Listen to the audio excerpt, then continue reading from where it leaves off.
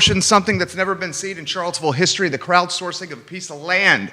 $150K we're going to try to raise over the next 12 hours so the Thomas Jefferson Community Land Trust can purchase a piece of property on 10th Street Northwest that will yield 5 units of affordable housing. I cannot wait to spend 12 hours with my friend Keith Smith connecting with you and telling the stories of people that make this community so freaking amazing. How you feeling today, Keith Smith? I'm just got pumped. I'm ready to go, man. We got lists and we got agendas and we've got an awesome group of people. So I just want to take a minute and thank everybody before we kick off, because this thing is just going to roll for 12 hours. But I need you to look at me, my friend. I know you're counting money. Yeah. Thank you. I'm working. I know you're working. Look at me. Thank you. Thank you. Thank you. Well, all right. Thank you to Judah. Let me go through this list. Give me the executive producer rights here. Kelsey's in the back helping us. Marshall is helping us. Sherry Smith is helping us. Emily, Julie are at the front porch. Let's start the show so you can Let's thank start people. the show. Oh. Yeah. We haven't started yet. I'm just going to shut up then. Keith Smith, Jerry Miller, Judah Wickhauer, Susan Steinbart, Kelsey, your last name is? Schlein. Matt Rohde in the house. Judah Wickhauer, let's start this bad boy.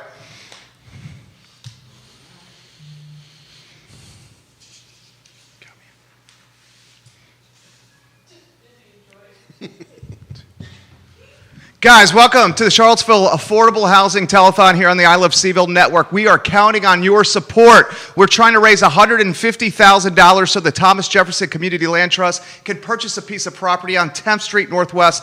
Good Friday morning. My name is Jerry Miller. We are live in Charlottesville, the Commonwealth, the country, and the world on the I Love CVille Network. Judah Wickhauer is our director. Let's go to the studio camera. Let's welcome the distinguished gentleman, Keith Smith, to the program.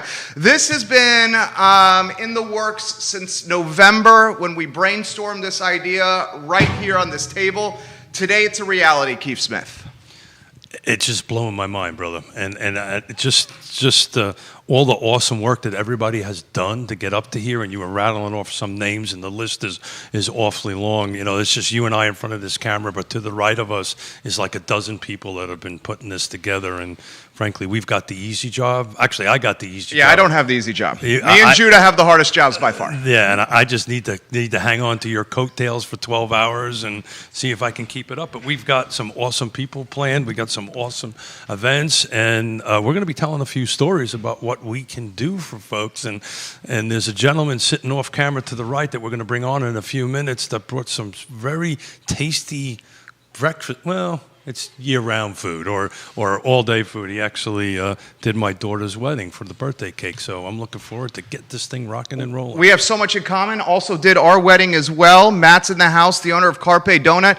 Their donut's so good, I do just about anything for him. He's going to join us in T-minus 11 minutes. Here's the nitty-gritty. Here's how you contribute. Here's how you make a difference in someone's life. The URL is ilovecville.com/donate. ilovecville.com/donate. Judah, if you can get that URL on screen, it's on screen now. We are asking 3,000 people in the Central Virginia community. Central Virginia has a population of 300,000 roughly. So I'm asking 1% of Central Virginia to give $50 each. If we can do that, we raise $150,000 for the Thomas Jefferson Community Land Trust. Keith Smith, I'm going to start the donations by putting my money where my mouth is.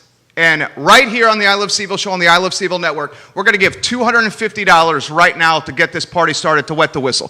$250 from I Love CVille and VMV Brands. Keep the money coming. We're counting on you, Charlottesville. Yeah, first of all, thank you, and I didn't expect that because you guys are putting in so much work. So thank you. So that's absolutely putting your money where your mouth is, and moving forward on it. Look, the reality here is, somebody might ask you why we're doing this. Maybe that's a great question to get into at the moment. And the reason we're doing this, we brainstormed this in November live in front of how many thousands of folks.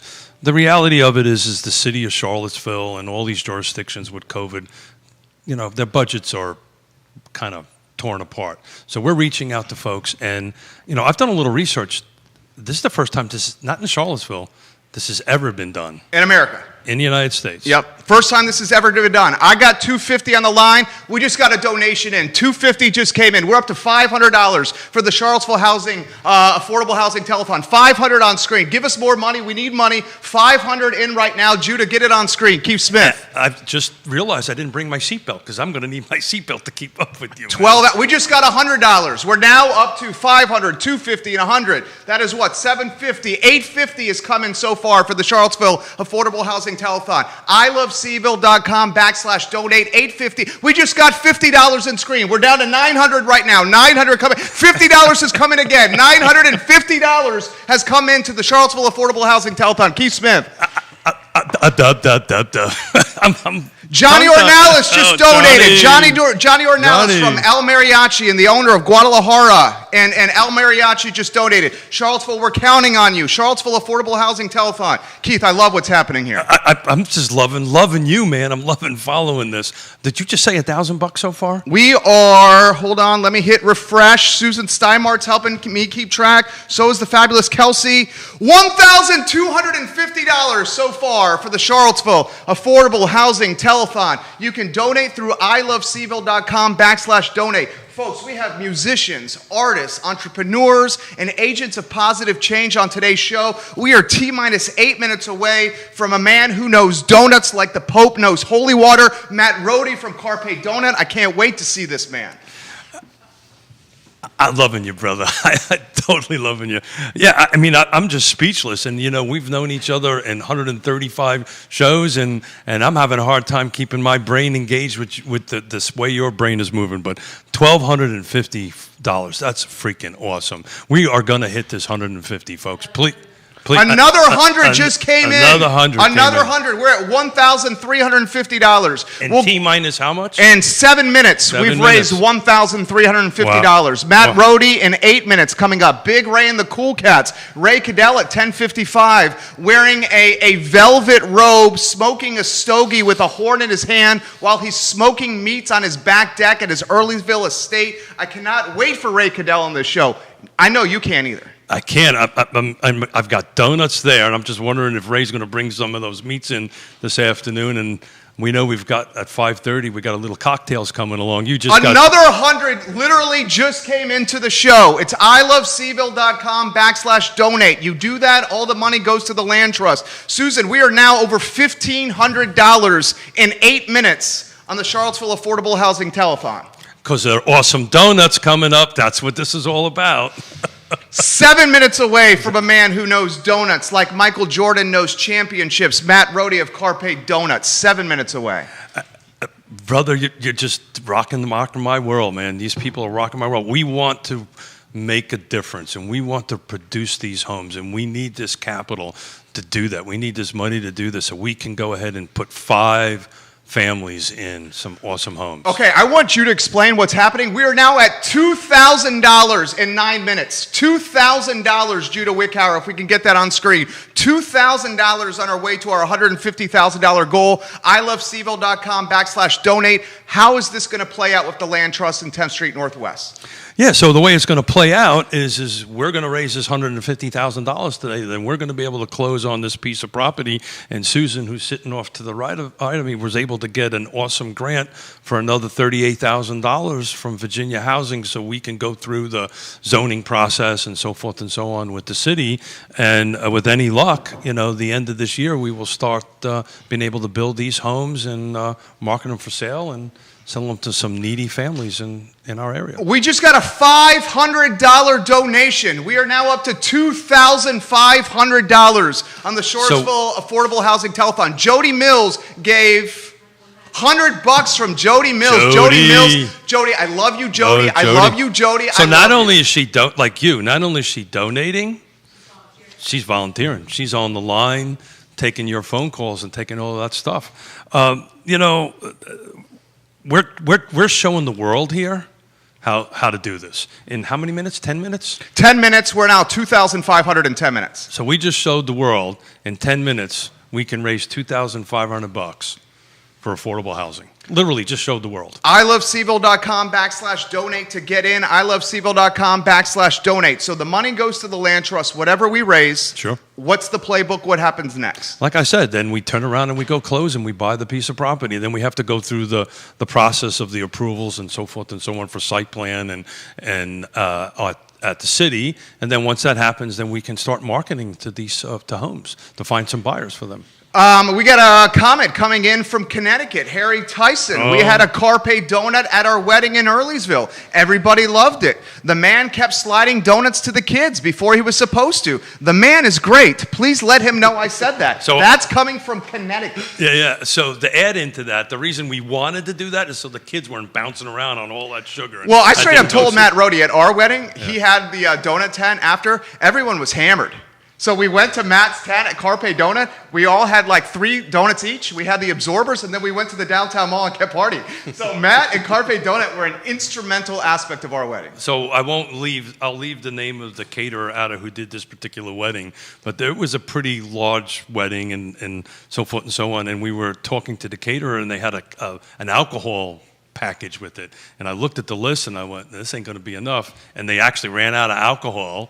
And they said, that's never happened before, just saying. We are getting a heads up from the quality team behind the camera that we just got another $1,000 donation to the Charlottesville Affordable Housing Telethon. Susan, that puts us up, is it now, where are we at now? Are we over 3? We are $3,250. Judah Wickower has come in the first 12 minutes in the Charlottesville Affordable Housing Telethon. Matt Rohde, Carpe Donut is 2 minutes away. Ray Cadell around the corner as well. Which artist are you most intrigued about? Which musician, Keith Smith? Well, first of all, I'm intrigued about every single one of them, and each one of them have their own little flavor to it. Right now, I'm looking forward to seeing Ray because I just love him to death. And, we don't really know what Ray has planned for us. So, there may be several $1,000s just the way he got himself dressed and put together on that. Ray, I cannot wait to see you. Judah Wickower is our director. He's indispensable to this operation. My friend, why don't we get Matt in the mix? Judah, are you ready to do this? So this gentleman you're going to see on camera, Matt Rohde, the chef, the maestro, the visionary of Carpe Donut, a gentleman who has made many people happy in this community. Matt, before we go anywhere, please introduce yourself to everybody who's watching. Carpe Donut, the family, everything. Thank you, Jerry. Nice to meet both of you all, see you all again from the wedding history. I'm Matt Rohde, I own Carpe Donut. Was very, very thrilled to be able to help bring some fuel to the efforts this morning, brought a few donuts over this morning, and just thank you for having me. Well, we love having you. Folks, if you make a donation to the Affordable Housing Telethon, you're in the running for phenomenal prizes that we have. Kelsey is going to help us pick some of these winners. We'll get a winner here in a matter of moments. Keith Smith has many questions for this gentleman right here, who has the looks of Brad Pitt and the genius of Einstein. Brad Pitt, really? I'm wondering. He drove in the snow to come over here, and he brought us donuts. Well, we just found out you got a little jersey. He's got a little jersey in him. Little South Jersey, absolutely. A little South. What part of South Jersey? South Jersey, Medford Lakes. Okay, cool. So I'm Brooklyn, so a little further north than that. I'm patiently waiting for you to slide some of these things over. They're right here. You should absolutely jump over in. Here. I need a little Dunkin'. This morning I brought chocolate glazed, bourbon glaze, a new lemon glaze, and of course the traditional cinnamon sugars. So thank you for pivoting for us, because originally we were going to try to do this a different way, and I came up with the idea of no, I want to eat donuts. Fair enough. Oh man. Which one's your favorite donut, Matt? What's the most popular and your favorite? Well, I would say that in both cases, I have to go to, for the first 10 years of the business, all we made was a cinnamon sugar donut, apple cider, organic ingredients. That's kind of our signature idea. Yeah. About 4 years ago, I got access commercially to organic confectioner sugar. And it turns out the confectioner sugar is the magical base to any kind of glaze you can imagine. So at the farmer's market, at the city market, we began making any kind of glaze that people liked or could think of. I have a longtime customer who always wants me to use Scotch instead of bourbon, but we are in Charlottesville, we are in the South. I have to stay true to the roots. There you go. There you go. So Matt, throw this to you. Carpe Donut launched when? How did the business come to fruition? 2007, just to give a little bit of my background, I was a social worker for the city of Charlottesville with the Community Attention Agency for 10 years. I worked in the family group homes program, so doing therapeutic foster care for older children, helping to find homes, train families, support families to do that, very important work. Part of why this telethon got my attention and got me so excited was because I really believe in the idea of housing equality and housing opportunity for people. I think that's the magical repository of wealth that helps families bootstrap their way into whatever their dreams might be. I saw that over and over and over again working with disadvantaged kids in this community, that someone in the family having a home that they owned, that became the stability for people to be able to get through some very difficult situations. So for me, this strikes very close to the beginnings of my work in the community. Right now, I try to focus on making things delicious. I can't always fix every problem. And once I had my own family, I had my own kids, I wanted a business that my kids could participate in, very Little House on the Prairie style. So my son, my daughters have all worked for Carpe Donut. You guys have met them at the farmer's market. Yeah. You know, they're an integral part of this. And my wife, Jen, and I had that vision together. So starting in 2007, we started at the Albemarle County Fair on a wooden table, on a pop-up tent out of the back of an old pickup truck. That was awesome. Yeah, and so that's been a very slow and gradual transition for 14 years. We now have a little brick and mortar space. We have 3 trailers.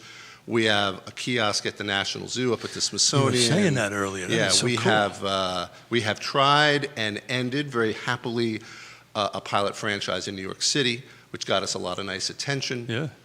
But my partner up there needed to start raising his family, so that Where is in no the city? longer a thing. He was based out of Brooklyn. He was in Carroll Gardens, and we based the truck out of the Gowanus Depot. So my God. A beautiful section, the garden spot of Brooklyn, if you will. Did you have a moment with Carpe Donut where it was like this aha moment where you like, this can be the brand and business that pays the bills, feeds the family, and really employs people? You know, I would love to pick a moment in time. When we first started in 07 and 08, we sat across from the library in what was then the Wachovia parking lot and is now the Wells Fargo parking lot. Yeah. And every Wednesday, we would just pop up. We would spend time meeting anybody who sat and wanted to talk. I think that's probably very understandable. A lot of my early wedding clients wandered by and kind of fell in love with the cart, the food, the feel of it. I would say the aha moment was probably in 2008 or 9 when I realized that I had 10 or 15 weddings booked. Oh, yeah. And so becoming part of the wedding community and the service community around weddings and big special events in Central Virginia, I think a lot of people don't realize what a big industry that is, how many people that engages, and that realizing we made way more electricity and egg bills from weddings than we probably could as a street vendor. That was an aha moment. That was fantastic. Our friends in Connecticut say the New York City Carpe Donut was featured in an episode of Billions. Maybe the truck was? Season 1, episode 2 or 3, I believe. Yeah, of the Showtime show Billions. Yeah, Were you in it? I was not. That was my partner up in New York. But wow. It's about carrying the brand around and letting people know what you're trying to do. And that was one of those fun along the way moments. Maybe not an aha, You're but a celebrity. Oh boy! I was about to say this is the reach of what we're doing, right? I like to think of myself as the third-tier Charlottesville celebrity.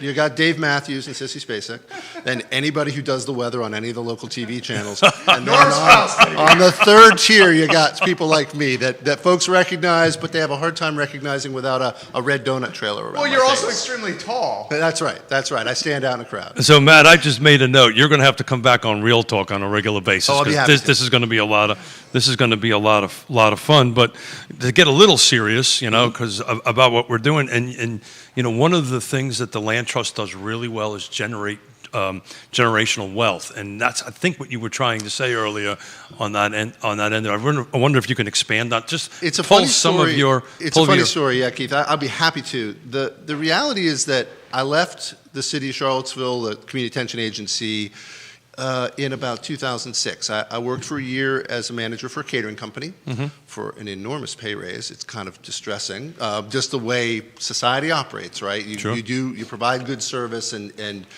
some services get valued a little bit more than others. Around that time, as I was thinking about starting Carpe Donut, I also did a lot of work to try to develop a nonprofit agency, because one of the things that had happened for my wife and I, we bought an old, fairly beat-up little house on Belmont Avenue in 2000 and 2001. I think we closed in 2001. And in Great timing for you. In 3 years, we had to sell because our taxes had tripled because the value of the house had tripled. Can I say? Sure. Can I say you 3X'd? Yeah, we 3X'd. Yeah. And in that moment, I think that was, speaking of aha moments, that was a realization of the way in which having your own home, this is, they call it the American dream for a reason, because during the arc of anybody's lifetime, if you own the home you live in, there's at least the potential that it can change your financial circumstance. Sure. I say I worked with a lot of folks in poverty, a lot of folks in distressed circumstances, but to be honest, during those years, I absolutely was one, and that's my background as well. I come from a background not of wealth and privilege, but of a lot of struggle and a lot of difficulty. And so I do have an awareness of what a big difference it makes for a family to have a house, a place that's safe to stay. I mean, I don't think any time like right now people can maybe start to understand how important loving your home and feeling safe in your home can really be for you. But I watch these families where a grandmother usually, to be honest, had managed to get a house somewhere along the way, and it was the anchor of stability for sometimes a dozen different kids. Cross-generationally, the ability to have one place, maybe it was somewhere in downtown Charlottesville, maybe it was down in Buckingham, it didn't matter. There was a home place that people could go to. My idea for a nonprofit was to simply help people who were in that circumstance where they were about to have to sell that long-time generational family homestead, help them fix that up and realize that equity. And it's a complicated process. It's really difficult to figure out how to help people in a way that's truly helpful, that helps them preserve that wealth as opposed to making them, beholden to somebody. But the land trust is an interesting idea because the land itself is not usually the thing that multiplies in value so quickly. It does, it raises in value, but it's those improvements. It's the home itself, somebody took care of that lawn for 20 years. Somebody put up a nice little shed. Somebody made sure that the driveway was in decent shape, and the home gets maintained. That should be a multiplier, a reservation of that wealth for those families for 20, 50, maybe 100 years. Amen. If the I'm land getting trust can goosebumps, help, buddy. Yeah. I'm literally Dude, donate getting right now for what Matt is saying. I'm getting goosebumps, and none of this whole conversation was zero rehearsed. No, we didn't talk about it. I just read your website. I realized what you guys were trying to do. By the way, I want to mention, I do want to throw my $50 in. Yeah! I feel like we should all try to chip into the extent we can. Just take $50. This is the extent Cash, we can. I love it, cash. I think $50 is a nice target for people who are not of deep pockets, incredible means, but we can all come up with $50. Look at that, $50. Thank you, brother. Move the change. And by the way, you. that's regardless of what the Federal Reserve wants right now. It's going to be cash, guys. Matt Roney. All right, let me make an announcement. We are now at $10,000. Holy. We have $10,000 who have come in. I'm literally getting the word from my team. 10,050. $10,000. That would be hilarious. Matt, we'll throw this to you here. I'm trying to catch up with you, brother. Talk to us about what you're doing since the pandemic, pivoting. I'm sure you're brainstorming like you've never brainstormed before. It's been a mental workout for sure. It's been an emotional roller coaster, I feel, for everybody who is in small business right now. Yeah. And that's not to say we haven't gotten help from the city, from the federal government. Look, everybody recognizes that we're in an unprecedented crisis on the economic side. What we've tried to do is, one, keep the donut machine on whenever we can. And make sure that we're still able to provide a critical service. People want me to wear a mask. If people want me to do a drive-by, we did like 3 bar mitzvahs up in Northern Virginia because people wanted a drive-through for that kind of social event. So we will adjust and adapt. But to be honest, we had about 100 deferrals or cancellations last year of weddings and big special events that people simply can't do right now. And I think if folks are, not to change the subject, but to recognize that this hits everybody in all kinds of walks of life. No, you're not changing the subject, Yeah, my yeah. friend. That is literally what we're trying to do here. So keep on going. You're doing great. So home being crucial, and home being the anchor for most people's economic, emotional, social well-being. My wife and I also run an Airbnb in Charlottesville. That is actually held together kind of well. Really? We now have a place where where we've been able to go down on the Eastern Shore in Exmoor, Virginia. And so one of the things we've been trying to do is just think about a rural environment, maybe a little bit more of the opportunity moment at this moment in time. Charlottesville, as much as I love it and have been here 30 years, it's You've been in Charlottesville 30 years? I've been in Charlottesville 30 Wow. years, yeah. Wow. It's kind of a city. It's not really a rural It's not a environment. town It was a anymore. little town when we moved here, but now it has all of the challenges and the joys of a city. We fight outside of our weight class, let's put it that way. So we want to stay present in Charlottesville as much as we can, but I'm keeping a close eye on the National Zoo, at the Smithsonian, and on our relationship there. Right now, what we've done, try in any way possible to keep doing our catering work, our corporate work, our weddings where we can. We have kind of moved our little shop space behind Seaville Coffee up in McIntyre Plaza to being on-call, on-demand. So I did some work for UVA towards the end of this last semester, and that was fantastic. They're a big client, and they're people that we want to make sure to support. People can call me. My phone number is sitting right on our website at www.carpedonut.org, org for organic. You can call me anytime and give me a day's notice, and I'll pop in and make you a dozen or two donuts. I'm happy to do that. But I think that we're waiting for our farmers market to return to full functionality. We'll be back at the farmers market when they can do that. And we'll be examining the best ways to pop up within this community and throughout Virginia wherever we can. That's kind of our strategy right now. And meanwhile, just trying to keep as many employees on our team as we can. Amen. Amen to that, brother. So we just got a $500 donation. Susan, it's Julia Roberts? Julia Roberts All right. from Fulton Bank. Julia Roberts from Fulton Bank just gave $500. So, Susan, we're now at $10,500. Is that accurate? Yes. $10,500. And 50. And I forgot about $10,550 in 27 minutes on air. 27 minutes. Wow. To go back to the generational wealth and all that stuff. So when you sold that, did that help you create your business, or were you already in business? 100%. So that's kind of what I wanted to go to. So not only is it able to create generational wealth, it also gave you these other opportunities, right? I've always been very careful to shy away from the term entrepreneur. To me, it feels very overblown. Okay. But as I've carved a little bit into the definition of what that word is, it has to do with trying to make something where nothing was before. Sure. It's entering into a space where you weren't before. Yeah, the unknown. The unknown, absolutely. We have success adapting to the unknown. We're doing it right now. Yeah. That's exactly That's what we do well. The whole team is doing that. The whole community is trying to do that. Right. So if I very cautiously take the term entrepreneur, there's no way that entrepreneurship worked without access to capital.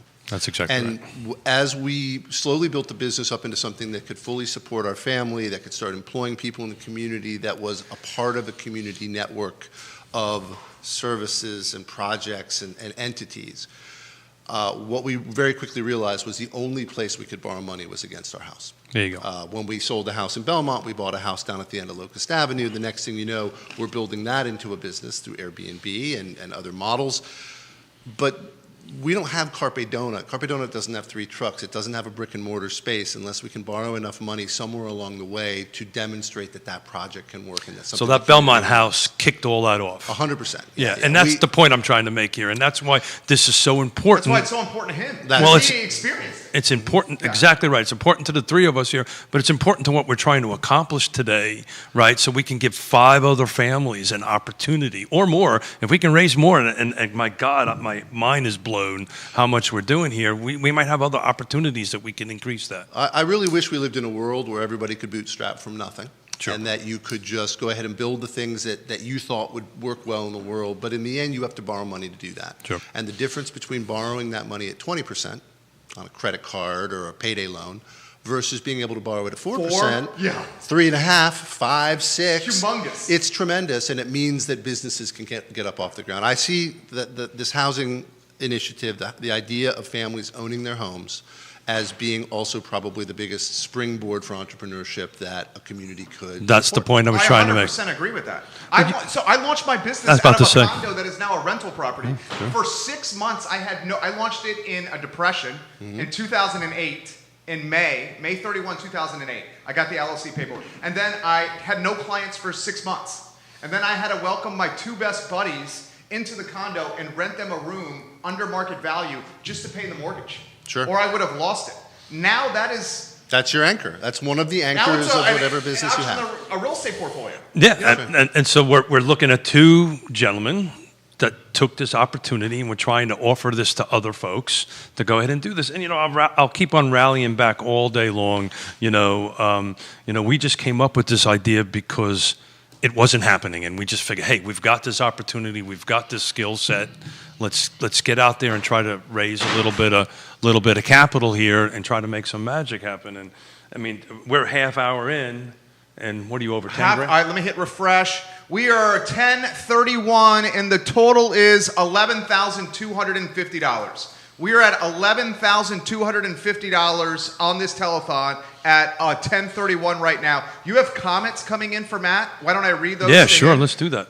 So this is from Patty Zeller, who owns Animal Connection, and she was your neighbor at McIntyre. Sure. And she says, we miss Carpe Donut when we moved from McIntyre to Ix. We need donuts at Ix Art Park. Come see us at Animal Connection, and we'll treat our customers to some organic yumminess from you guys. We want to buy donuts from Carpe Donut and Matt. And that's from Patty at Animal Connection. And my office is over at the Ix building, so come on over. Did you not have a setup there? Did you have a setup We there? did. at We one time? did a project with James over at Studio X Right. for a That's while. where my We office we is. put a small cafe into that space. We tried to kind of fulfill the donuts from our shop over at McIntyre over to Ix. We did it for about a year, and for lots of different reasons that didn't completely click. But I would certainly, we've done a lot of work at the Ix Art Park and with Ludwig and his team over the years. So that's something that we're always going to be exploring and very open to. So yeah, let's make something like that happen. That sounds good. We have 6 different states watching the program now. Tammy Wilt says, keep up the good work. This is a phenomenal cause. Grace, watching the program in Richmond, says, this man had a tent at my wedding. It was the hit of the wedding. Dude, this is the theme. The wedding. How many weddings have you done? I've probably personally done something on the order of 800 or 900 weddings, and we've You? probably Say that again? The business has probably done 1,200 or 1,300 He weddings. personally over the has done last- 800 or 900, and Wow. this is 1,200. Some- Well, you were at my daughter's, so No, I love that work. It's our favorite work to do Sure. because it's the opportunity to, in the purest way possible, just feed lots of people and make them happy. The money's already been taken care of. I love being a vendor. I like being a peddler, as the city's A peddler. Business license That's says you I am. kind of look like a peddler. there- I got a It peddler's kind of. license when we were selling the T-shirts on the mall. It is Sure. a peddler's license. It's a peddler's license. Yeah. But my greatest joy comes from being a caterer. When somebody has said, hey, I'd like to give this treat to 100 of my favorite friends, that is our absolute favorite work Sure. to do. So yeah, we'll definitely look at doing some peddling over at the Ix Art Park. I can talk to the team over Because there. you know they got a Saturday market there. I have tried that a couple times. It's an interesting setup, but I'd like to be there every day. I'd like to set something up there every day if we can. Stephanie Wells Rhodes of the Interstate Family, a question for you here. Sure. Well, you're certainly best to answer. I'm just curious as to who gets into these houses and how. Will you explain that for us, please? We will definitely explain that, but I tell you what, let's wrap up with Matt, and we'll kind of explain that a little bit on the back end of our conversation with Matt, because it's a little bit complicated. It's a funnel. It's tied to area median income. It's dead. Roughly 60% of area Well, median 60 to income. 80% Yeah. area median income. But I think what Stephanie is trying to ask is how do the people get the opportunity to buy this? And there's a funnel process that we're going to have to go through on that, where once we get past the acquisition and the city end of it, not to be too geeky about it, then they will be listed. And like if those who watch Greg Slater, and we're going to bring Greg Slater in on the show later on, who's really going to dive into that. So Stephanie, do me a favor. I believe he's coming in around 2:30. Come back at 2:30. But there's a very finite funnel system that has to go through there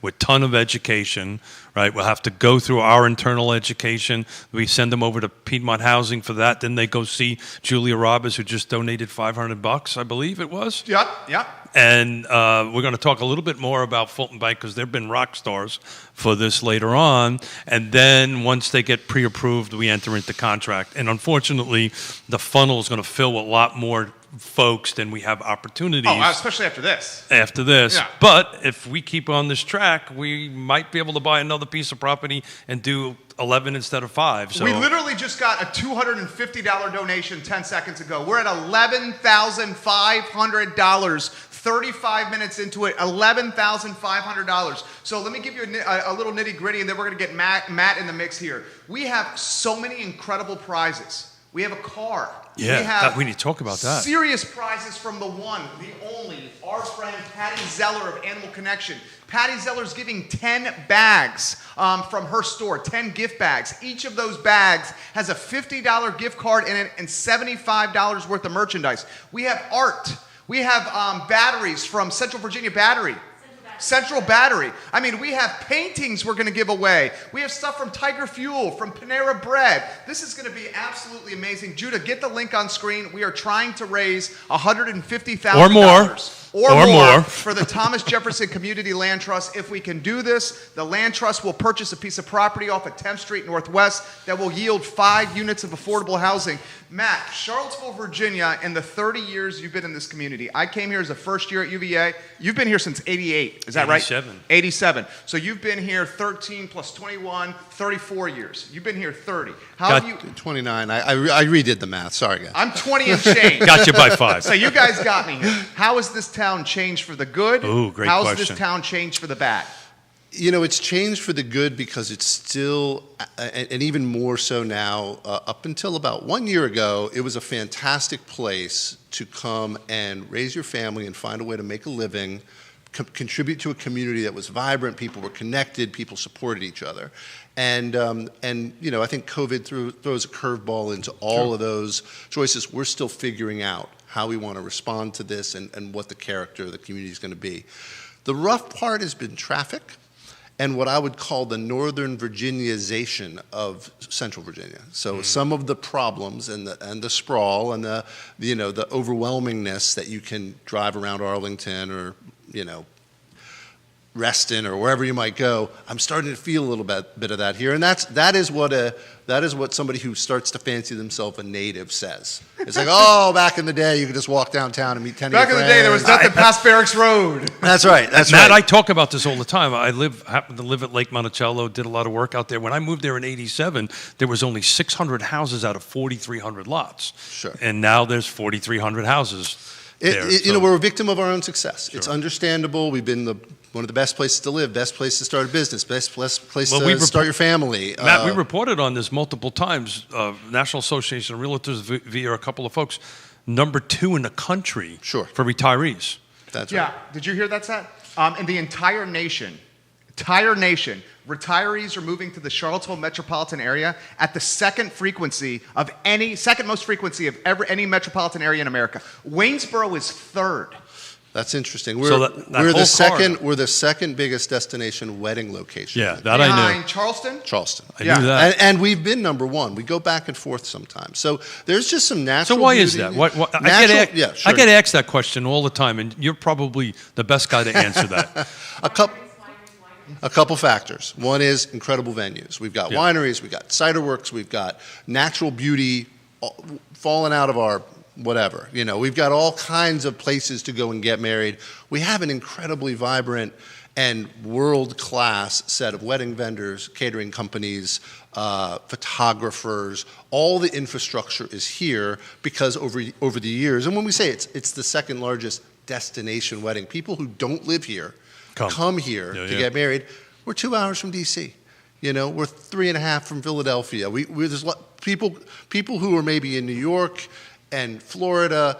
We're about halfway in between. Sure. It all sort of makes sense, and UVA is an enormous factor in that. People who went to school here come back here to get married. But all that being said, it's a striking kind of hidden industry, but then it plays into things like our restaurant scene, which Oh, without a doubt. prior to a year ago, we had more restaurants per capita than almost anywhere else in the country. I think Jerry knows that stat. It's like was 14 in the country, wasn't it? 2 years ago, it was 14 in the nation per capita, more restaurants per capita. Now, I think it's creeped to 9. interesting. Brantley Ussery at CACVB would be fantastic on that statistic, somewhere between 9 and 14. But we've been in that top 10. In the country. In the nation, yeah. We've been in that top 10 for a long time, and the vibrancy and the skill set of our food community is astonishing. So that I think has a lot to do with the wedding industry success as well. Another donation just came in, and this is directly tied to the philanthropic effort that is raising money for a piece of property. Frankly, I think it's tied to the delicious donuts, the good looks, and the phenomenal commentary of Matt Rohde. Totally of the Carpe good Donut. looks. I think that's what Totally it is right the good there. looks. We are now at Look at it, she's turning red. $11,600. 11,000. I just got a text message from Scott Aaronworth, the Virginia Beach attorney. He is sending me a screenshot, and he's about to donate right now. Scott Aaronworth, happy birthday, the Esquire from Virginia Beach. It's his birthday today? He's sending me. Should I donate right here? That's where you That- donate. that's where you That's where you donate. donate. So we're now $11,750, Matt Rohde. $11,750 donated so far. What does this tell you about this community? Well, it tells me a couple things. It tells me that people are looking for ways to help in There you a go. very direct and concrete way, not just to help, not just to throw, a $5 or $10 or $50 into a collection can somewhere, but to say, how do I help in a way that is that old cliche idea of teach somebody how to fish, give somebody resources to spread that out within their own communities to sort of like multiply those efforts. This feels like a multiplying process. So my partner in crime across the table from me put some really good words to this or clarity to this, right? You donate your lovely $50. You'll drive down 10th and West, and you know that $50 made a difference. That's exactly At some point in time, Yeah, you can look at the house. you'll and look say, at "We you'll look at helped." the, And down the road, somebody is going to pop up a landscaping business. Somebody's going to pop up a food cart. Somebody's going to pop up From some those kind of 5 people. venture Absolutely. from those 5 families. It's because there is some kind of stability, some kind of Sure. prosperity that's going to start trickling out from this. And that's what got me very excited. I have one wish, Jerry. You're an awesome dude. Thank you. I appreciate it. One thing I wish. he's still red from the before. I still am red. I don't get complimented on my looks. I get complimented on my food, but that's fine. yeah. I hope that Jerry, you can keep You're a this, handsome fellow. I'm this just saying. energy up for I do. 12 hours. I will. If you can do this for 12 hours, that is worthy of some donations right then and Yeah. there. 'Cause And that you know is how I know I astonishing. can keep this energy up? Because this man brought 3 dozen Carpe Donut donuts. 5 dozen. 5 dozen. So I'm going to be eating donuts every hour to keep this energy up. And you know Fantastic. who has to deal with this energy constantly? My wife. Oh, there you go. And Judah. I look at Judah roll his eyes. He's like, "This is Yeah, that's great. But that's what it takes. That's what it takes to get people excited about the idea of an opportunity to actually do something real, concrete, change some lives, change the nature of the community that we all live here. We want this to be a community that supports each other. So our internal nickname for each other is Batman and Robin. Sure. I'm Batman, he's Robin, and sometimes we have to, I'm trying to keep it nice and calm, but this energy is awesome, and I'm trying to feed off of it. We just got $500 donation coming in. We're at $12,250, 43 minutes into a telethon. We have raised over $12,000 in less than an hour for affordable housing Less in this than town. 45 minutes. Less than 45 minutes. I mean, that is amazing. Wow. Right? I just, you do these things, you put all this energy into it, and then you kind of wake up at 1:30 in the morning. Maybe this is why it's taking me a little bit while to get match his energy, and like, oh, we're going to make a difference today. Are we going to make a difference today? And in $12,250, $2,300, because we keep on forgetting that $50 there. I'm leaving the cash on the table. So Yeah. just as a I reminder. was thought we were playing poker or something. I do. I know. I heard. Why don't we do this? In about 60, 90 seconds here? Sure. And you're phenomenal. Thank you. 60, 90 seconds. A message of hope for a community that is feeling vulnerability, some fear, and some uncertainty. A message of hope from Carpe Donut. I want to tie it back to what this effort is about. Like we're talking about helping people have their own homes who, I'm just going out on a limb here, I'm guessing that funnel is going to lead people to this process who have probably never owned a home before. That's exactly right. You're not going to try to like have people scaling up from one house to another. It's like people who rented and rented and rented are suddenly going to have an opportunity to be a homeowner, to see that be an anchor stability, to have maybe that appreciate over time. And that to me is an incredibly hopeful message that we should be aspiring for everybody in our community to have that experience. It is often the difference between a lifetime of labor in poverty or a lifetime of labor for an appreciation and a little bit of room to breathe. And I would really love to support that. I love you, man. Yeah, and how about this? These homes are net zero. Yep. So is there an electric bill? There's zero. That's what No net zero electric means. bill. Fantastic. Okay, and on top of that, when they get the home, it's probably going to be at a monthly payment that's lower than their rent. Oh, almost always will be. And Absolutely. they get a tax credit because of the solar on it.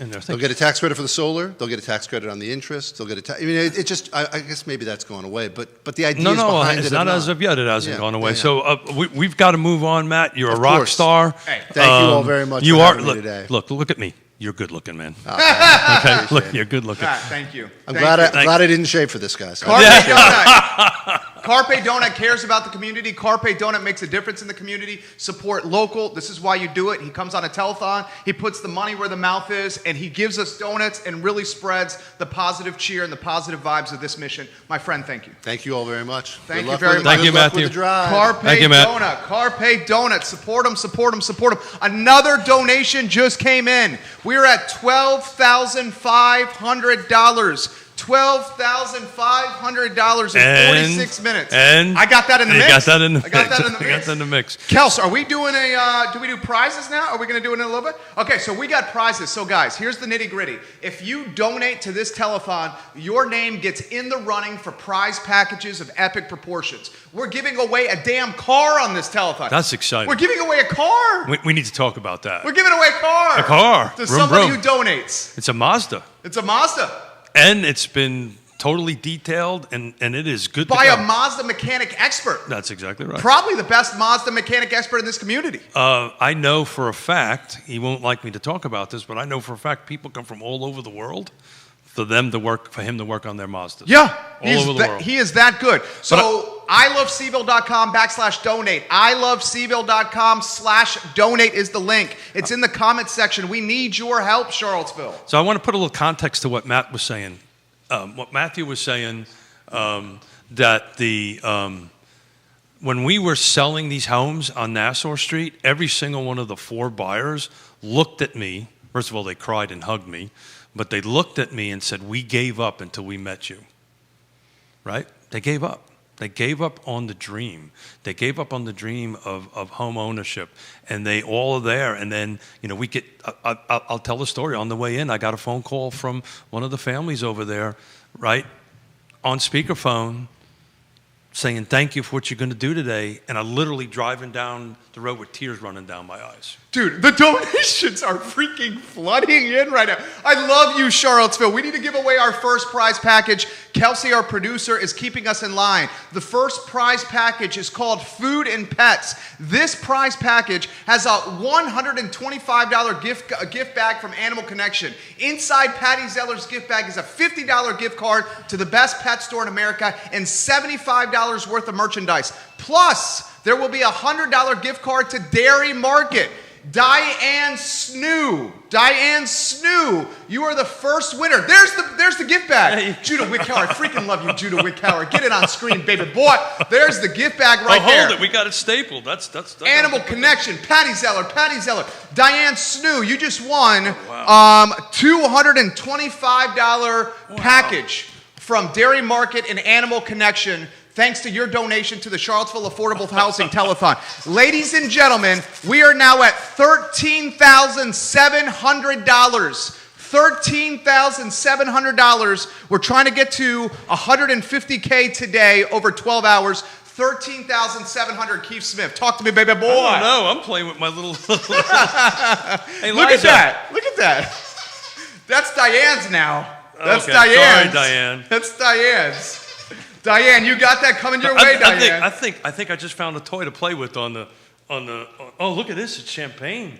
I like it. Pup the court. So when we get a thing, I'm just going to go on the thing. Scott that's so Aaronworth. cool. Scott Aaronworth, the attorney in Virginia Beach. First, How Scott much did you do? Aaronworth. How many you do? Happy birthday, Scott Aaronworth. Happy birthday to you. Happy Scott. birthday, Scotty Aaronworth. If it wasn't COVID and if you were in Charlottesville, not Virginia Beach, I'd give you 27 spankings because you're 27 years old. This man just gave a donation from himself. How much? And from his real estate firm. He's texting me right now. You are amazing, Scott Aaronworth. And just like that, boys and girls, in the first 50 minutes of the Charlottesville Affordable Housing Telethon, we are now at $14,100 raised. Come on, guys. Let's make In that. 50 minutes on this telethon, 14,100. Let's make that 15,000 in 10 minutes, guys. Let's do this. How amazing is this? I'm speech. How long have we known each other? Long time. For me, not to be speechless is like. What'd you make of the Matt Rohde interview? Man, you know, this is just. It's just what makes Charlottesville number 2 in the country for people to come to. We had zero prep time for this, right? Zero. Right, the man sat. I know you did. Okay, but I'm talking about. Me and Jude have been working our asses off. Yeah. And I love you and appreciate it for that. I'm talking about discussion time with Matt. He just showed up and we had a conversation, and that is what Charlottesville's about. You bump into these awesome people on the street, and they just have these awesome stories. And like, what is it? 7 separation of Kevin. 7 degrees. 7 degrees of separation with Kevin. He did my daughter's wedding. He did your wedding. People on the feed People saying on the they feed did his wedding. Did his wedding. I mean, that's what makes Charlottesville. And my God, guys, let's try to make a dream happen for 5 families. Let's really try to make a dream. I'm going to push you a little harder. Let's really try to make a dream for 11 new families. Rachel Burns, welcome to the broadcast. Love you, Rachel Burns. Shaka Sidner watching the show. Hey, Shaka. A board of director at the Thomas Jefferson Community Land Trust and also an owner of a home at the Thomas Jefferson Community Land Trust. Boys and girls, Ray Cadell is 4 minutes away.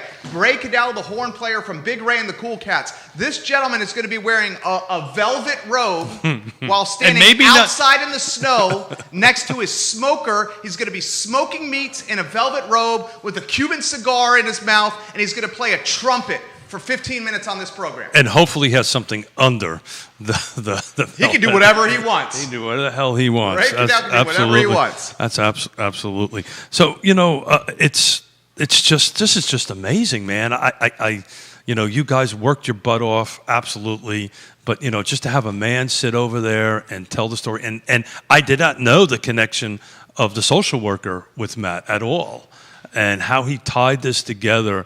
And he could explain it better than any way we could, is about generational wealth and growing businesses and moving forward. But I just keep on going back to, just from my personal heart, when these folks that buy these homes just say, I gave up, and you're able to help them, that's what this $50 is going to do. This is what this $100 is going to do. That's what all this amount of money is going to do, is help somebody come together with a dream. Look, we need thousands of these, right? Let's face it. We need thousands of them. We're trying to get there, and this is a great first step. And, the city and the community as whole, because it's not just the city, these people are coming from all within the region, are trying to make a dream happen. So when Matthew, with his $50, drives down 10th and West, he can see something that just awesome. That is awesome. So I think Judah is rolling pictures of the homes as we're talking. You got the homes on screen, what they're going to look like.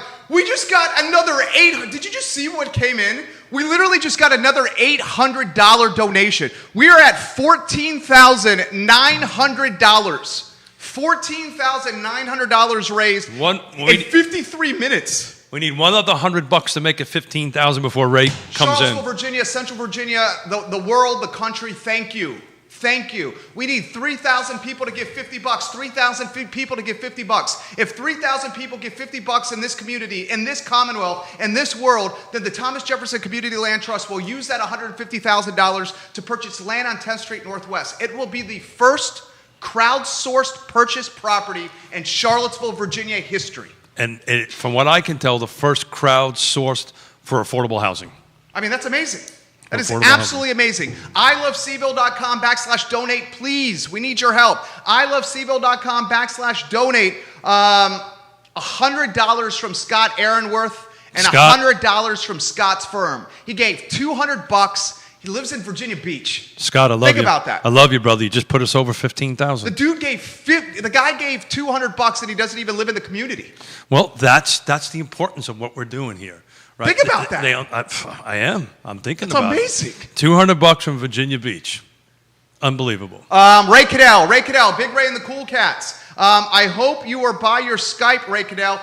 Keith Smith, this for you. I'm going to slide that over to you there. Ray Cadell, I am Skyping you now. Judah Wickhauer, we're getting Ray Cadell on Skype. If you could also give me that iPad next to you so I could stream this to the big screen. Ray, I cannot wait to see you in a bathrobe, smoking meats, smoking a stogie, playing your trumpet. I'm not connecting with Ray. Ray, we cannot wait to get you here on the show, on the program. Kelsey, thank you very much. What can you not wait for Ray? Keith Smith. I can't wait to see him. I can't wait to listen to him. I think I'm going to be a little disappointed. I'm not going to be able to taste what's coming out of his smoker, and maybe he might find his way down to the studio later on today to go ahead and drop off a little bit of awesome smokeness of smoked meat. But that's what I am absolutely looking forward to. But a little bit about Ray. And I'm going to toot. Good morning, Ray. I'm gonna toot his own horn, pardon the pun, a little bit.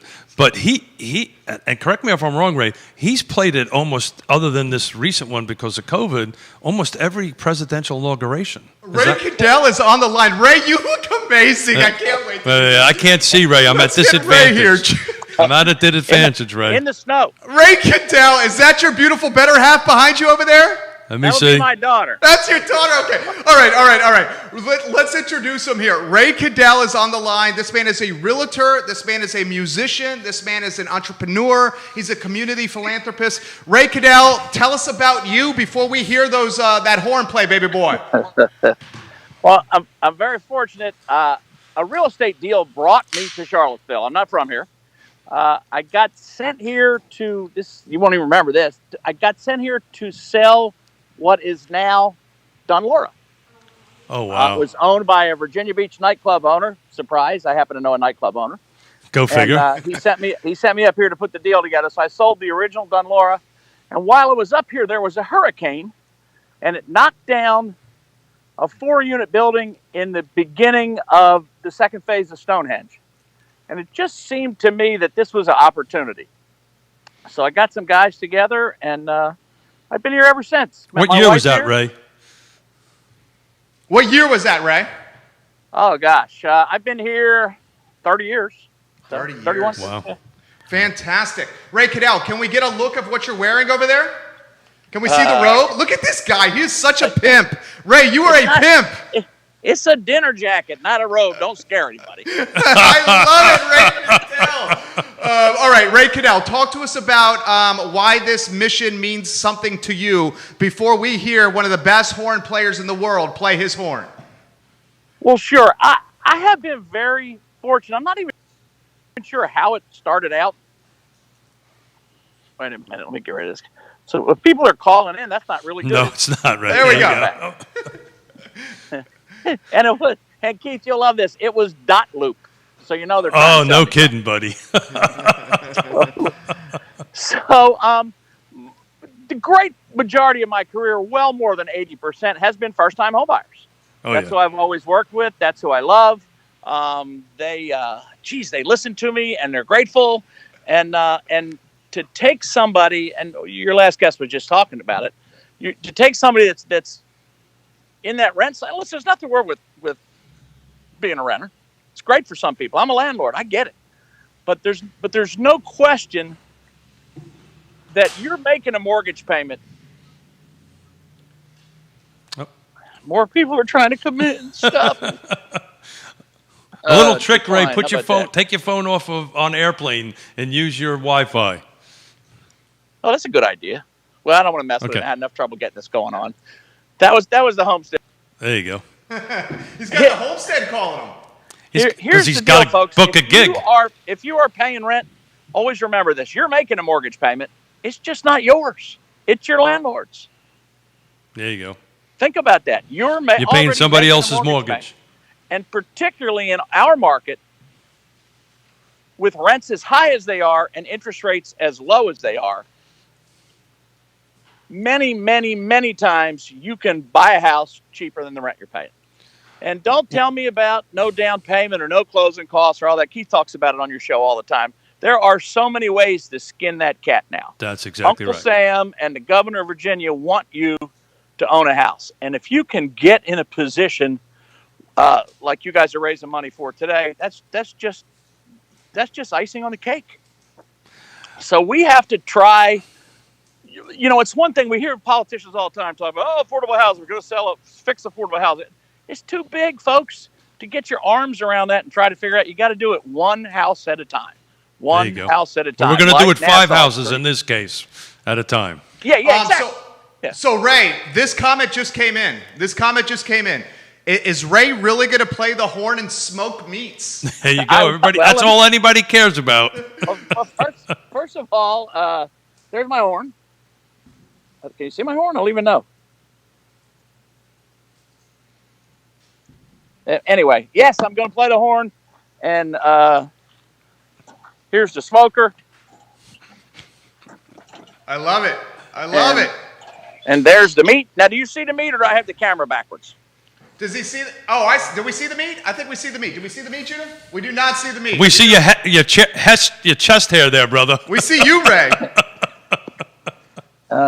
How do they see the meat? Play some tunes for us. Let's do this. You play some tunes. Have Play that some beautiful tunes. daughter of yours hold the phone. Oh, look at there you that. go. There you How about go. that? There's the meat.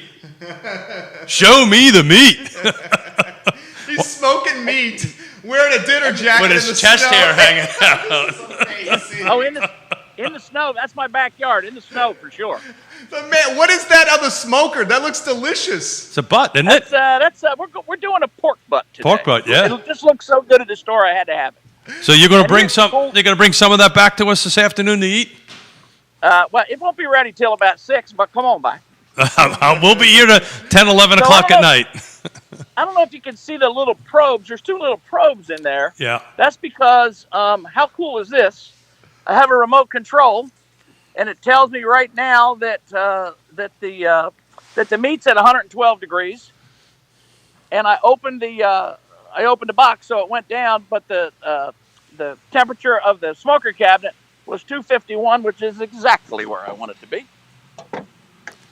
We're getting a lesson here on how to smoke your meat. Play your horn. We Play your can't horn. wait till you play that horn, Ray Cadell. Well, we could do a little of that right now. How are you going to play the horn? Dude, you have a Look at him. Look at him. beautiful home. Look at him. He's in Earlysville in Albemarle County right now. He's outside in the snow doing this for us. Your horn froze on you, didn't it? Oh, look at him. There you go. I got to get a little warm air in here. It's kind of cold. It's silver. It's kind of cold. There you go.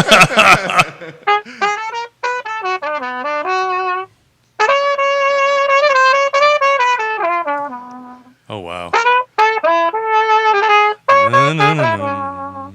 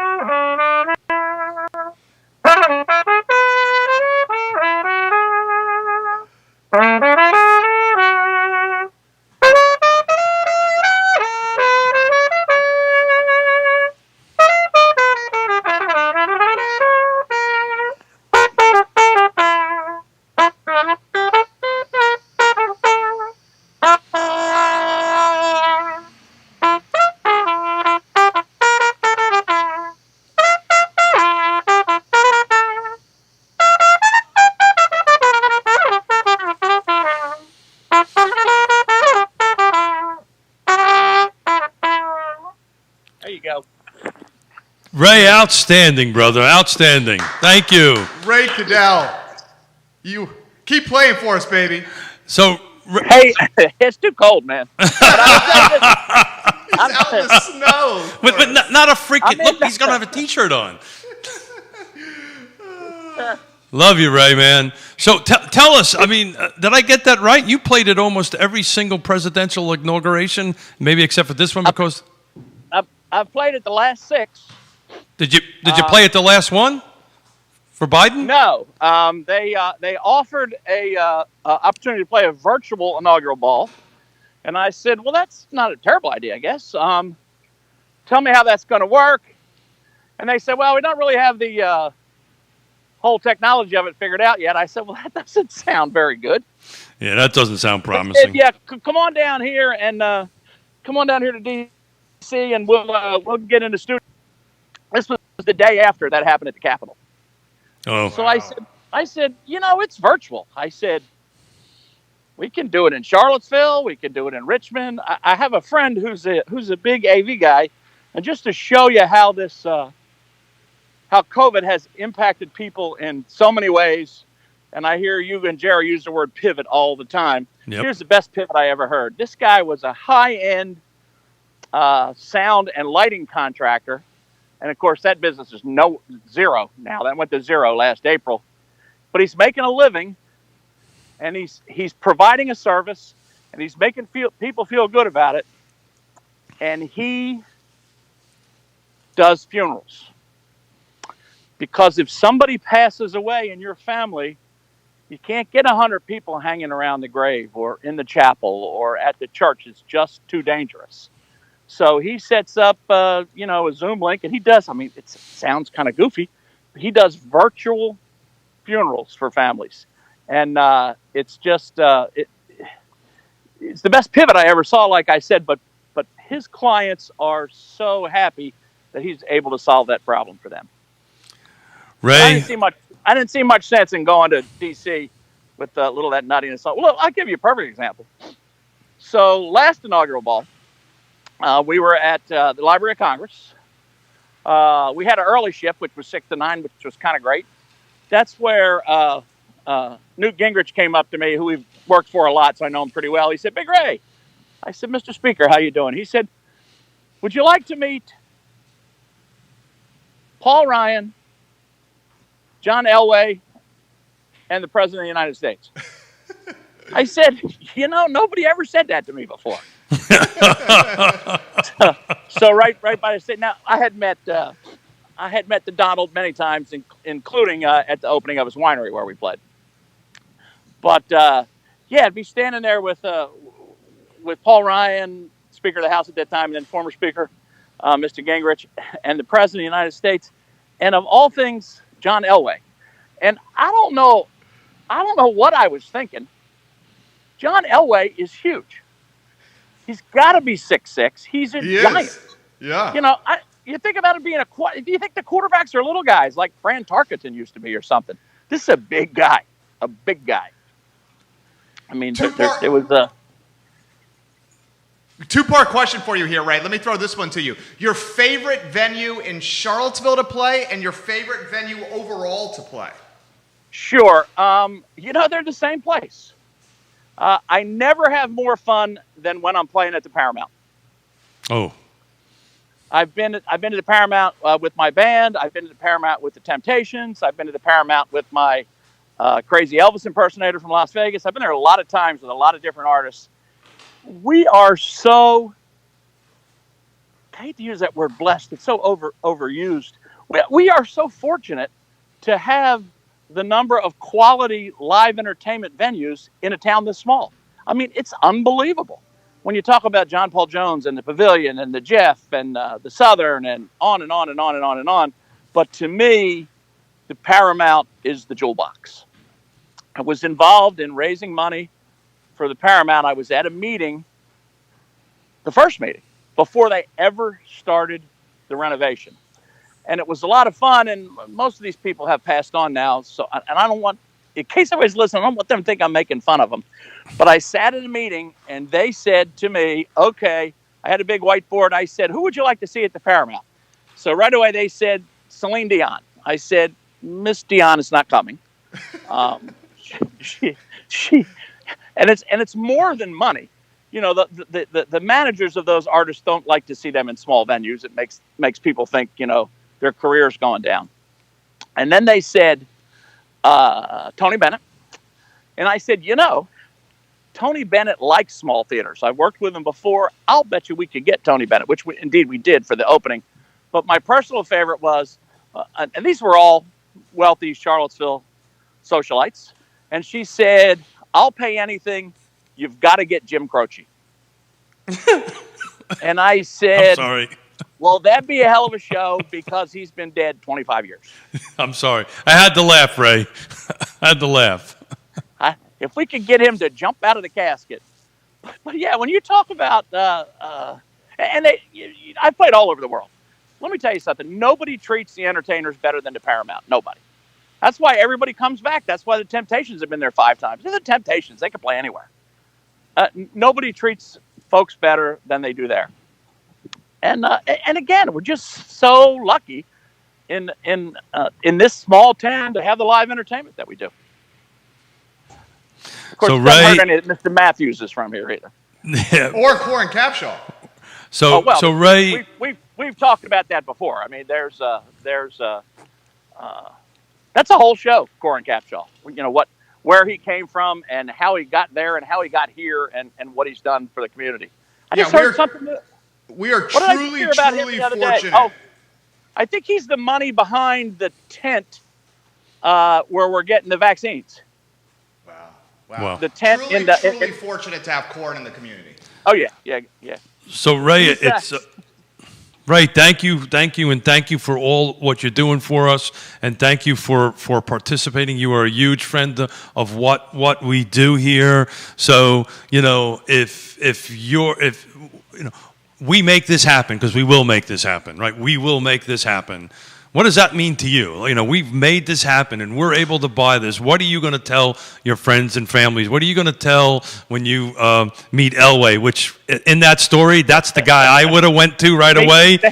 To tell you the truth, me too. It was pretty exciting. Yeah. I'm not so sure about the other ones, but I would have definitely went like laser focused to Elway. But when you bump into Mr. Elway again, or see whoever your famous folks, what are you going to tell about this thing? What are you going to tell about what we did? Nassau Street's a perfect example. This is not just some pie in the sky thing. You guys just said, "Hey, I wonder if this would work out." You guys are doing something. Yeah. You didn't. There's not a bunch of consultants talking about it. And, I don't want to talk about the city council, the board of supervisors, or any of that, but this is not politics. This is somebody led by Keith stepping out and saying, listen, we've got to do something. Let's do something. I like people that do something, that find a plan and brilliantly execute it, even if it's not ready yet, but they do something. And you put families in homes that were never going to be in a home before. Ray, it wasn't about me, brother. It wasn't about me. I just happened to be part of it. There's a huge group, and they're sitting to the right of me on this stuff. It takes a village. This is not one person. But thank you for the shout out. But it takes somebody that understands that we just can't keep talking about this. Yeah. Mm-hmm. We have to do something to think about. Forget about people that can't buy a house. To think about, we've got all this money in this town, and we've got homeless people. I mean, to my understanding, on a day-to-day basis, there's nowhere for homeless people to go at night once the Salvation Army's full. Well, the Haven. We have The Haven is a daytime thing, Sure. I think. They've changed it. and- They have, yeah. But Anthony Harrow, who I'm going to give a shout out, is a dear friend of mine, sits on my Regional Housing Partnership Board. He is doing some magic work. He's part of TJAC, which is the affordable housing outfit here. And they're actually housing them in hotel rooms now, so housing the homeless in it. So I was on the phone with him the other day that offered a little bit of help for him on his. They're doing some exciting stuff. They're actually got a contract in on a hotel that they're going to turn into permanent affordable housing or transitional, actually, for folks. So the good news is nobody's on the streets freezing. He's helping get people in warm beds. How about, Ray, before we let you go here, how about a message of positivity and hope for everybody watching, Ray? Well, sure. Well, here's one little bit of positivity. I'm getting a vaccine on Yes. February 16th There you and go. March 16th. Congratulations. So I'm no longer the guy saying they're never gonna get us all. You know, they will. They will. It's just taking some time. And that's the beginning of this. People have to get back to work, and people have to be unafraid to go out to a restaurant or to live entertainment. I'm a big restaurant guy. I've been in the restaurant business before. I had the first karaoke bar in Virginia, right here in Charlottesville. At the old West Main, where Tavern and Grocery I was, remember. right? I remember exactly, that. Exactly. We called it Mingles, Yep. and that's what it was. And I get a lot of takeout. But I will tell you something. I have not been in a restaurant since last March. Wow. Well, you know, I'm a big Aberdeen barn guy. I mean, we have to get healthy enough to make me feel good enough, and people like me feel good to go out and do it. And people got to get back to work. But just in my little microcosm of a world, I fight all the time to get pandemic unemployment assistance for my musicians, because you know they're 1099 guys, and they're not W-2 guys. It's hard, and the paperwork and getting somebody on the phone, and it's unbelievable. So we need to get healthy. We need to get back to work, and most importantly, we need to do stuff. You guys are doing stuff. You're not talking about doing stuff. You're not saying, "Wouldn't this be nice?" You know, I talked to somebody in the city the other day, several weeks ago, and I'm a little proud of this. And they called me. They said, "You're a landlord." They said, "You know, we have some money, and it happened to be one of my tenants. We gave it to one of your tenants, and your tenant says that they got an eviction notice from you." I said, "Well, let's talk about that." They didn't get an eviction notice from me. They got a 5-day letter because I have to protect my assets. In this case, it wasn't mine. It's to protect my clients' assets. I'm not throwing them out on the street. I said, "So help me understand this. You gave them money to pay the rent." They said, "Yeah." I said, "They didn't pay the rent. Trust me, they didn't pay the rent." They said, "Well, we don't have any control over that." I said, "Yeah, you do. Give it to the landlords. Don't give it to the tenants. Give it to the landlords. Call me up and say, 'Hey, we got some money here for Bobby Smith. He says he's behind in your rent, and he got a letter from you.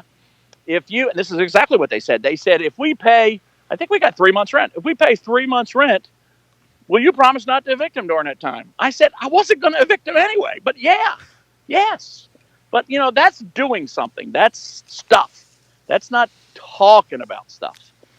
So I like guys that do stuff. Thank you. You know, that's why I get involved with, you know, fireworks and this and that, and because it's you know, I'm going to it's steal. stuff I'm going to and it steal makes a difference.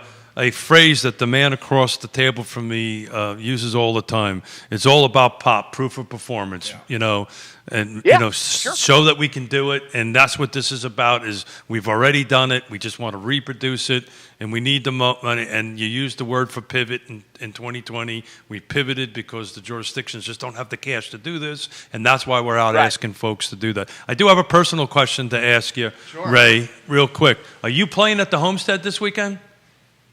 I am not at the Homestead this weekend. I do have musicians that work for me at the Homestead this weekend, though. Because Mrs. Smith is, I'm trying to do something for Mrs. Smith for Valentine's Day, and I had a thought while you were talking, but we'll talk offline. I have a couple of my top guys up there. The Homestead is has to be very careful, of course, about how many people Sure. they can have Sure. in one place. The Homestead is very aggressive about protecting you. If you're there, all the musicians that go there all come from my stable, so they're all going to be great. And this weekend too, do you ski? Are you a skier? No. He rides his bicycle. I broke my back I twice, know he does Ray. the bike thing. I have a DJ, a really good DJ too, from Raleigh at the top of the ski slopes. Well, Ray, I broke So, my back twice. I'm not getting on a set of skis. Ray, don't thanks do for that, everything, brother. Thank you for all you do. Ray. Anytime. Hey, Ray. Thank you. Of course, anytime. You have a good one, Ray Cadell. Thank you, brother. Ray Cadell, A+ people, and Kelsey, 6 minutes ahead of schedule right here. You see that? We got a sign 6 minutes ahead of 6 schedule. minutes ahead of schedule. Is that even possible? We literally have gotten more donations. So we are approximately 80 minutes into this telethon, and boys and girls, we are at $17,450. $17,450. We need your help. Our goal is $150K. We're $17,450 in so far. And we're 1 hour and 20 minutes. iloveseville.com/donate. iloveseville.com/donate for the link to donate to the Thomas Jefferson Community Land Trust Telethon. Folks, we have so many more artists, entrepreneurs, musicians, agents of positive change coming up on the show. John Dirth is going to play today. I mean, we have musicians playing at the Jefferson, at the front porch. But just think about that. I mean, it's epic. Just think about that. This team to the right of us, to the left of you, organized that we're going to be Skyping in musicians at the Jefferson Live, at Front Porch Live. That's just freaking awesome. Yeah, it is awesome. We need your help. We need your help. Quentin Beckham loves some Ray Cadell. There you Kelly go. Jackson wants to win one of those bags. Kelly Jackson, you may. Kelly Jackson's going to join us at 5:30 for a happy hour. Need one of these bags? Carrie Rock, thank you for what you're doing for this community. Jerry and Keith, Carrie Rock, it is absolutely our pleasure to do this. Give the show a like and a share. Fletcher Stevenson's, hello, welcome to the broadcast. Tennessee, North Carolina, West Virginia, and South Carolina. And watching Connecticut. The show. And Connecticut. Yeah. We got Connecticut watching. Hey, let's talk about this car and how that process works. Because that's a separate link. And I'm going to lean a little bit over to my dear friend Susan to the right of me. That is a separate link, correct? So there's two links when you go on. One is for donations, but if you want to donate to get into the raffle, for lack of a better term, to raffle off this awesome car. Raffle's wrong choice of words. I can't use the word raffle. Got it. Okay. I got the shake. I got everybody's all hitting panic. Don't use that word. Hitting panic button. Don't use that word. So let's just, can we roll it We're back? giving away a car. We're giving away a car. giving Can we away a roll car. it back 30 seconds? We're giving away a car. Judah, roll it back 30 We're giving seconds. away a car. We're giving away a car. So you donate, you're in the running for a prize that is a car. There you We're go. Giving Got away it. a car. Got it. I'll just shut up and follow No, you. no. You still want to break the law. That's right. Okay, we're cameras and The law. microphones here. Yeah. So donate. iloveseville.com/donate. iloveseville.com/donate. We need your help. Folks are asking about the money, the land, Sure. and then what's the flip book here? So the flip book, thank you for doing that. So the flip book is, again, just to be repetitive, we have to acquire the land first, right? So that's what this is about today, is to acquire the land. And we're going to be working with some awesome partners, with architects, because we're going to reproduce what's over at Nassau Street over times 5. We built 4 over there. We're going to build 5 over here, which is awesome. And you got the pictures of Nassau Street, what the houses are going to look like, J-Dubs? Right there, brother. There we go. Right, so we're going to build 5, but we have to go through a city process. There's a process to go through that. So we've already been awarded around $38,000 because we have to go through the site planning process and so forth and so on. Then that's going to probably happen a couple of months down the road from now.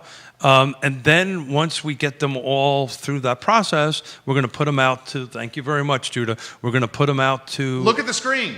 the MLS through our real estate partners and put them out there. And then what we're going to do is go through this funnel thing. So what will happen is when you go on the Thomas Jefferson Community Land Trust page, there's actually a formula in there and how this process works. And how this process works is you fill it out. There has to be income verification. Then you're going to sit down with Greg Slater or one of our other partners in the land trust, and they explain the land trust model to you. Make sure you're comfortable with that process. Then you will jump over to a PH and go through their first-time home buyer. Piedmont Housing. Thank you, Piedmont Housing process on that. And then once you finish with that, then you will sit down with Julia, who Roberts with Fulton Bank, to go through who just donated $500. Stephanie Rhodes, friend of the program, the Interstate Pest and Service Company's family says these homes are beautiful. Stephanie, they are brand new construction. So let's talk about that. 200 to 215K. Yeah, we're going to try. So let's talk about that for a second. So this is really important. We can commit to 215 right now. 215,000. But if we can raise more than let's get this out here.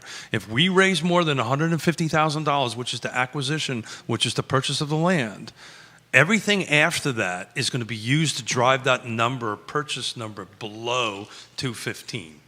So this is why I've been pushing you hard, right? And I apologize for that. And you've been freaking awesome to help me with this and help our land trust with this, because we couldn't be doing this without you, without Judah and your team over here. But just think about that. The more we raise, the lower we can put that. My personal goal is to put them at 199.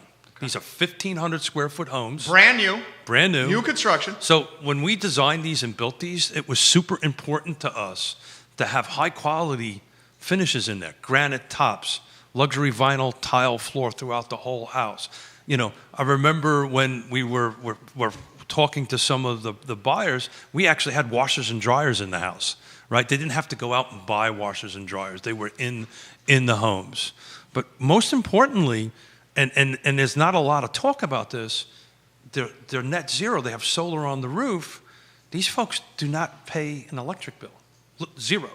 They pay a connection fee of $7 or $10. There's no utility bill. But that's just not power. Yeah. That's heat. Right. Look at this. You got washers and Look dryers. at the screen, guys. Look at the screen. So you're going to get new construction for $215K or under. But it's high quality, high level. High end. High end, Yeah. real actual trim. No utility bills. No utility bills. No utility bills. No utility And your monthly payment for your mortgage is going to be less than your rent. Most likely. Hardy plank on the outside, not vinyl. You know, the hardware. I mean, this is all first-rate quality that you would find in homes double. Yeah, or triple, quadruple. Well, yeah, double for sure. Yeah. So, folks, we got prizes we're going to give out. Anytime you donate to this telethon, and do it through iloveseville.com/donate. Judah, get the link on screen, please, sir. iloveseville.com/donate. If you donate to the telethon, you're in the running for a car, a Mazda. If you donate to the telethon, you're in the running for a prize package. We're giving out another prize package now. It's called the Gambler Prize Package. I love these names, Susan. I love these names. The Gambler Prize Package has a total value of $200. It includes entry into the charity poker tournament the Thomas Jefferson Community Land Trust is hosting. Is that at King Family Vineyard? Okay, so to be decided. TBD. Yeah. Somebody tag James King. Get James King of King Family Vineyard in the mix. So the Gambler Prize Package, Michael Bednar. Michael, Bednar. You just won the Gambler Prize Package. Entry into the charity poker tournament. And on top of that, you get a Central Battery is doing what? A battery. $100 gift certificate. There you go, Central Battery, $100 gift certificate for a 5-year warranty battery.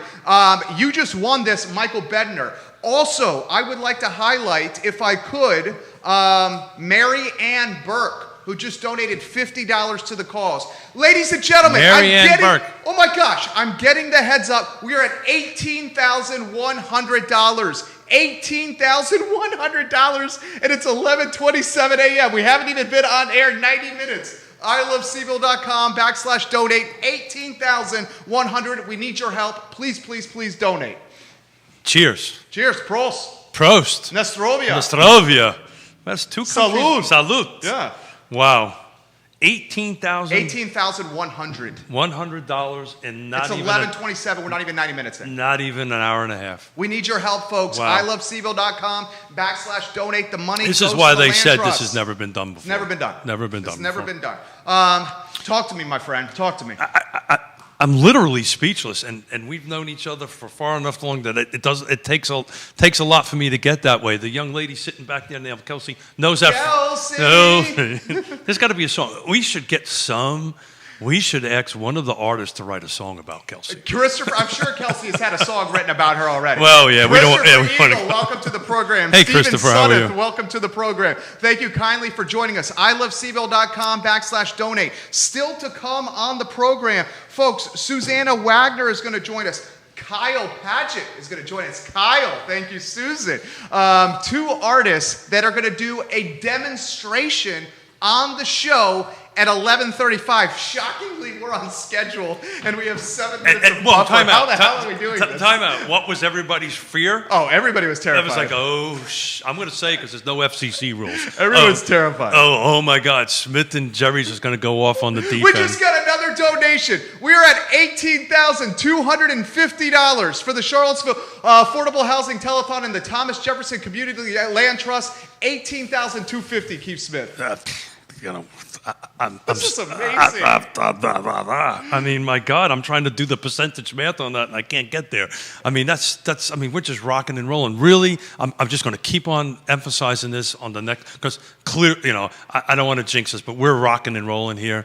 We need to go over 150 because we need, the Land Trust wants, Greg Slater wants, all our board wants to drive that 215 number down to 200 to get what we showed on the screen there, what Judah showed for us on the screen there.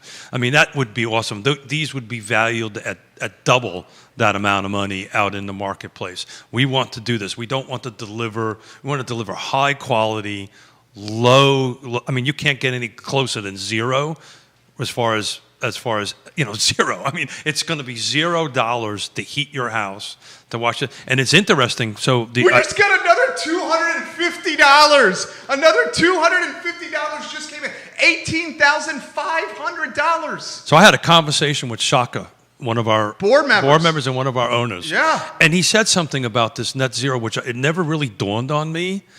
But what happens with these, you're actually producing more energy than you're using.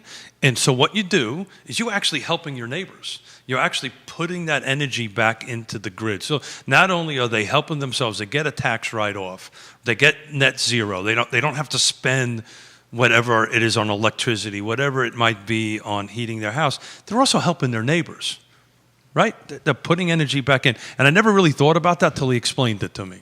It's pretty cool stuff. We literally just got a donation from Austin, Texas. Austin, Texas, making a donation. Thank you so much, Austin, Texas, and Spencer Muck for making this donation. Austin, Texas. So that is one of my, I mean, I love Charlottesville, but I do like Austin. He just gave $50 from Austin. Thank you, Austin. $18,550. Austin, we're coming out to see you here soon. So we got a donation from someone in Virginia Beach and someone in Austin, Texas, not even tied to the community. Folks, if you're committed to making communities equitable, if you're committed to bridging wealth gaps, if you're committed to social justice, and we all are, especially in the wake of August 12th, 2017 here in Charlottesville, especially in the wake of George Floyd's murder in Minneapolis, we are committed to social justice. This is a great opportunity, this telethon, to checkmark all those items on a punch list. iloveseville.com/donate. iloveseville.com/donate.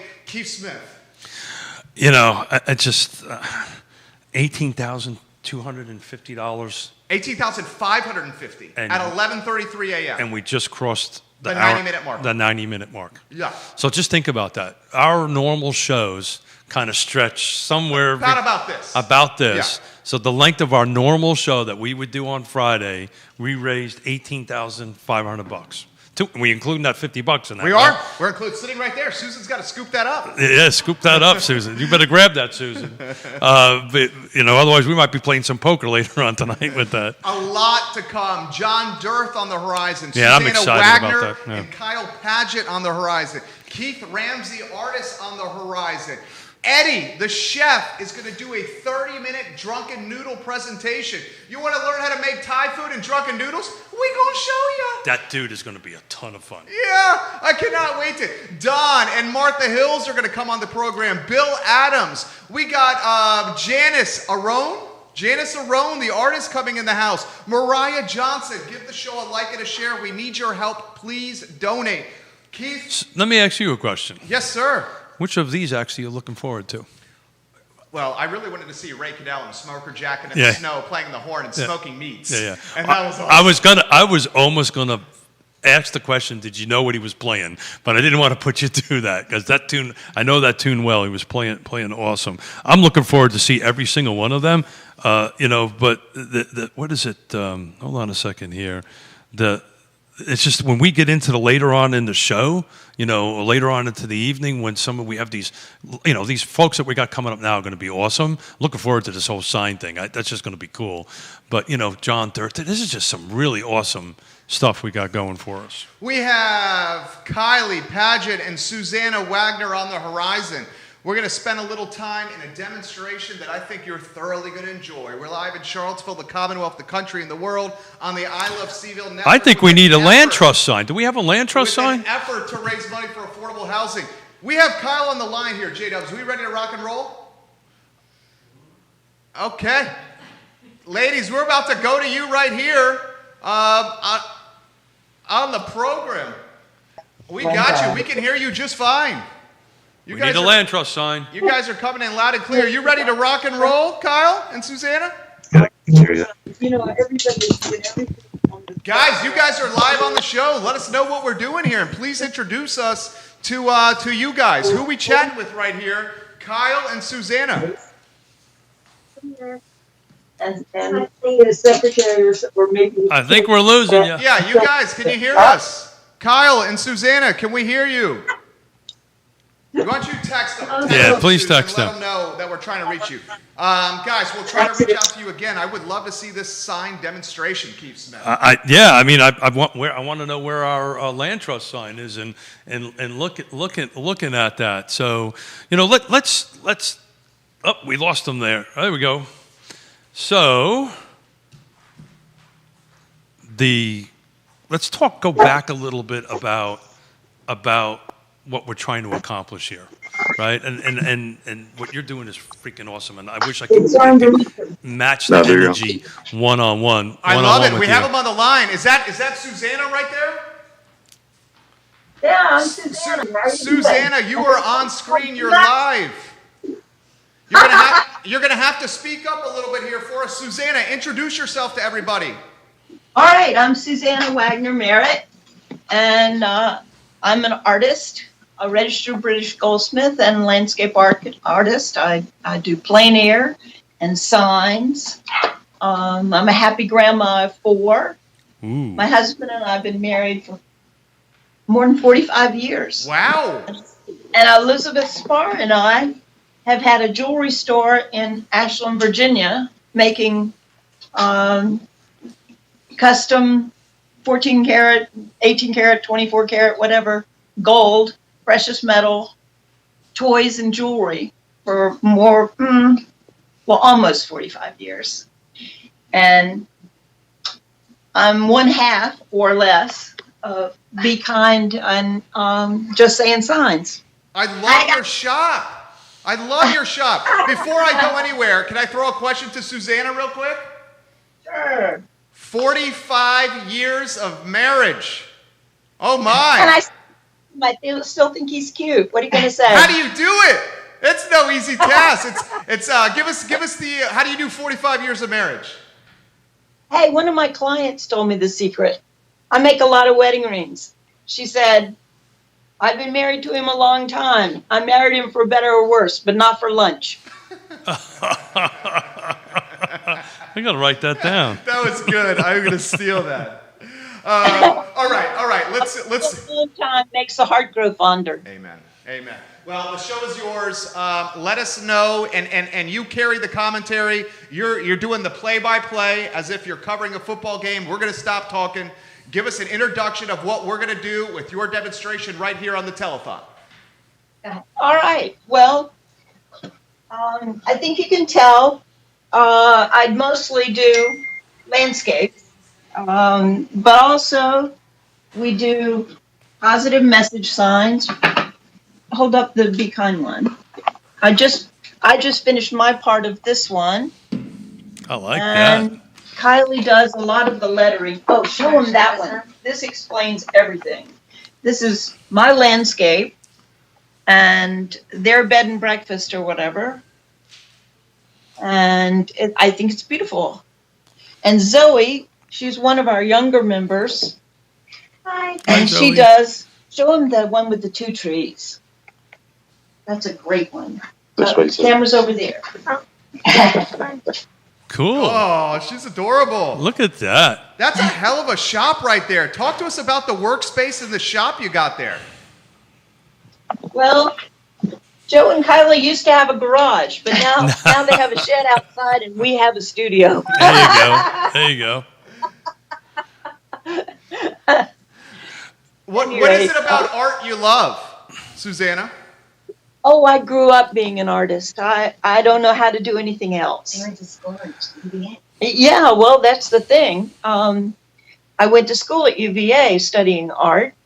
My fiance at the time was in the architecture school and living on the lawn. And I know for a fact how difficult it is, how expensive it is to live in Charlottesville and be creative. I mean, if you're a musician or an artist or a teacher or a nurse, it's really hard to pay all your bills and rent or mortgage. You know what? You know what we have in common? What? Are you ready for this? Nope. What? You and I both went to UVA. You know what you and I did? Probably there a few years before you. You know what you and I both did? We didn't do it together, but what we both did? What? We both ran buck-ass naked down the lawn and streaked the lawn. Did you not streak the lawn? I streaked the lawn. You are so right. You are so right. When I was there, we even made a trophy, and so many of our friends had done it. I made a trophy to see who had succeeded or gone the longest or made as many trips. We invited a bunch of people to meet. Drinking may have been involved to meet us on the steps of the rotunda. And since he lived on the lawn, those were all the people that I knew. And the next day, it hit the school papers. A secret society had formed.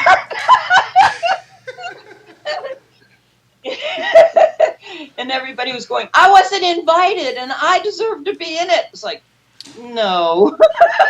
Well, I won't mention any names, but some people do that and are not UVA students. Just saying. Susanna, I'm going to throw this to you. Not only did we streak the lawn, we used the tunnel system around dorms, and we walked under the roads in the tunnel system, came out of the tunnels, and found ourselves inside Scott Stadium at like 2 in the morning, and we streaked Scott Stadium. That is a true story. I swear to God that's true.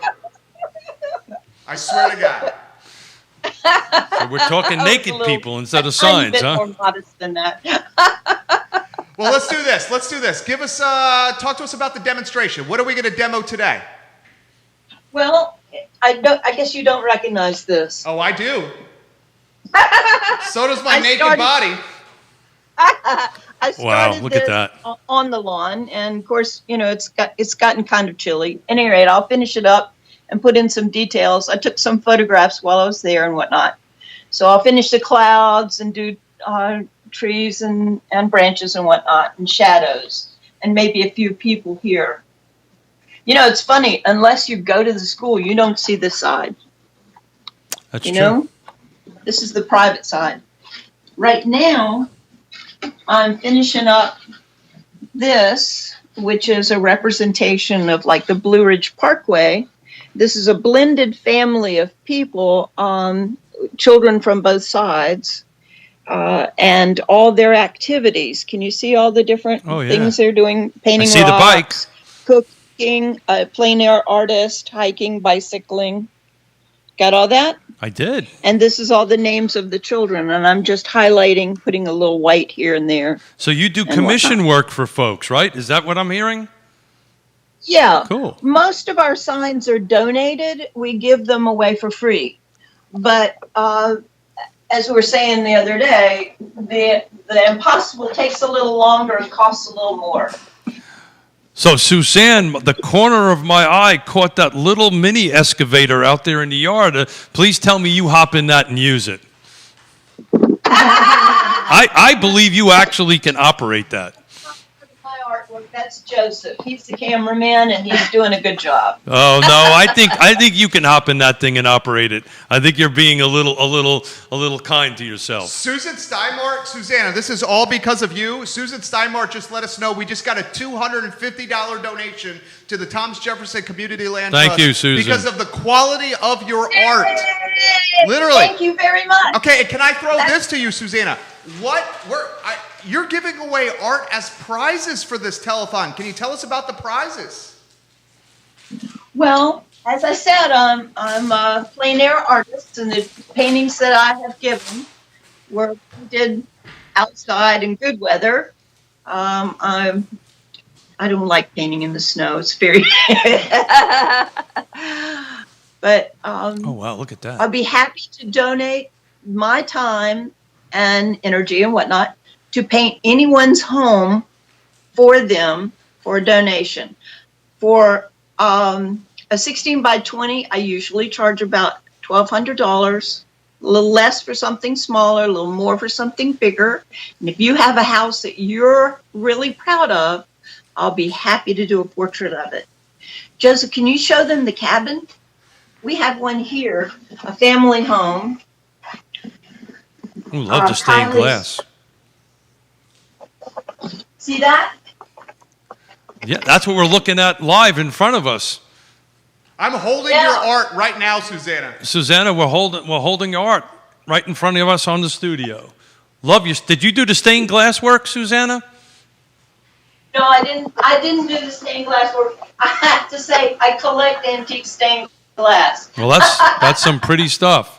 Susanna, we just got another $200 because of because of your story of streaking the lawn. We should right. talk about streaking the lawn more often. I think so. Susanna runs buck naked on the lawn, and we got $450 to the telethon. That is amazing, Susanna. Naked is good. Well done. And Well she's done. loving it. She's laughing Listen. hysterically. Susanna, what do you love about art, Susanna? What does art mean to you, and why do you love doing art? It makes me happy. And you know, the other thing, I can give someone, anybody, anything they want on canvas. You know what I mean? It's like I can be a fairy godmother and make them happy. And that's really a gift. That's really something wonderful. And I love doing it in precious metal, something that people can treasure for their whole life. Wow. You know, a ring or a necklace, it means something really important to them. I am so sorry. No problem. No problem. People see you on the show, and they're calling you right now. There you go. Apparently. So Susanna, I have to ask you a very important question. Yes. Tell us what that shirt you're wearing means to you. Just saying. Good question. Just singing is something that we have said for a long time, and that's what we named our nonprofit that we're starting up with the signs, Just Saying. I mean, we've said everything that we can think of or that people would like. All lives matter. Be kind. I love that. Right. Well, it started with Be Kind. We were inspired by a group of people that were making Be Kind signs a couple of years ago. And then we started to sort of get involved in that and realized that people all over the country were making the Be Kind signs. And We got requests for other ones. requests started coming in for us to do any kind of positive message signs. Like, Cool. Susanna, can you paint my house? Or can you make this for my daughter? My family. Yeah, or my kids or my sister. You know, they saw the gnomes or they saw the not all who wander are lost. And we got a ton of requests for those. So, you know, we just keep making positive messages, you know, positive message signs to sort of uplift the community. And, you know, like Susanna said, much of it is donated materials. And we gift them back when we can, and some people donate, and then some are commissioned. Ooh, I like that Did you RVA see- one. So absolutely Did you- offline, Susanna and guys, I'm going to have to reach out because I love those T-shirts, and I'm going to have to get me a large one so I can walk around the downtown mall in the summer. A little bit too cold to wander around in a T-shirt. Be now Good. kind. The beach is calling her Did you- name. Yeah, that today means a lot as I'm looking out at the snow. Hugs matter. Love it. Be kind. Did you see that for Valentine's Day, there are conversation hearts on the White House lawn? I'm sorry, I didn't hear you, I Susanna. did see those. The conversation hearts on the White House lawn. I did see those. Yeah, that was a neat thing, wasn't it? That was- Kindness, love, Yeah. hope, peace. That's kind of like these signs. Oh, absolutely. Absolutely. You know what I love about you guys is you guys are using art for positivity. There you go. And to bring happiness into the world. And Susanna, how about this topic for you? 2020 sucked. Can we say that? 2020 was not fun. 2021 is... Dude, 2021 We made is going a- to get better. How about art and using art? Go ahead. Go ahead, Susanna. Hang on, we have something to show you. We made at Christmas time a lot of these. No, it's in the back stack. Underneath the glove. Remember the Grinch? Underneath Stink, those. stank, stunk. Yep. Yeah. Well, we're looking. So why don't you? We can't find it. Tell him now. We made 2020 a Christmas ornament kind of thing. 2020. Stink, stank, Stunk. I like it. How about this, Susanna? How are you using art, especially coming off of 2020? How are you using art to bring hope and happiness and positivity to the world, to Charlottesville, to Central Virginia? Hand me the soon sign. See we've had a lot of requests for, I want to be at the beach. See the Sea Dream sign? I love The it. beach is calling. We have requests. We have requests for the beach. Be here now. Just close your eyes right here. Joseph, this one right here next to the gnome, no matter what.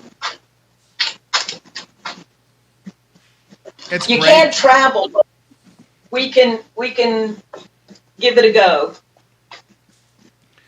Bring the beach to them. This is Mary Washington, by the way. Mary It's been Washington. a lovely.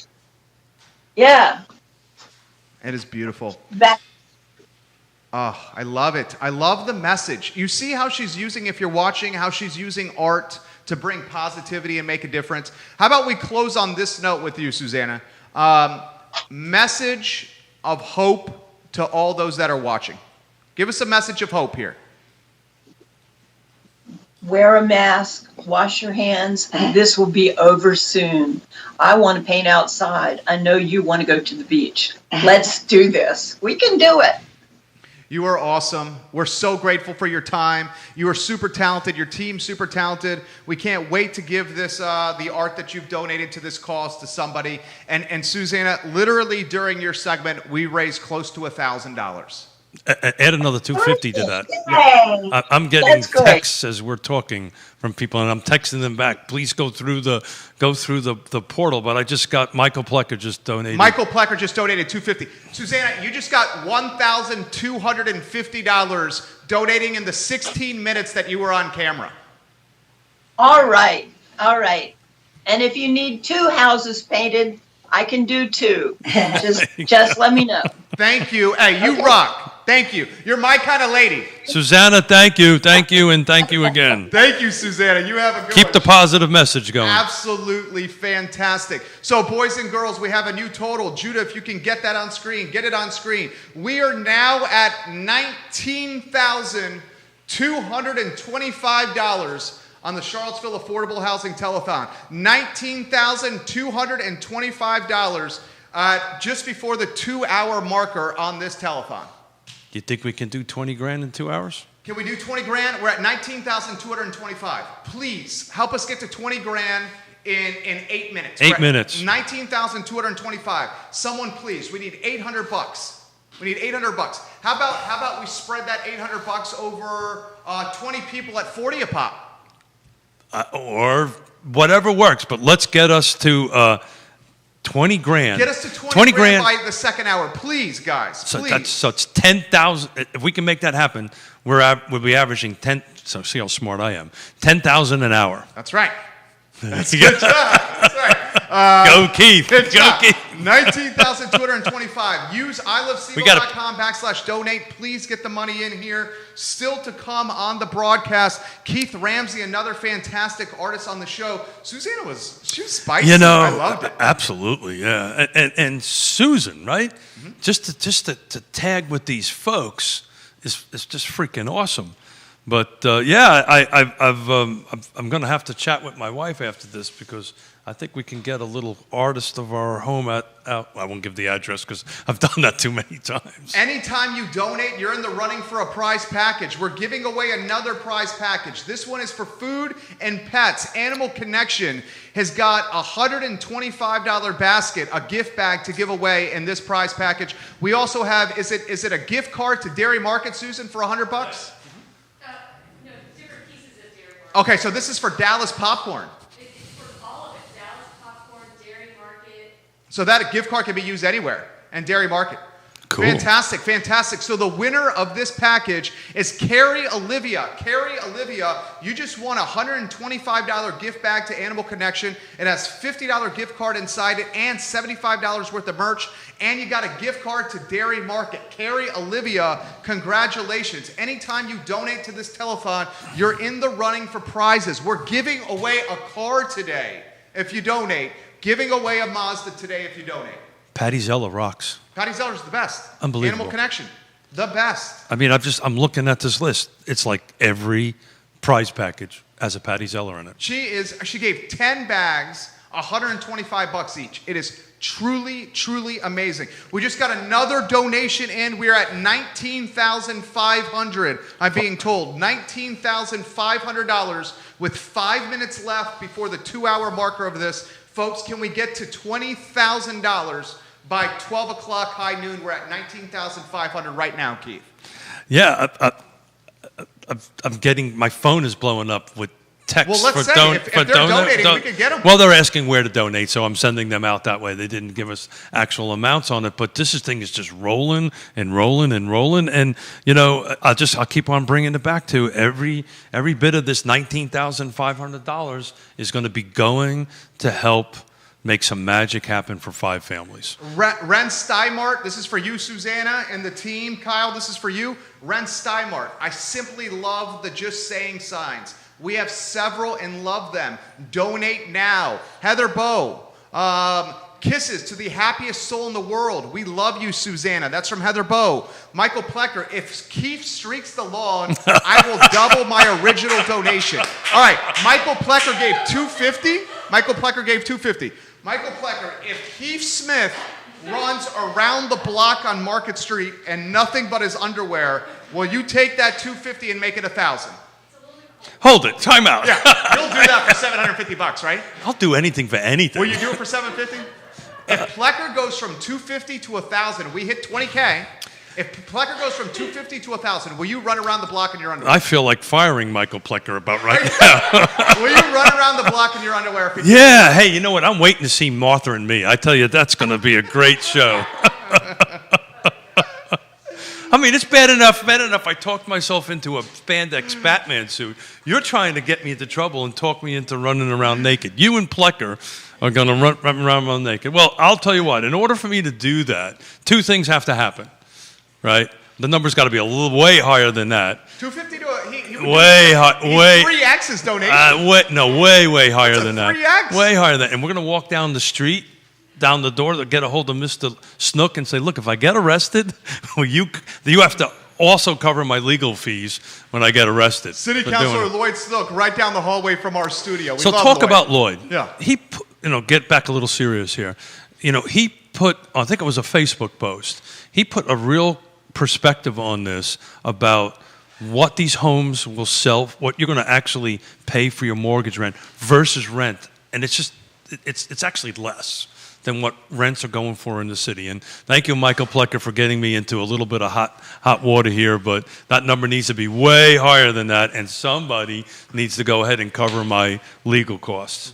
I'm not, You're not doing it. Maybe the mall down. I might do it down the UVA Mall because that's kind of accepted down there. But if I run down Market Street in my tidy You're whities, passing the cop station and City Hall. I'm just saying. I mean, Tidy whities are not boxers.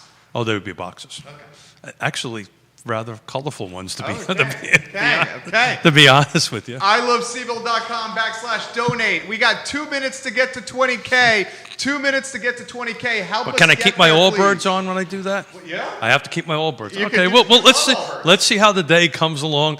That might change when the liquor starts flowing a little Happy bit. hour starts with Kelly Jackson At at 5:30. 5:30. 5:30. Yeah, I'm looking forward to getting to So that. during Kelly Jackson's segment at 5:30, we have a match. We have a match. We have some exciting stuff coming in. We're really excited about that hour block because, first of all, Kelly's going to come in and make some libations for us, and then somebody might talk me into that bet or that thing from Mr. Plecker. But at the moment, I'm a little too sober to go ahead and do When that. you donate to the telethon, you automatically get in the running for a car. We're giving away Mazda today on the Charlottesville Affordable Housing Telethon here on the I Love Seville Network. I really appreciated Susanna's positive spirit, the same quality shared by Matt Rohde of Carpe Dona. That's exactly right. And of Ray Cadell. The positivity is something we all need, my friend.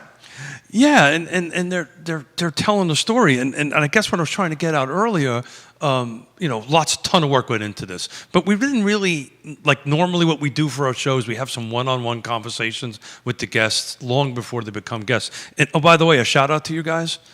I think at one point 4 guests was the largest you guys ever did. This is what, 15? Yeah. 15 guests. 15. $200 just came in. We're finishing the second hour at $19,700. 2 hours in, $19,700. Keith Smith. If somebody can come up with $50, I'll come up with the other $250. There you go. You donate $50. Come on, we Keith got- Smith is going to do another $250, and got- that puts us to $20K. Come on, guys. Do it if we can before noon. The families, put in perspective, humanize, localize, and personalize the families that are getting homes through the Land Trust. Before you do this, Kelsey, put me down. What are we short? We are at 19,700 right now. Put me down for 300. Get us at 20 grand. 20,000? Get at 20,000. I want to start off the 12 o'clock hour at 20 grand start. We're at $20,000 thanks to the generosity of Keith Smith and Jonas Smith. Keith Smith. Make and sure you Jonas call Jonas Smith and tell her to move that money over. Kelsey already knew that. She's known you your entire life. Hold on, Kelsey. Come on over here. She already knows that. Come over here, Kelsey. She knows it goes through Yona. We're going to have to make sure we do this because they're going to get into trouble. $20,000 for this telethon at the 2-hour marker. So I don't want to do this too often, but I'm going to give my check to Kelsey. Your credit card. My credit card. Okay, you Debit card. call her your unofficial daughter. Oh. So you have 3 daughters. So basically. Kelsey, am I allowed to go down this road? Because I'm going to do it anyway. Kelsey's the producer of our program. You have no control over this. Yeah, you don't have any control. Go down the road. Yeah, we love Kelsey. Kelsey is our unofficial, official third daughter, right? Our youngest daughter and Kelsey's known each other some. What do we got? What do we Kelly got? Jackson just gave $50, and she says, "Keith, get your naked ass around the block right now." Kelly Jackson says, "Run around the block." Kelly Jackson. If Keith Smith runs around this block, Kelly Jackson, if Keith Smith runs around this block in his boxers and nothing else, how much are you willing to donate? Can we for that? move on? What's the next guest? Next guest. Laura Linsky is watching in Keswick. She says, "This is awesome." It is awesome. iloveseville.com/donate. I think we still have a prize bundle to I might do. have to buy my way out of that. I think you might have to. You put yourself in quite a pickle. I didn't hold it. Good Time thing you out. can negotiate I and talk didn't. your way out of anything. I'm usually a really good negotiator. You're a great negotiator. But you put me in a box, brother. And Kelly, you better mix some strong drinks. Kelly Jackson's coming at 5:30 here on the telethon. Having so much fun today. So where are we at? Another 20 grand? package. Yeah, we're at 20,050 with Thank Kelly's you, Kelly. 50. Thank you, Kelly. 20. Oh my gosh, we just got another. We're at $20,250. $20,250 as of 12:06. 02 with another one coming in. We got a prize we're giving away. Oh, we got a sign. And commissioned art. Signed and commissioned art by Susanna. Wow, and this is, oh, you already told me. You were amazing. She Isn't has Kelsey- the information right here. You were amazing. I told you. Okay, so. Well, we were looking for somebody to fill in that slot. So a little bit about Kelsey. When our oldest daughter got married, we tagged Kelsey with pretty much the same exact job. Can we get Kelsey on set here? That is Can up we to get you on here? Kelsey. Oh, Please? Kelsey, do the Can hair. we get Kelsey over here on the hot? Let's get Kelsey in the She middle doesn't right want to do it. Don't put her in that Can we spot. do it, Kelsey? Kelsey, you Am want? I Oh, putting taking the gum out. Everybody needs to see Kelsey. Oh, you already have the name. Judah knew this was going to happen. All right, so first, Kelsey, introduce yourself to everybody that's watching, and then I got to ask you about this prize. Sure. Hey, everyone. My name is Kelsey Schlein. Super happy to be here today, helping out the Land Trust raise some money for affordable housing in our community. Let's be honest. It's to control the two of us. Yeah, but I'm excited to be here for affordable housing. I'm tasked with being here to control the Right. both of That's you. exactly. That's- I told you. Right? Kelsey just got a $100 donation for Kelsey. We're at I $20,350 earmarked for Kelsey. Donate money to the Land Trust for Kelsey. She is donating so much of her time to this. iloveseville.com/donate. So Kelsey, this is going to Amy Handy along with a couple other things.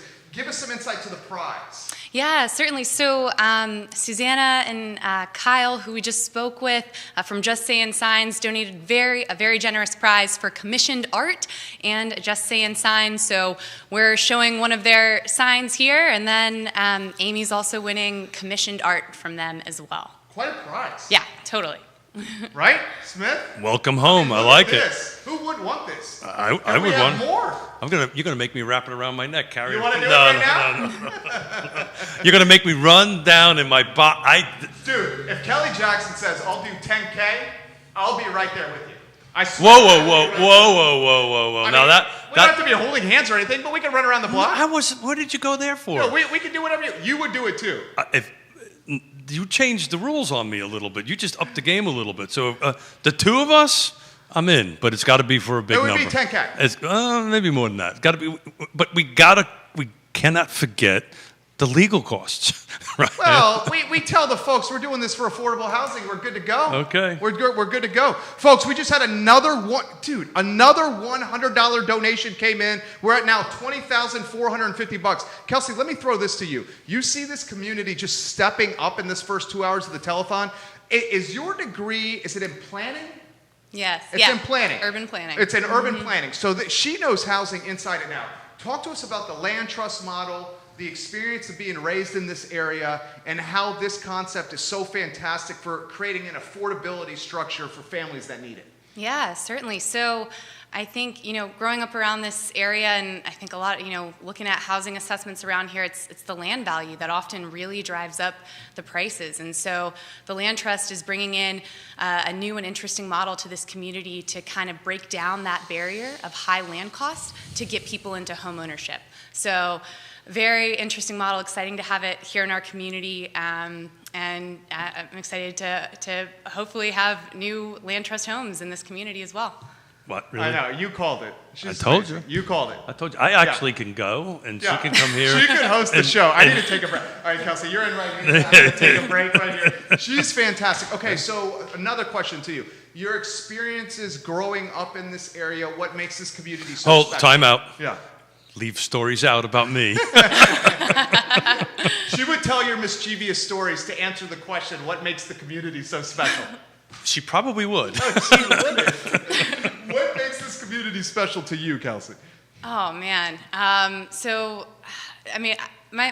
parents had a bakery on West Main Street back in the 80s. So that's kind of what originally brought my family to Charlottesville. So just having that small business tie around here, I think the small business community is just such an asset that we have here in Charlottesville. To me, that's always been something near and dear to my heart, something that's been very special, and just kind of the entrepreneurial spirit that we have around here.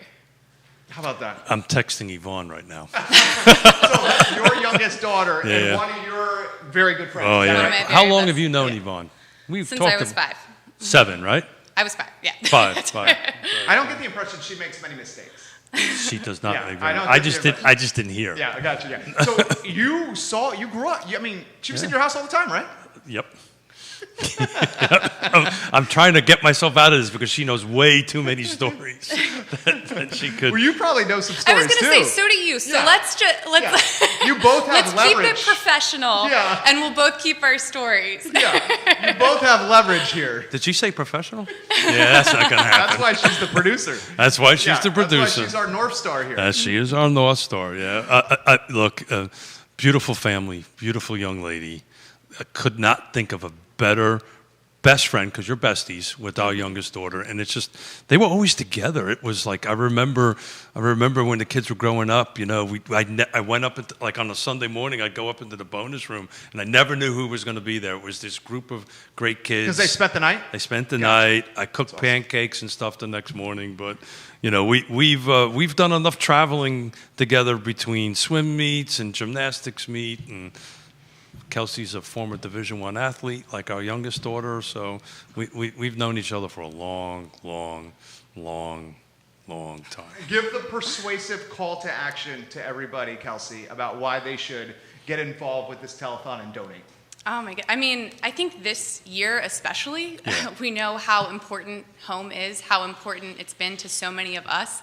And so I think just, drawing on those experiences that we've all had this year and, reaching into your wallet and helping to give that experience to somebody else. Home is just so critically important. It's the foundation of so much security and opportunities in life. So please consider giving some more families in our community that opportunity.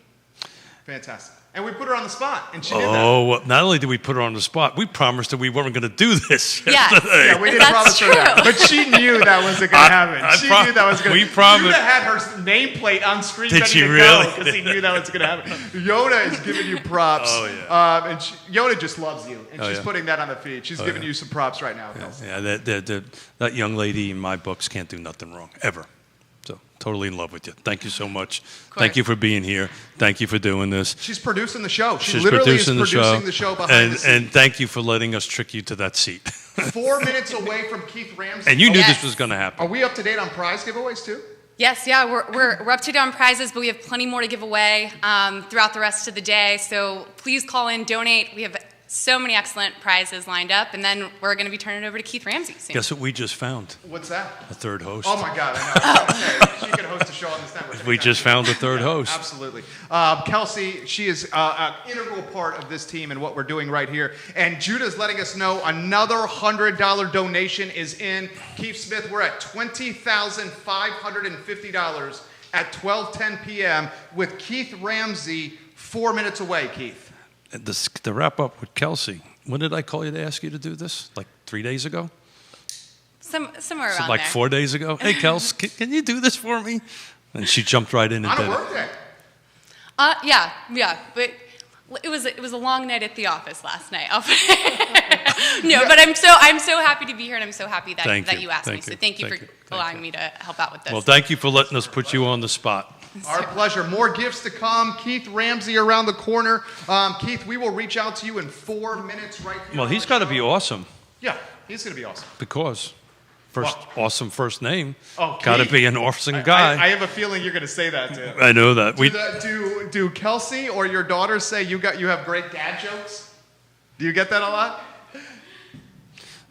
Look at those donuts. Wow, they look awfully good. No, they actually tell me I have horrible dad jokes, and I probably, Kelsey, I got like 6 of them that I've repetitively I'm say. starting to know them. Yeah, you know them. And that's what I love about you, my friend. Look at Sharp in the new jacket as well. Thank you. I want to give a little shout out to the Brooks Brothers guys. I rolled up in there in the middle of the snowstorm yesterday and said, "Hey, I need another jacket." They're actually running this thing live on the TVs in the Brooks Brothers. They were literally, the snow was coming down, and they kind of. I walked in the door, and you could tell they were trying to close up. This was maybe 5:30 or 6 o'clock or something like that, and they had that pale look on their face, like, oh man, this guy. oh no, we're gonna be here forever. But you're a great customer. Yeah, we had a great time. It was, what else could you possibly want? I had three guys in Brooks Brothers take care of me. I mean, I just loved it, and we walked out with a nice jacket and told some nice stories, and it was so. This is what we're doing: is any opportunity to tell the story, and that's what I did. I told the story yesterday for a half an hour with these guys, and they literally said, "We'll donate." Right? That's awesome. It's just that's how this is going to work. That's how this. You had to school me on what crowdsourcing is, because when you get close to that number what has a 6 and a 0 in it, some of this stuff is kind of new to me.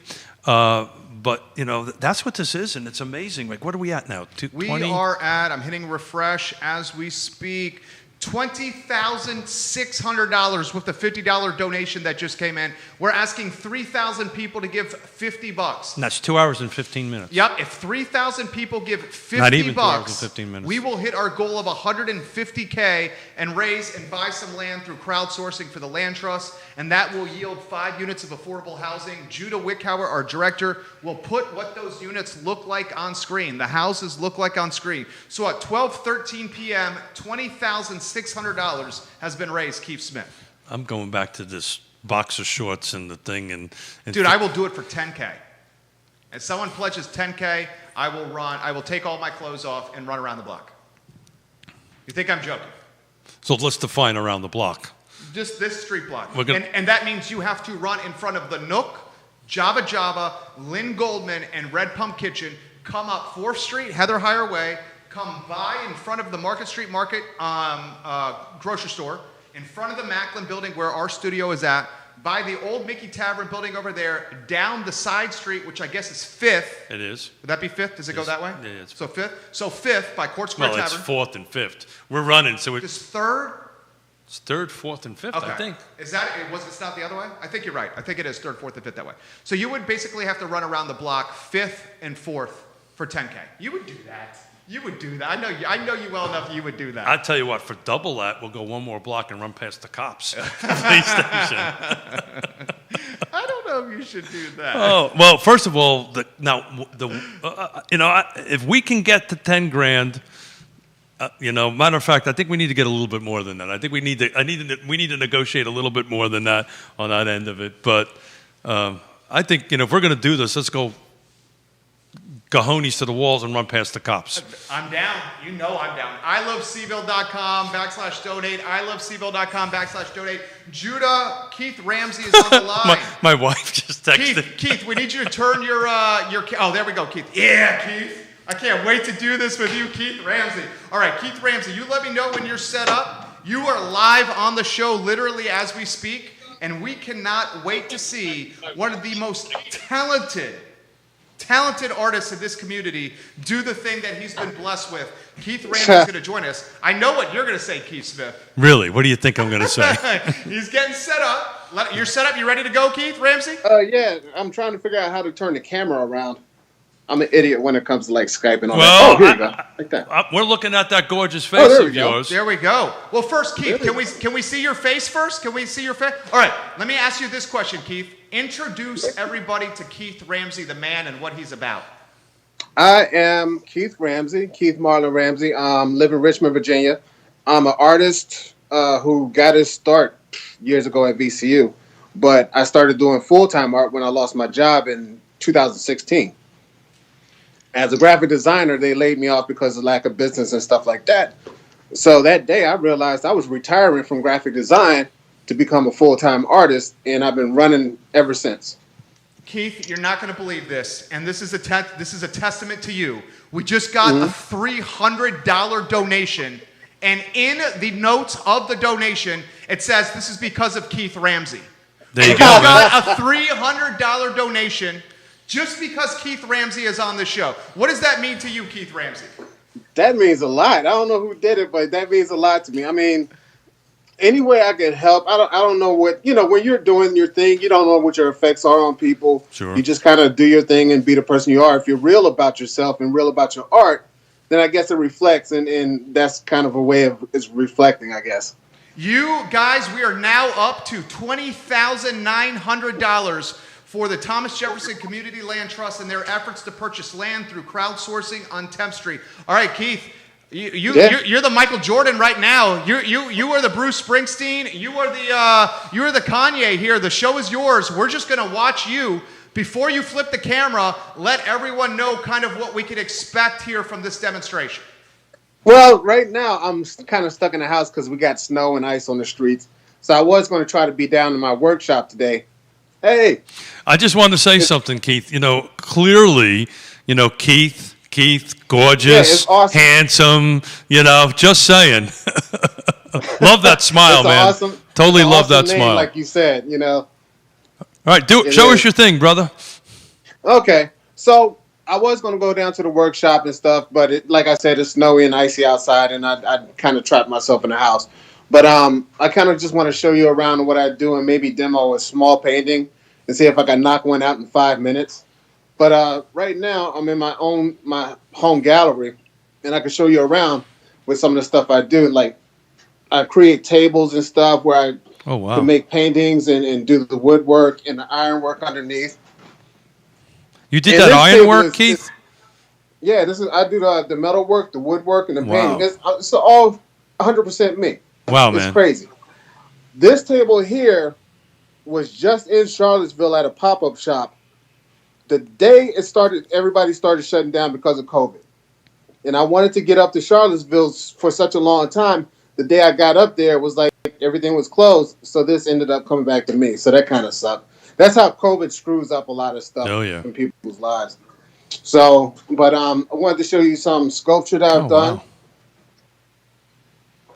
And that is Marshall Major Taylor is a black biker from black biker racer from the early parts of the century. I know that name. And yeah, he was an amazing writer. I'm telling you, he was incredible. So I did this in dedication to him. Wow. And it's it's found objects and metalwork and welding. And so that's one of the pieces I'm really proud of. Here's some of the paintings that I do. This is from my Fragment series. And I started doing the Fragment series because I just wanted to shut up in my paintings because I was doing so much political work. And I just wanted to kind of be quiet. But at the same time, I can't be quiet. It's still kind of look at the world and nature and how big it is compared to what mankind has done. That's some gorgeous work there, Keith. Well, thank you. And from my Cityscapes of Noir painting series, they came basically from Edward Hopper. He's the muse for that series. Wow. And so that work right there is reflective of being isolated, which a lot of people can relate to now, Totally. So, it's isolation and stuff and kind of concentrates on the human condition as far as being an individual. So that's that. I got my start basically doing found object artwork with collecting antiques. So here's some of the antique radios that I've collected. And I take things and what I love to do is repurpose them. Because, you can't, if the radio is broken and record player is broken, you can't really use it. Well, this one you can because I use it and redesigned it so that you can open it up. Oh, wow. And store stuff in. So you still get the nice radio and all that stuff, but you have a use for it.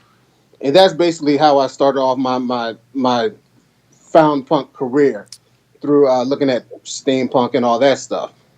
So you're repurposing. That is actually brilliant. Absolutely brilliant. Yeah. So I know you're going to do a little demo for us here in a little bit, but I know Susan reached out to you to bring you on our stuff. So you know what we're trying to achieve here, and what we're trying to do is to provide affordable housing. Tell us a little bit about what that would mean to you. Tell us a story on how that is important to you. Well, affordable housing is important in a lot of ways because primarily what you want to do as an artist or as a creative or a musician is be able to go to work, be able to afford to come home and do your creative work, your creative, let your creative spirit fly. If you have to work 2 and 3 jobs just to maintain a household, just a rented apartment in a van or somewhere, then where does that time go? A lot of people get tired after work, whereas they don't do their creative work. And it affects them greatly. I've talked to many people, and I've had many conversations with people where they're just too tired to do their work, so they just stop doing their creative work. And if you're a creative person, that affects you mentally, physically, emotionally, and you end up getting pissed off. You're like, why am I so upset? Well, that creative spirit hasn't been able to get out because you've been working for such a long time. Now, affordable housing is important because you don't have to work so much to be able to live in a house. You'd like to be able to have a roof over your head, plus buy food, plus put gas in your car, plus buy the supplies that you need to do your work.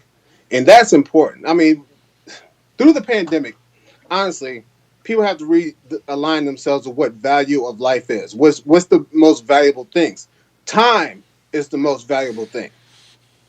You can't work all the time. You just can't. And to afford a house, that's out of, you have to live somewhere where the housing is $1,200 a month for a 1-bedroom walk-up. How is that sustainable? You can't sustain that kind of thing. And it's just, affordable housing is important because housing is important. It's necessary for people. And for you to be able to afford a place gives you so many other options to do with your time and your life and the quality of life that you have. If you have to work all the time just to make money to stay in a place to live, then your quality of life has been reduced to going to work, coming home, going to work, and coming home, and not doing creative work. And that's the saddest part about it, is people drop out of the creative field because they have to work all the time at jobs that aren't necessarily creative. So you're blowing my mind here, Keith, because we've been doing this land trust stuff. We've been doing all this work for such a long time, many of thousands of hours in it, and it never dawned on me about this creativity piece that you're talking. It never entered my mind. Thank you for sharing that. Thank you for doing it. It was absolutely brilliant because you think about it. If you're 100% right, if you don't have that stability, right?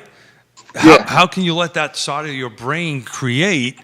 And if you can't do that, it's great. And then the second thing that you said that is something I've always been saying for forever.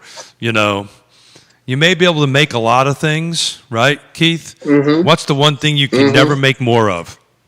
Time. There you go, brother. There you go, my friend. You can never make more time. It's a real thing. People, I mean, it's about time. And COVID has shown us anything. It's like time is important because, first of all, you don't know how long your loved ones are going to be around, for one thing. So you want time with them. And time to create and time to do the things that you love to do is important because it has to get out. It has to be one of those things that's important in your life. So Keith, and your job is just your job. It's just a way to make money, but your career as an artist or as a musician is what you really love. That's where your passion is. And passion is a very important thing for mental health and stability and the way you want to live your life.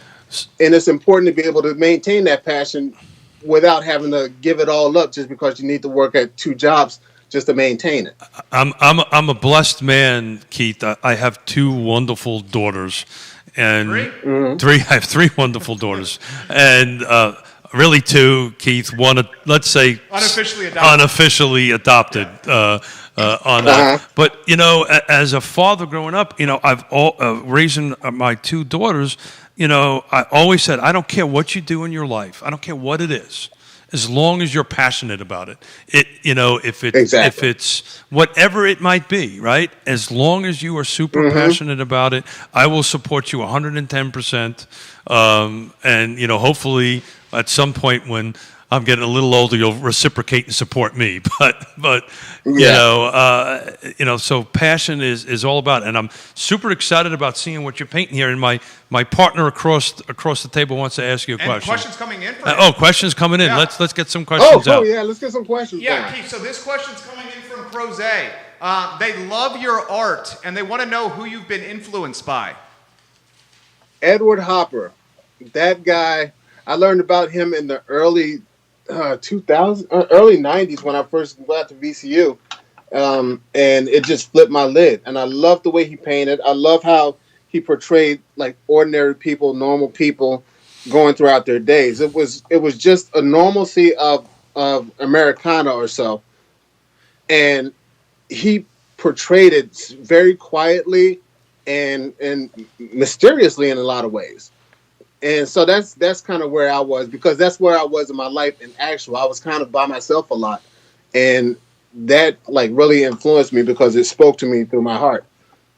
And so yeah, Edward Hopper is like my number one. This is amazing. He's painting while doing the interview. I can barely do anything like this. He's painting while doing the interview.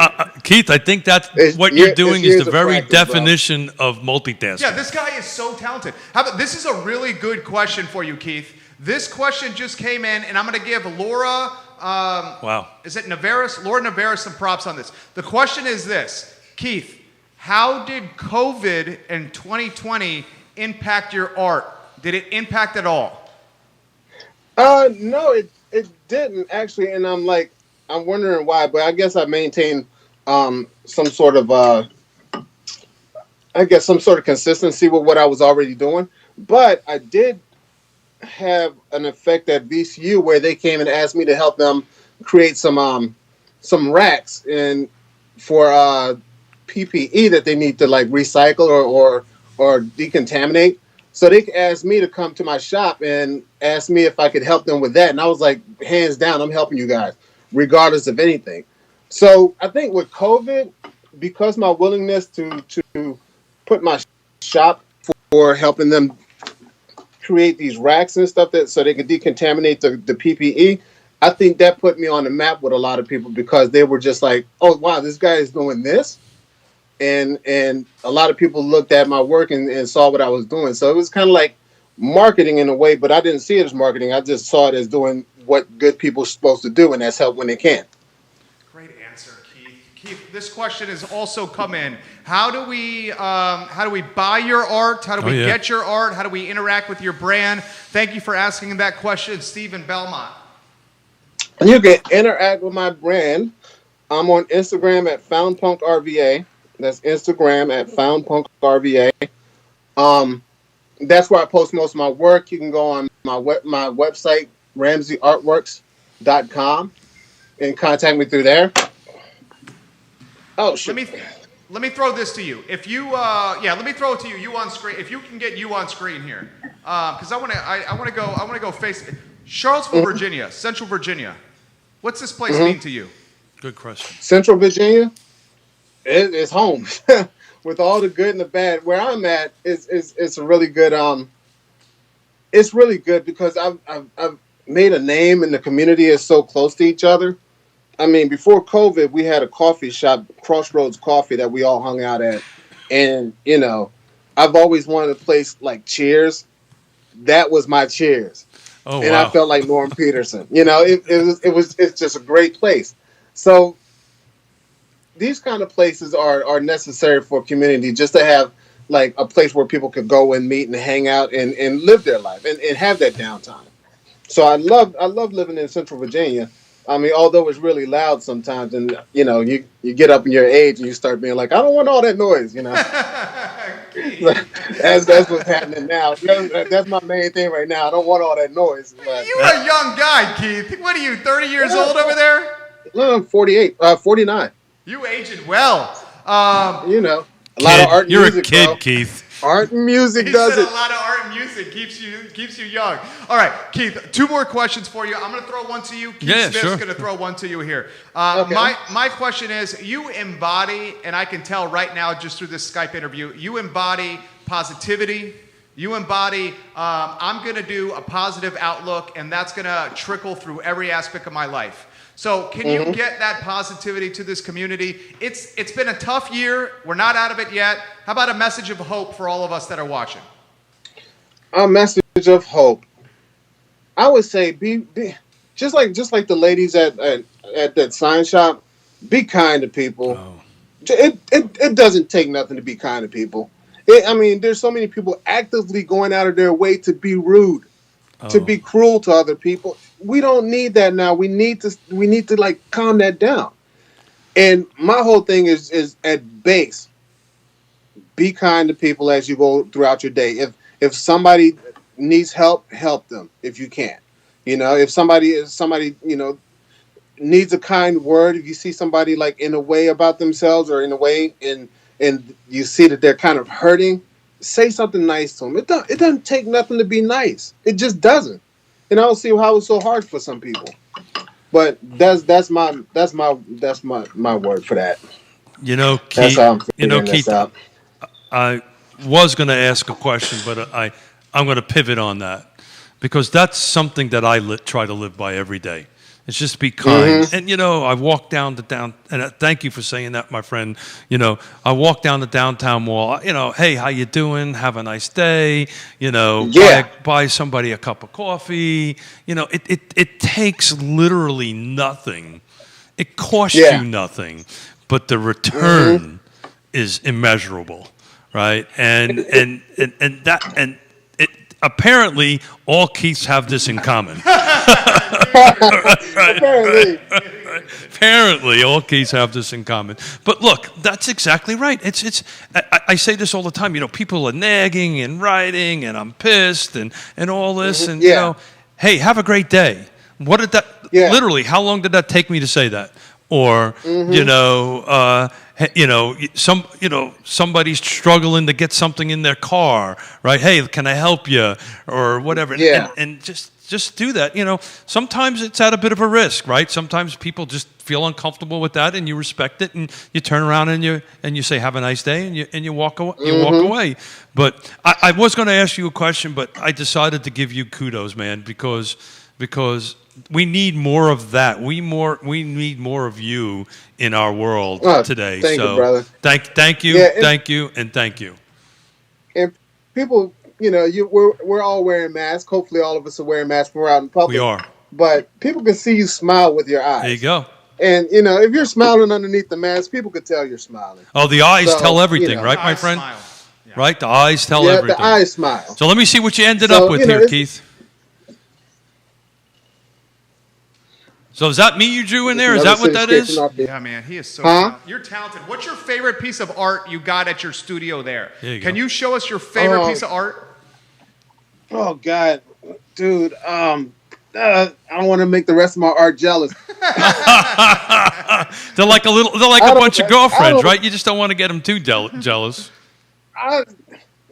That's look here. How You can know what? ask me that? I can Look at answer how that much for art you. is in here. Okay. I think I found one. I think I know one. There you This go. piece, this painting back here, it's painted in oil, and it was years ago. This was painted back in the early '90s, and I don't paint like that with that much detail. But this is the painting that just kind of makes me want to go back to painting that way, because this feels like I was channeling pretty much like the old masters and when it was painting with the highlights and the shadows and stuff like that. And this piece is just like so out of the ordinary for me, and I love it to death. So maybe this piece right here. Maybe this piece right here. Keith, you are fabulously talented. You have raised in close to $1,000 during this segment alone. Thank you, Keith. Literally, close to $1,000. I'm about to give this update. Keith Ramsey, close to $1,000 in his 20 minutes on this program. People love you. I haven't met you, and you've made this show better. Thank you. Keith, thank you. before you jump off, No, Keith, y'all doing a good job, man. Keith, Y'all before doing you great over there. Before you jump off, next time I'm in Richmond, I'm going to look you up, and we're going to go out to my favorite restaurant in Richmond called Pearlie's. I love me a little matzo ball soup. Yeah, go over there and get a sandwich. There you go, buddy. Hey, Keith, you have a good one. Yeah, you guys too. You're doing a great job, man. Y'all have a great day. Thank you, Keith. Same to you, my Yeah, friend. thank you. Keith Ramsey, and we are on time here, Kelsey. We got the legend in the The man. house, Quentin Beckham in the house. Are we doing a prize package before Quentin, or are we going to do it after Quentin? Okay, thank you very much, Kelsey.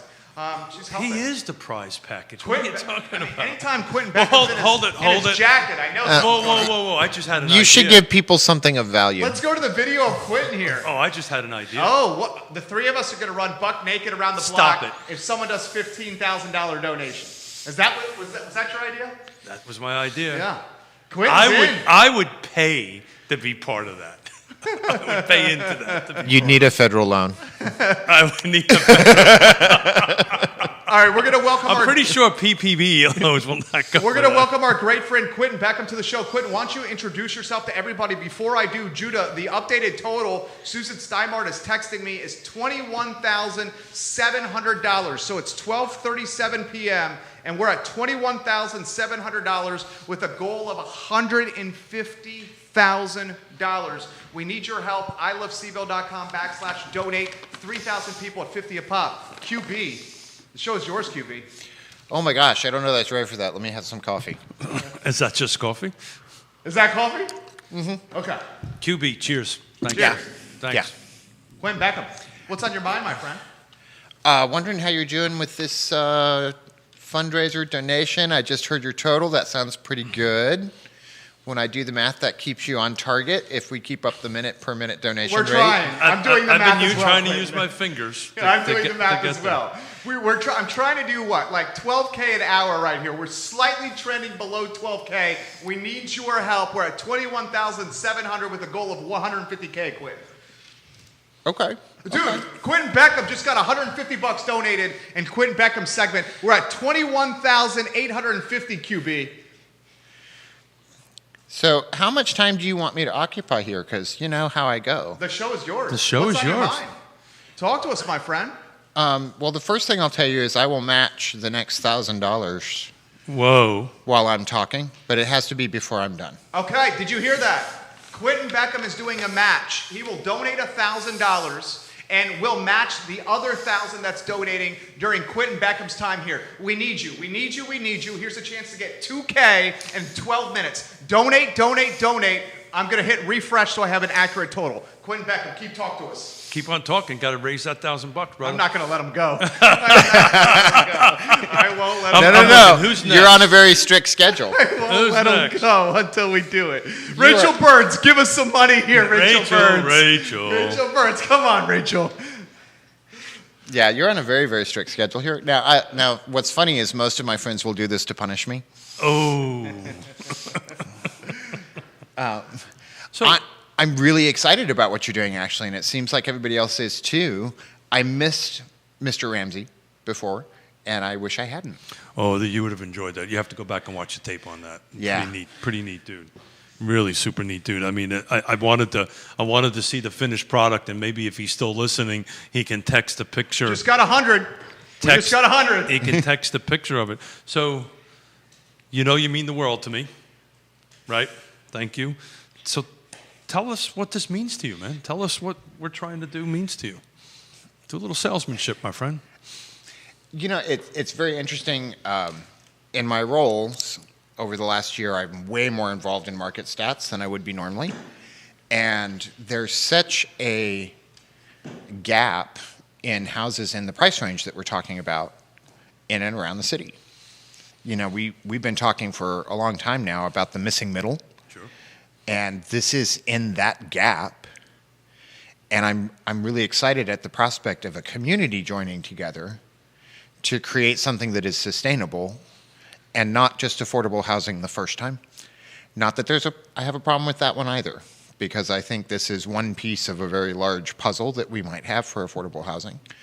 And it also sort of speaks to my history in Charlottesville. My first and some of my best memories and friends are from 10th and Page. Yeah. When I first moved here this time around, that was where I lived with a really good friend of mine. I have a set of friends that live not far down Page Street. One of my really good friends and his wife, Paul and Michelle, they lived across the street from the lot that we're talking about. And my experience on that street was really one of a neighborhood. We knew our neighbors, people walked by. It was a diverse population that if you sat on your front porch, you made friends. Cool. And you got to know people, and they participated in your life, and they recognized when you bought a new car. Their kids would come in the driveway sometimes to get their bike fixed. We were a bike group for a while, and so we had bikes out in the driveway, and they would come by. And it was just it's a really lovely and beautiful neighborhood with a really good cross-section of Charlottesville. And I would love to have housing in a price point that continues that tradition. So one of my personal goals for today, we need this 150 to acquire it. We just got Barbara Lundgren. Barbara Lundgren just gave $50 4 minutes ago. Barbara Lundgren, we love you. We love you, Barbara. Nikki Thank you. Chambliss just gave $200 1 minute ago. I know because I see the timestamps. And Elizabeth Beth Hyder, who wants to see Quentin Beckham open up the pocketbook and the wallet here, just gave $100. So Quentin, we have 100 from Beth. Dude, Jessica Russo just gave $102.55. So Keith, I need your help here. We got 200. We got 200 from Nikki Chambliss, 50 from Barbara Lundgren, 100 from Beth Hyder, 102.55 from Jessica Russo. That all happened since Quentin Beckham has sat down. So that's roughly, Quentin, you're better at this, what, 400, close to $500 there. Yep. So we're halfway there. And we just extended you 10 minutes. So we're halfway there. It's funny. I've been talking to Nikki back and forth over the last 48 hours, and I'll bet you she chuckled as she hit the donate button. She did it because of you. We're not quite at 500. We're a little short of 500. Okay, We're going to get there. Okay, so we got room for 5 and some change still. We got a little bit of room, but Quentin, we're going to let you talk for as long as you want because the gentleman that's coming up next, Eddie, is a rock star. The gentleman that's coming up next is Don and Marshall. I'm sorry. Not till 55, so we got 11 more minutes with the man Quentin. Got Am the I wrong seeing sheet. That way? Yeah? Okay, cool. Fantastic. So we could do that giveaway after and catch up to that? Okay, fantastic. Quentin, you're carrying the show. Oh, my goodness. So what many of you may know is one of my original connections to my best friends in Charlottesville is from a charity group that I'm on the board of directors for. Oh, he's getting excited. James Atkinson. Is that your friend? That's just luck of the draw. James Atkinson, 1 minute ago, 102.55, Keith. 102.55 from James. You keeping track for those? I'm doing it now. Okay. 102.55 from James Atkinson. I think we're going to do it. I'm looking at this. There's a board that I sit on for a group called Charity Treks. And it's been around since 2002. And every year we've done one of these long bike rides that raises funds that we donate as unrestricted seed grants for HIV vaccine research. And so we're going on however many years it is now, almost 20.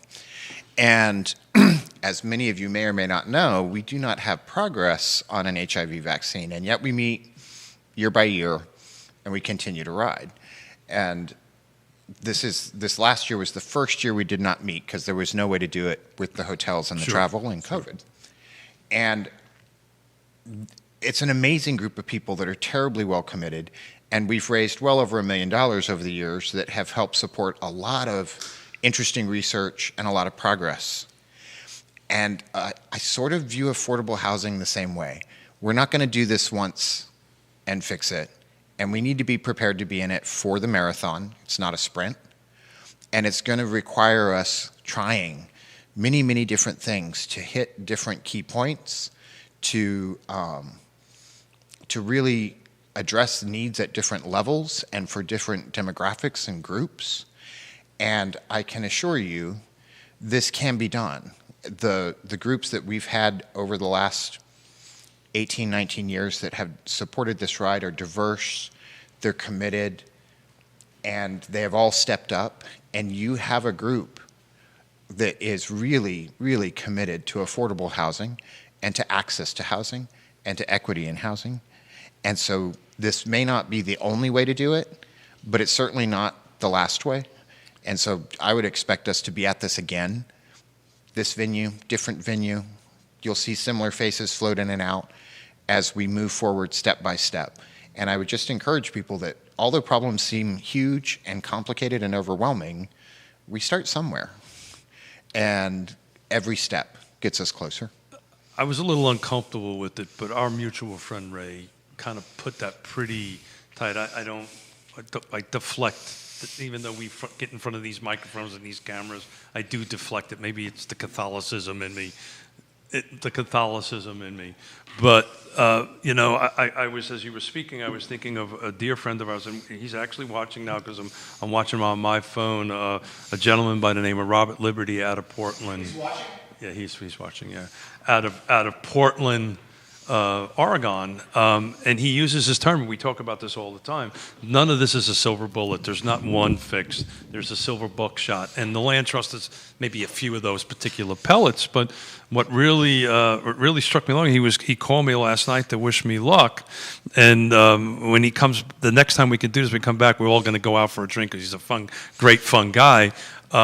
He was telling me that in the Central Valley of California, your home state, 500,000 is defined as affordable. Wow. Yeah. That's just insane. But, you know, what I love about this and what I'm personally most passionate about this, and it's just one of these silver bullets, silver pellets on it, is the forever affordability of it. And that's a piece of this component that we really need to try to drive home during the course of this, at least from my perspective, of this 12 hours that we're working on, is that this is going to be forever affordable. So these first 5 families that come in here, he's smiling. Dude, I'm backing away. You are a good man. You're a good man. Bob Hughes. He's just happy with me because I'm wearing the jacket he likes. Bob Hughes, another agent. Clearly, you're a good man. Bob Hughes, 5654. We love you, Bob Hughes. You may know this person, Lori Jacobo? Yep, she's another agent. Lori Jacobo, am I saying her? Lori Jacobo? Yes. Did 100. So we got to add 100 and 5654 to that. Quentin Beckham is matching as long as he's here. Quick math. Do you need the calculator here? Those are some tricky numbers over there. Where are we at? Roughly? I'm rounding, brother. Yeah, round up. Round up. No, I'm rounding down. Oh, okay. In this case, I got to teach you how to negotiate. Okay. I'm rounding down so we get a little bit more money. So did you say 100 and 156? The last 2 donations were 100 and 5654. 56.54. From Bob Hughes. Quentin Yep. Beckham's matching until he leaves. 6 minutes still here with Quentin Beckham. The Jefferson is right around the corner with some We're musicians. around 700, guys. We got a little bit of Got picking up. $300 to go. They got $300. And Bob to Hughes pick is a really nice guy, and I want you to know the snow is his fault. He has snow lights. He turns them on, and It's it his fault. snows. So then I think Bob needs to donate more than $56. Well, I'm fond of the snow, so I'm not complaining. But it's Bob and his snow lights. The snow lights. Yes. You have to explain snow lights because I don't quite understand snow lights, but You have to get to know Bob. there you go. It's Yeah. a secret. It's a secret. Bob, Yes. you have to let me in on your secret on snow lights. So we're a little north of 700, not by much, but we're a little north. So we got Chris Henry just gave $500. Chris Henry. You rock. Chris Henry. Chris Henry.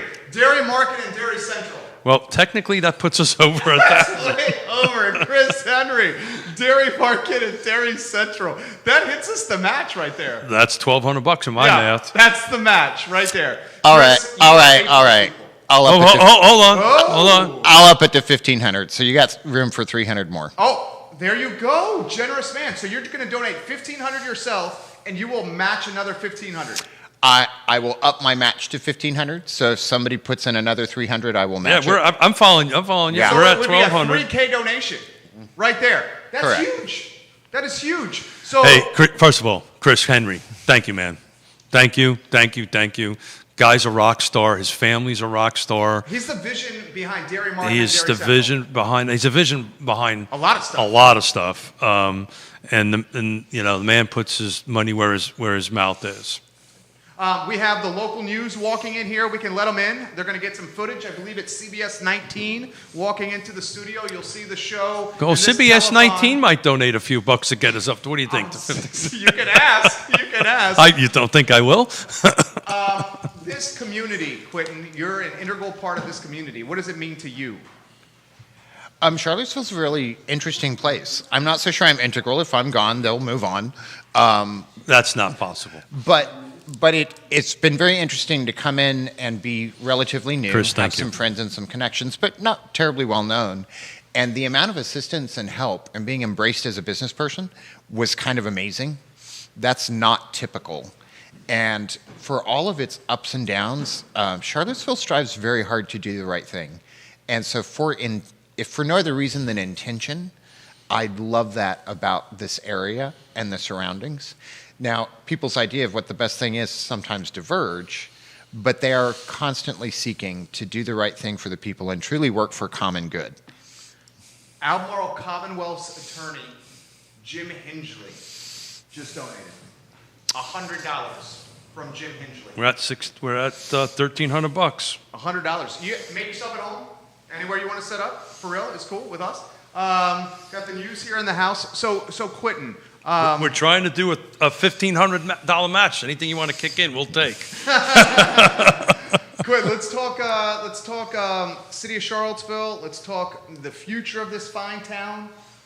Where you want to go, what we want to see, what we want to do. I want to do more of what we're doing right now. There you go. My favorite thing about real estate has been that it is accessible to everybody and how it weaves into the fabric of a community and our potential to participate in that. You know, yes, we sell homes, but that's sort of incidental. And there is a real movement within real estate as an industry to have a margin, but to use that margin for a mission. And it's something that I can readily embrace and really see in action around us in people that you've talked about that have donated, and agents across the industry, and developers that are constantly looking to how to make living more accessible, more affordable, and a higher quality for all of the residents across the city. He's the man.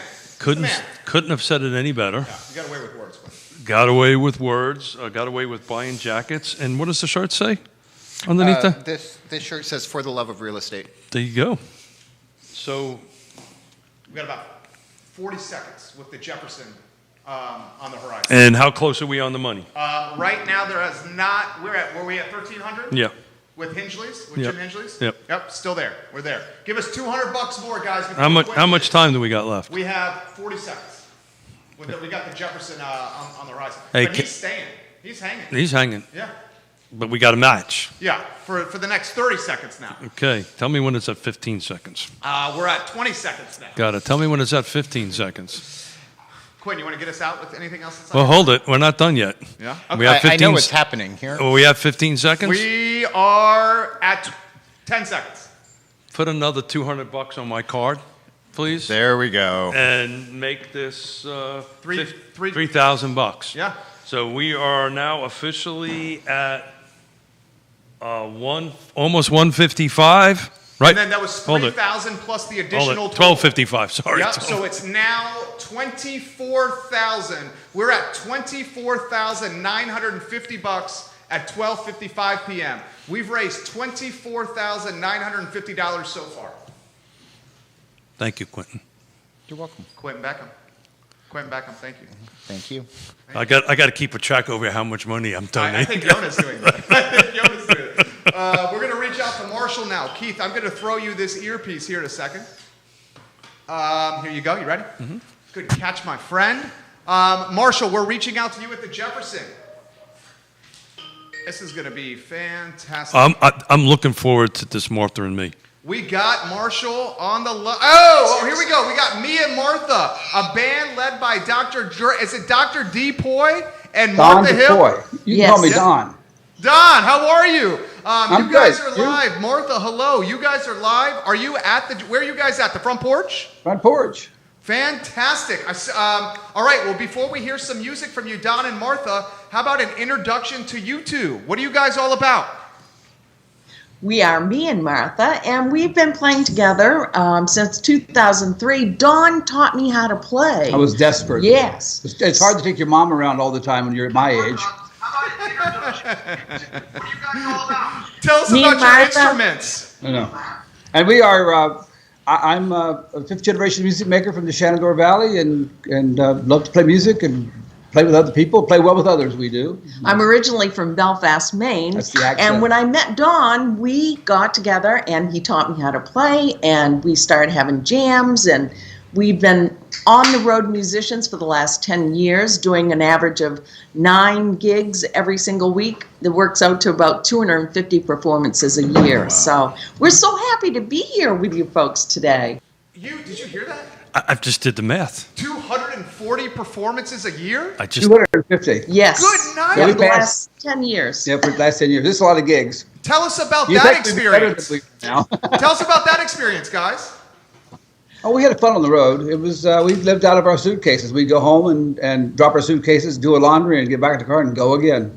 And we'd always stay at friends' houses and jam and play some music with them. And so it was very well organized. I would book things so that we could take walks and we could enjoy our trip and do a lot of gigs. We did gigs here in Charlottesville, as a matter of fact. Yeah, we brought a lot of music to folks that ordinarily wouldn't see a live performance. We've been getting grants from Virginia Arts Commission as well as Virginia Tourism because we run something called the Shenandoah Music Trail.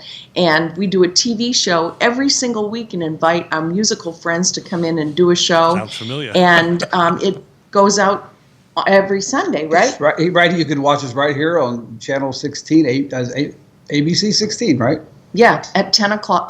WVAW. And then in Harrisonburg, it airs at 8 o'clock on Sunday mornings. Sunday mornings, channel 43.1. So it's our way of connecting musicians to their audiences. And our studio is at Frontier Culture Museum.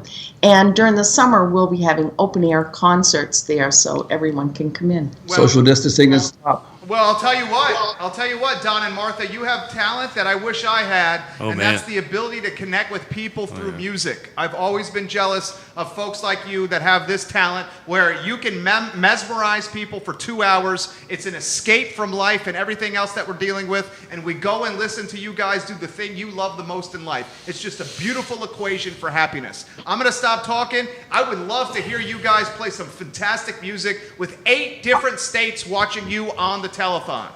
I got one more thing to throw out to you before you leave. Please. I can teach you to play the banjo in 1 hour. You can have banjo and you can spread the news too. Did you, Don, did the banjo help you get girls? No, it's not a chick magnet. I got Martha otherwise. She saw my sailboat. She said, I love your boat, but you I'm not sure about. We ran a sailboat charter business in the summer in Maine for 7 years, and we would teach school in the winter and sail and do charter business during the summer. We came here to play music. You guys are the cutest thing ever. We're going to try to play. Yeah, give us some music. Wait. That's good.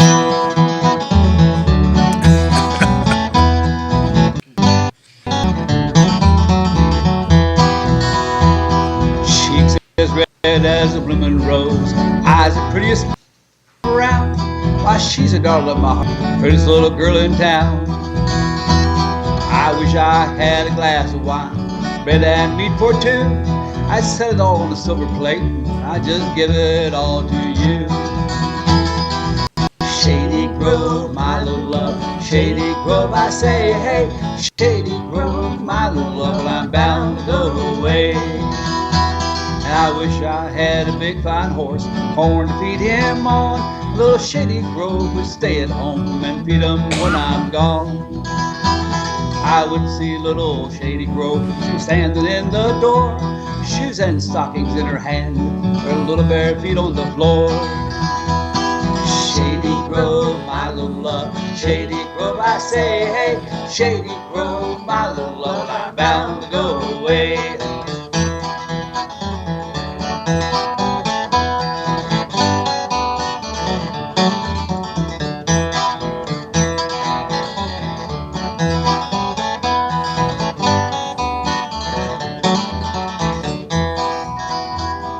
When I was a little boy, I wanted to borrow a knife. And now that I'm this great boy, I want Shady Grove to be my wife. One kiss from little Shady Grove, sweet as brandy wine. Now there ain't no girl in this whole wide world that's prettier than mine. Shady Grove, my little love, Shady Grove, I say, hey, Shady Grove, my little love, I'm bound to go away. Shady Grove, my little love, Shady Grove, I say, hey, Shady Grove, my little love, I'm bound to go away. That was beautiful. Bashir is watching. Bashir, are you in Florida? I think he's watching from Florida. Beth Hyder loves what she's hearing. Get this, you have folks in Nashville watching, literally saying, I love this music. Tell us about some musical influences of you guys. Thank you. Our musical influences? Well, I grew up in a musical family, so with my mom and dad, and all of my family actually played music. I did not know that people didn't play music until I went to college. I really thought everybody played. When I met Dawn, I had played flute in the band, and I thought my soprano voice was excellent. My voice! And he said, honey, that ain't going to cut it. In bluegrass, you're going to have to find a different voice. So it took me 3 years to find a different voice. So There's a song called Take Me Back to Tulsa. this is a jam song. We go to Washington, D.C. and meet up with the folks on O Street. Mansion on O Street. Used to be an old CIA hangout.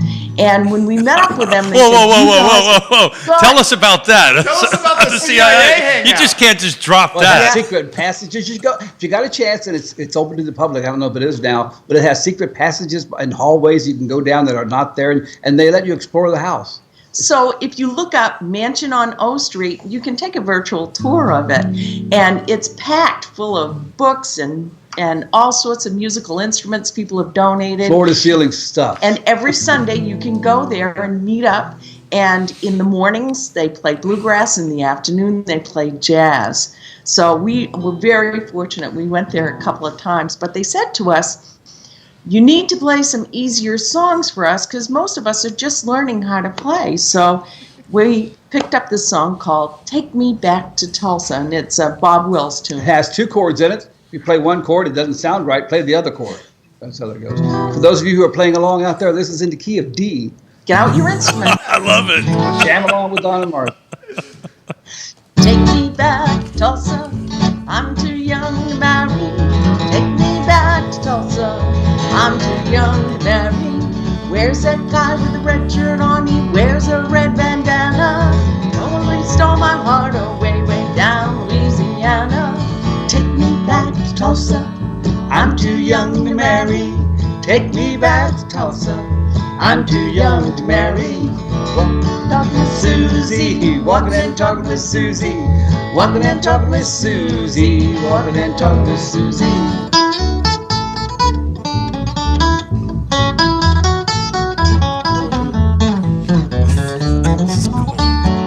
Lily sucks the blossom, big boy gets the honey.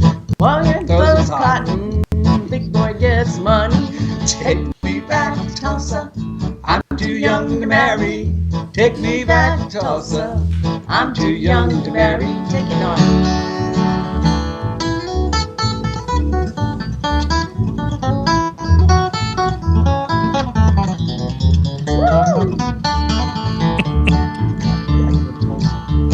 Would I like to go to Tulsa? You bet your boots I would. Drop me off at Archer's and I'll walk down Greenwood. Take me back to Tulsa, I'm too young to marry. Take me back to Tulsa, I'm too young to marry. Take me back to Tulsa, I'm too young to marry. Take me back to Tulsa, I'm too young to wed thee. Now that needs a round of applause. You guys are so talented. Hey, we got a question for you here. My buddy Keith Smith. Okay. My buddy Keith Smith has a question for you here, Keith. You ready for this? Okay, Keith, let's tell us all. Well, I just was wondering, how did you end up with such a gorgeous lady that plays a stand-up bass? Because I've just heard that, you know, stand-up bass ladies are all that. So how did you end up finding that stand-up bass gorgeous lady? Well, it's an interesting, easy question and good. My mother played bass in the family band for 50 years. She was also recognized by the International Bluegrass Music Association. Yeah, IBMA. So she walked into the house one day, and there was a bass sitting in the corner when Martha first met her, and she looked at me and said, "Somebody better be playing that bass soon, or I'm taking it home with me," because it was her bass. So Martha said, "Is she talking to me?" She can't be talking to me because, you know, I was an older learner. So she... I was 46, yeah. So she started playing the bass. I actually wrote a book called Music Maker Guide because Martha was playing the bass. I said, geez, a lot of people could probably use this information. So all the stuff she was learning, I was putting down into a book to show her how to do it. So I have the book somewhere. So he was very patient. You know, I said, I really can't learn how to play the bass because I'm so mature. And he said, well, just play one song at a time. And so he started me out with these first two strings. Take me back to Tulsa. Yeah, and he very patiently worked with me all this time. So He's a great partner, great teacher. He teaches at Eastern Mennonite University as an adjunct professor. He teaches all the bluegrass You guys are instruments. all So that. If you can't learn, Don has a system that works I do. really well. I taught a 93-year-old gentleman how to play the banjo, so there's nobody who could use anything as an instrument. I'm almost. Cold Spring, this is a telethon, so. If you have Vimeo, we're- you can yeah. find us on Vimeo at TJCLT/home, HOME. For Bento donations. Yeah. What was that? That was great, Don. You guys are gonna love this. Don and Martha, are you ready for this? Ali DeGuardio just donated $350. Ali, thank you. Because Don and Martha are such talented musicians. Thank you, Literally, Ali. that's what it says. Thank you, Ali. $350. I thought they were paying to get us off the air. No. We're not going to do that just yet. My note. There's a song called Miss Molly. So wait a minute, we picked this song up from different musicians. When musicians play together, they steal each other's songs. And John Spear did this song. We heard him do it. He's local here in Charlottesville. So Miss Molly. So here it is. When did we play? I'm gonna stand up for 1, this 2, one. 3, play.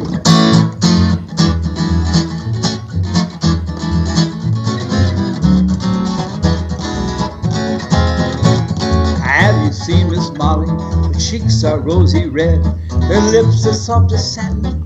Tastes like gingerbread. Oh, me. Oh, my Miss Molly, I'm in love with you. Me, oh, my Miss Molly, won't you say you love me too? Now, when Miss Molly's smiling, the sun it dims the spell. And when she sings, her voice is like a little silver bell. Oh, me, oh, my Miss Molly, I'm in love with you. Me, oh, my Miss Molly, won't you say you love me too?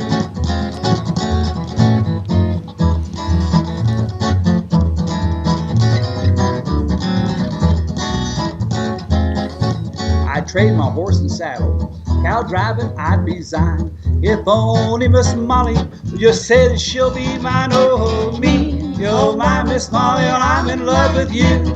Me, oh, my Miss Molly, won't you say you love me too? Now listen here, Miss Molly, I've told you this before, and even though I've told you once, I'll tell you just once more. Oh, me, oh, my Miss Molly, I'm in love with you. Me, say you love me too. Oh, me, oh, my Miss Molly, I'm in love with you. Me, oh, my Miss Molly, won't you say you love me too?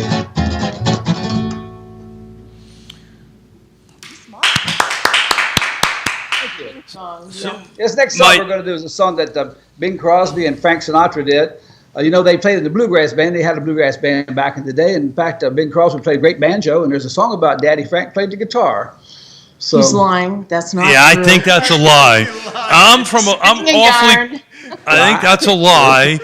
I think that's a lie because I've been in and out of I think Bohoken. anything you say is true now. So we're gonna send out a lot of love to everybody out there that's listening. This is for and Valentine's Day. we know that Happy Home has a lot of music in it and a lot of love. So this is it.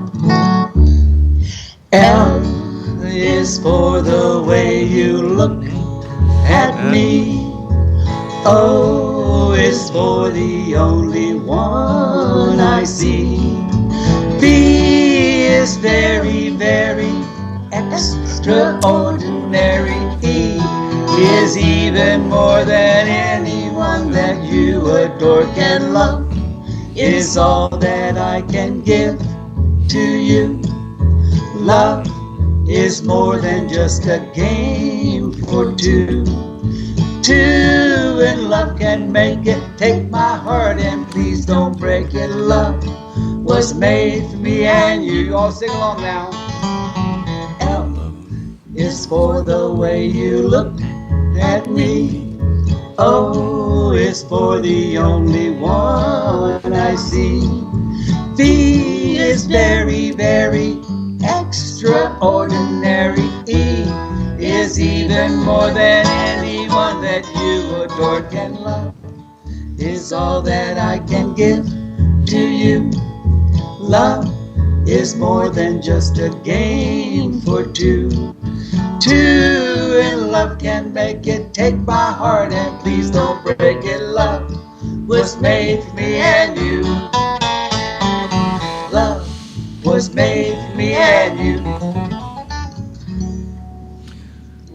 So I need to interrupt you for a second. Where are we at with our total? We're actually texting with Susan now. Texting with Susan her now. I should have an update soon. So Sunday is Valentine's Day, and I want to throw an extra $200 into the thing for that song as a dedication to my wife, my better 7/8. So what's your wife's name? My wife's name is Yona, She's watching. and she's watching. Yona. And Happy Valentine's Day. and Oh yeah.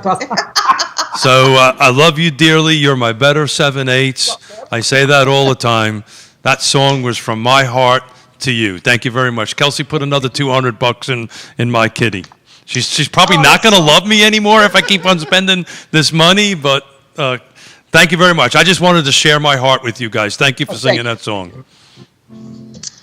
Well, Dora and I are members of America's Old Time Country Music Hall of Fame, and nothing says I love you like This song. this song. My heart skips a beat. Ooh. My heart skips a beat when we walk down the street. I feel a trembling in my knees just to know you're mine until the end of time makes my heart skip a beat. Well, I did a double take the day I met you. My heart turned to flip as I stood next to you. That's true. And I knew right then I'd never forget you. For you are my every dream come true. And my heart skips a beat when we walk down the street. I feel a trembling in my knees just to know you're mine until the end of time makes my heart skip a beat.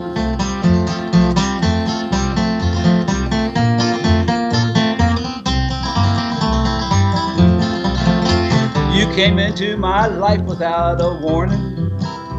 You turned my cloudy skies from gray to blue. I see some clouds up there. You're my sunshine that comes up every morning.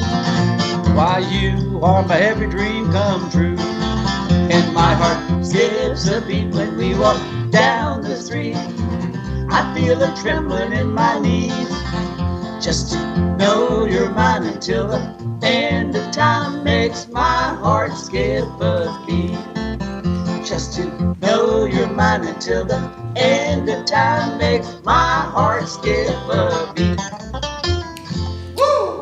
Well, we just got a text from, I'll let you give that number. Which one? The one that you just texted me that came from Susan. Susan Steinmart is keeping track of our total, and you guys are going to appreciate this, Don and Martha. You guys are such good musicians. The donations are coming in, and ladies and gentlemen, at 1:15 p.m., we are now at $28,500. $28,500. Judah, let's get it on screen. So far, $28,500. Keith Smith. Yeah, so the notes that we have on here, it was music, performance, and storytelling, and I love to tell stories.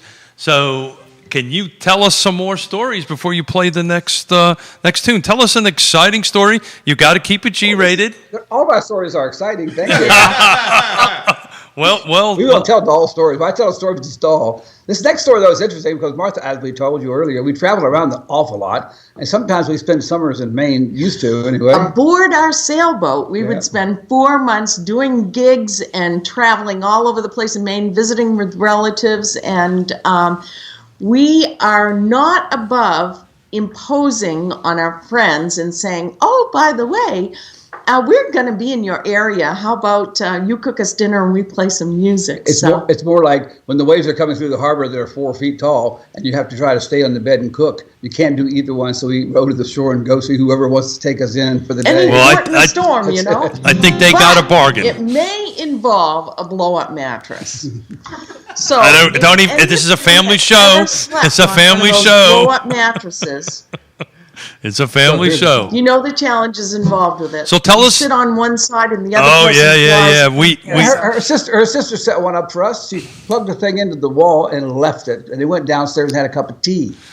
So I decided I would lay down on the mattress. I laid there because I was exhausted, and Martha comes in and plops down on that mattress, and I went straight up in the air. It was like being on a trampoline.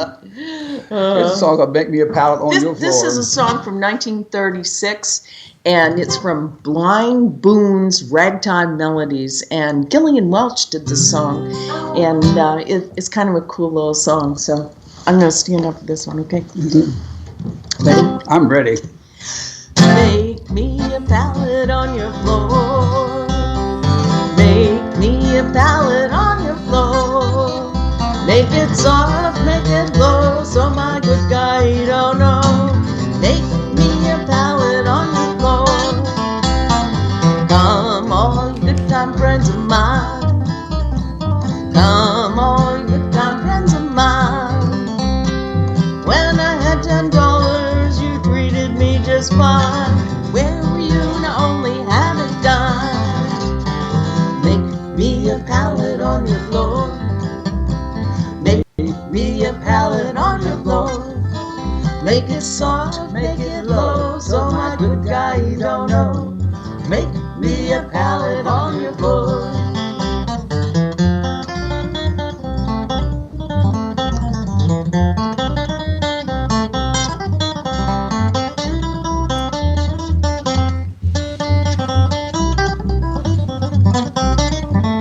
Gonna make you a red hot meal. I hope so.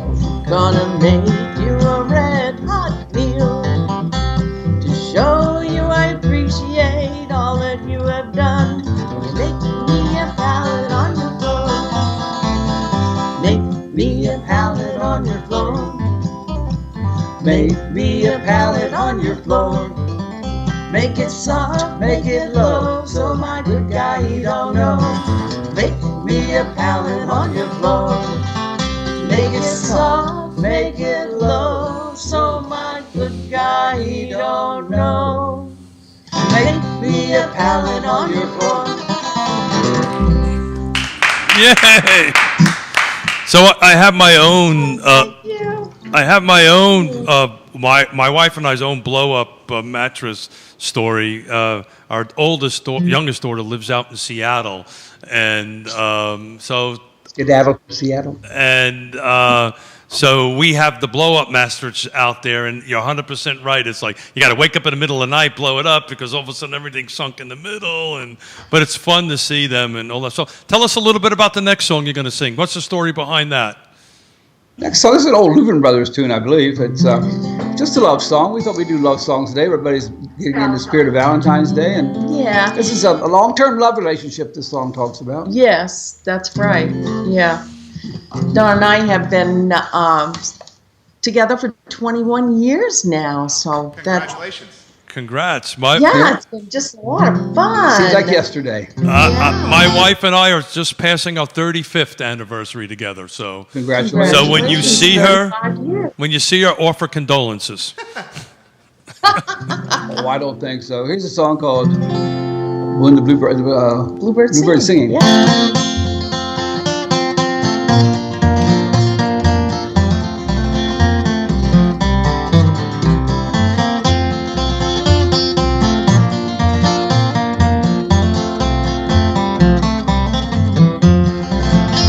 Well, I met a girl out in the hills who gave my lonely heart a thrill. Her beauty seemed just like a breath of spring. And when I looked into her eyes, I thought of bluer summer skies. And when she held her hand in mine, I heard the bluebird sing the sing of wondering. Wondering if he loves her. Will she marry? Marry if he'll ask And her. will her heart be True for him. for then and evermore? And when she's lonely, Lonely is he near and her. when there's sadness, Sadness will he cheer and her. will they always Always be together to hear the bluebird sing? Well, I courted her for months on end until she promised we would wed. Planned on being married in the spring. All through the long cold winter months it seemed that spring would never come. And every gloomy winter day I heard the bluebird sing the sing of waiting Waiting for the sunshine. and the counting Counting every hour. until the bluebird Bluebird chirps his welcome into the world once more. And while we're waiting, Waiting for the we sunshine. keep hating Hating every storm cloud that has gathered gathered o'er the mountain. mountains to keep us far apart.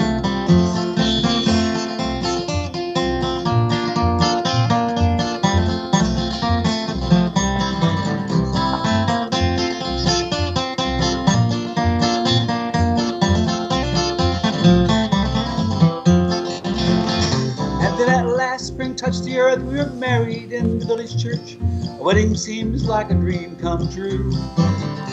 Though many years have come and gone, our love is still and true and strong. That's when I found her long ago, and still the bluebirds sing of loving, loving every hour that I'm married, married to my flower, and we're happy happy ever after. since the day we met. And though we're older, older love is sweeter, we grow fonder, fonder of each and we'll other. be sweethearts. Sweethearts close together. Dear the bluebirds sing, they sing of loving, Loving every hour, that I'm married, married to my flower, and we're happy, happy ever after. and hear the bluebirds sing. You Congratulations. guys are amazing. I got to tell you guys are absolutely the cutest thing ever. And so talented. Oh, talent. So I'm reading my notes that Susan was kind enough to put together for me. All lies. Well, I think this one's a good one. So you founded the Shenandoah Music Trail. So tell us about that. What is that all about? The Shenandoah Music Trail it's pretty easy. It's a nonprofit that brings together musicians and their audiences. And it all started because the anniversary of the first Bluegrass Festival was coming up in 2011, and we said we have to do something to celebrate it. So we were lucky that Luray Caverns in Luray, Virginia said, you know, the old Oak Leaf Park isn't available, but you're welcome to put on a Bluegrass Festival here. So we did every part of the planning and pulling 26 bands together and did a huge celebration of the first Bluegrass Festival, and mostly with the original people that could make it. Could come back. Yeah. So the first Bluegrass Festival was in Virginia. The first Bluegrass Day was in Virginia the year before the festival, and the first multi-day festival was also in Virginia. So what was those dates?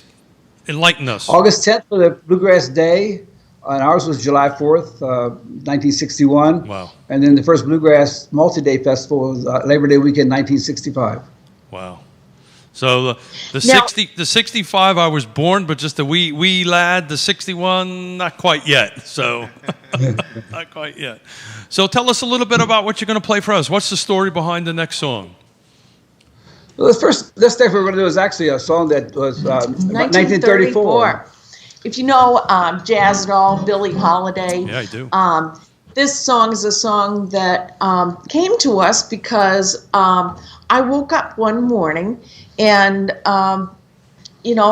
this song popped in my head and I sang out, Blue Moon. I was downstairs in the kitchen and said, "Martha, what was that?" Just out of the air. Ether. I said, I have no idea. I don't know the song. I've never heard of it.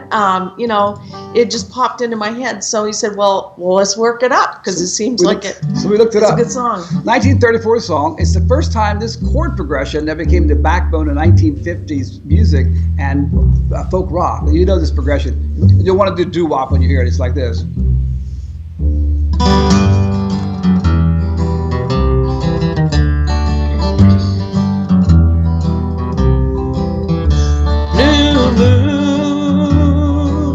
You saw me standing alone, without a dream in my heart, without a love of my own.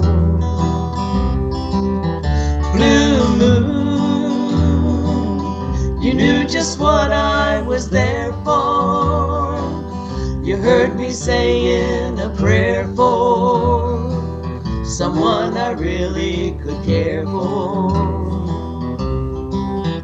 Then suddenly appeared before me, the only one my arms would ever hold. I heard somebody whisper, please adore me. And when I looked, the moon had turned to gold. Blue moon,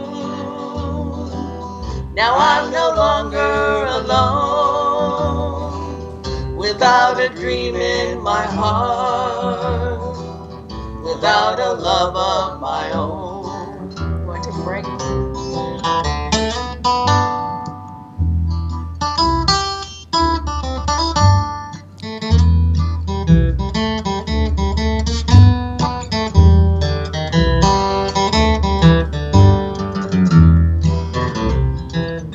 Then suddenly appeared before me the only one my arms had ever hold. I heard somebody whisper, please adore me. And when I looked, the moon had turned to gold. Blue moon, now I'm no longer alone. I got a dream in my heart and a love of my own. Blue moon.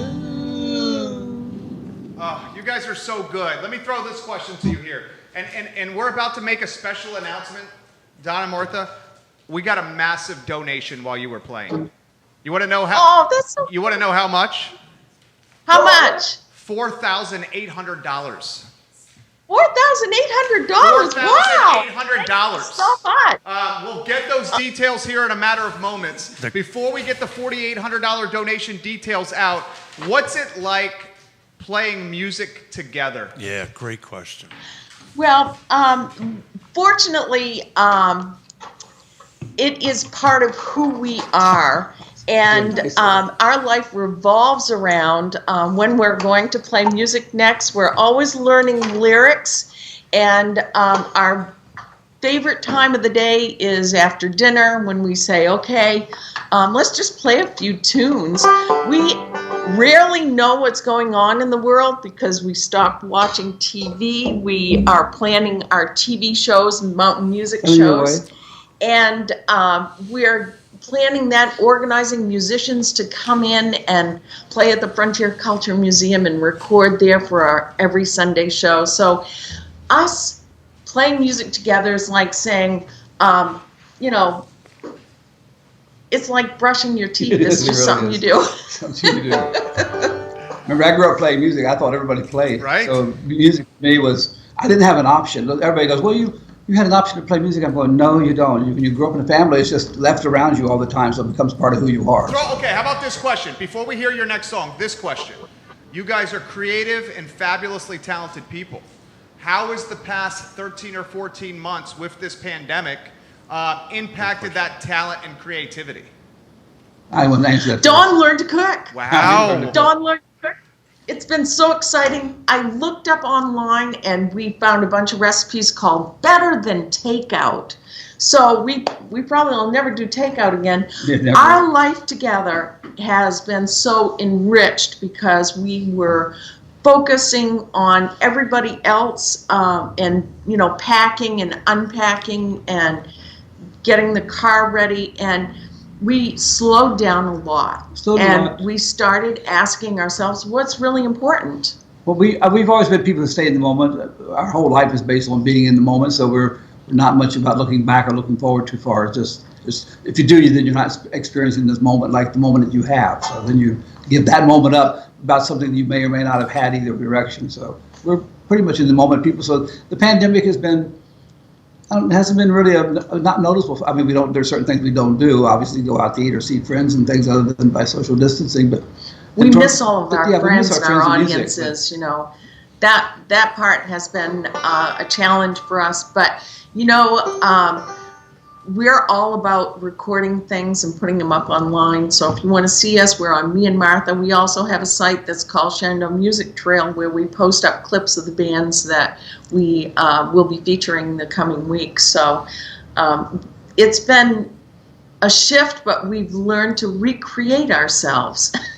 So before you guys... Yeah. We started doing the TV shows in large part because the audiences that we used to play for there was a gap. There was a huge gap, and they were being quarantined and locked up. We were playing a lot of nursing homes and senior centers at the time, and so they had nothing. So we started sending them DVDs free because we didn't have anything. They had no idea to get us. So we're still doing that. We still have a large following of them. Do this, Check out guys. So- Do this because we're gonna get this the word out about this $4,800 donation. This is the biggest single donation so far during the telethon, and I think it's a testament to your talent. Before we hear the encore and the grand finale, give us a message of hope and positivity for all those that are watching. If you believe in yourself and believe that you can't change the world, you might think about changing your own backyard. So those incremental, tiny things that you do every day to stay positive, those incremental things that you do to make each other's lives happier and more satisfying, it is a way of making the world a better place because you start in your own backyard. That was beautiful. Martha, you have a way with words. Give a donation for what she just said. Refreshing perspective. iloveseville.com/donate for this land trust effort. Guys, we're all ears. Give us the grand finale. TJCLT, is that it? CLT? We're putting Hyphen home. We're putting it on screen for you. Venmo, and you can donate there too. Donate. Affordable housing is something that we always believe in. I'm from Belfast, Maine, and originally, and there is a place there that they have developed this communal living. Everybody has their individual homes and they grow gardens in between the homes. So it's very near and dear to us. Don's banjo was a Deering banjo. It was given to him in 1993 because of a TV show that he did called Mainly Bluegrass. So thank you, Deering Banjo. Here we go. You ready? Let's do Cripple Creek. Oh, really? Yeah. Okay, this is a song that you will learn if you are a beginning banjo player. Yeah, goes like this. Going up the Cripple Creek, going in a run. Going up the Cripple Creek to have a little fun. Roll my britches up to my knees. Wade old Cripple Creek when I please. Going, goodbye.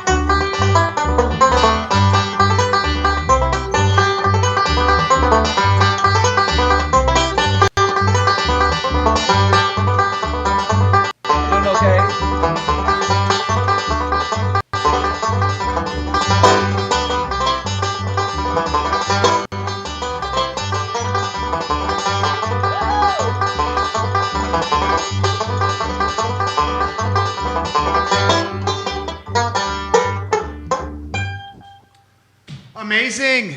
Amazing. Thank you. Amazing. Let me tell you this before we get you out of here, guys. Okay? Party Masters, who didn't leave a name, just donated $10. Katie and Mike Pearl just donated $102.55. Aaron Hill, $250. Alexandra DeGuardia, $500 donation. So since these people, since you guys have been on screen, we've had 502, 250, 102.55, $10.52, and what was the big one? 4,850. I think that's a little big. Yeah. Thank you so much for your generous donations. It means a lot. So I have a cue. We have about 8 minutes to play, or 7 minutes about. You guys. Yeah, one more. Okay. One more. Let's do. You want to do Cluck Old Hen or Night Train to Memphis? Oh, Night Train to Memphis. Oh, yeah. Well, yeah. Is it A, right? No, it's in G. Oh. Ready? This is a...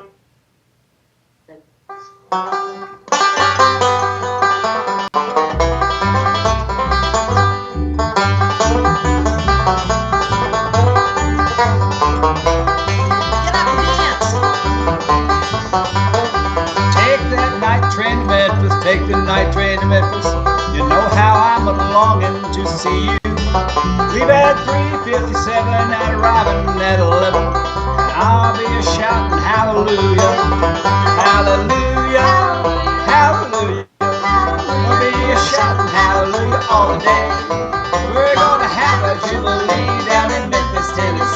I'll be shouting hallelujah all the way.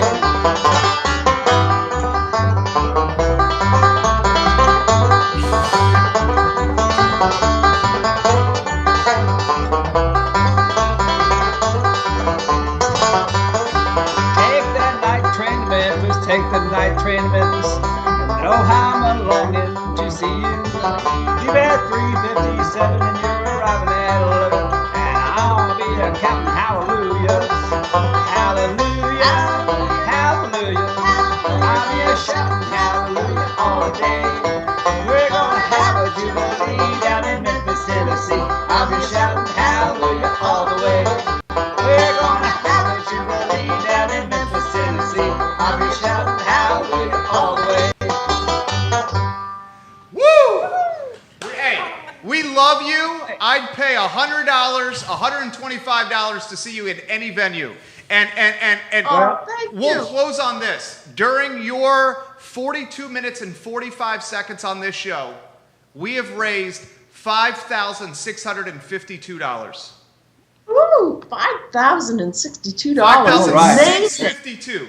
$5,652. I am truly grateful for you guys. Thank you our pleasure. Thank you kindly for joining us. Should we leave? Thank you for all your volunteers that have made this happen. It was really wonderful. Thank you so you. We much. got to give a shout out to this $4,800 donation. Thank you guys. Don and Martha. You guys have a good day. And Don, I'm going to look you up. You too, yeah. And teach me how to play that thing. He's going to play the banjo. You're going to do the banjo with him. All right. You want to give some props? $4,800. Got a text. Yeah. S.L. Williams. S.L. Williams. S.L. Williams and Company. 4,800. Donated 4,000. That's part of that total of 5652. I rounded it down a little bit on that. Some quick Marine Corps math. But S.L. Williamson, that's our largest donation to date. Dude, we just got another donation from Kelly. Is it Seppa of Nest Realty? Oh, Kelly's a rock star. You know Kelly? I know Kelly. She just kicked in $153.67. So that segment takes us pretty darn close to 6K. And with 6K on top, we are now... Give us a total, brother. I'm doing some quick math. We are now just under $31,000. We're at $30,900 at 1:39 p.m. $30,900 at 1:40 p.m. That is amazing. And we have another rock star in the house. I was just looking at the corner of my eye here, and Patty Zeller is going to bring us way over that number. She's got us cold beverages. You're on camera. Let's get that mic a little closer to you here. Okay. Judah, let's set her up. Kelsey, if you want to help her right there, if we could.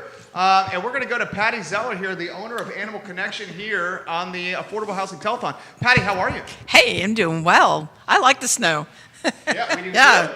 Yeah. We do too. How did the Subaru do in the snow? Oh, it's the official car of the Skeeter Sweet team. So, I'm everywhere.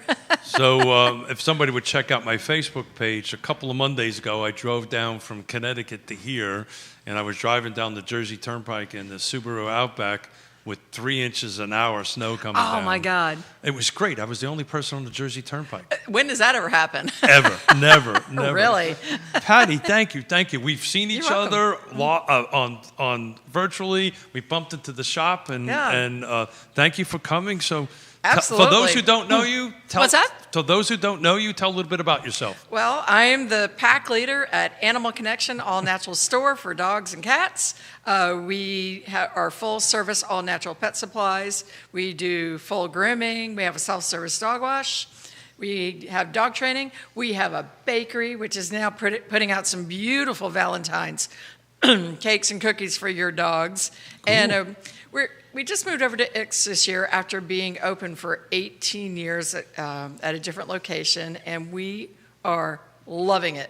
It is a super honor to be involved in a great pet community, and we're expanding and having fun. We're providing lots of events.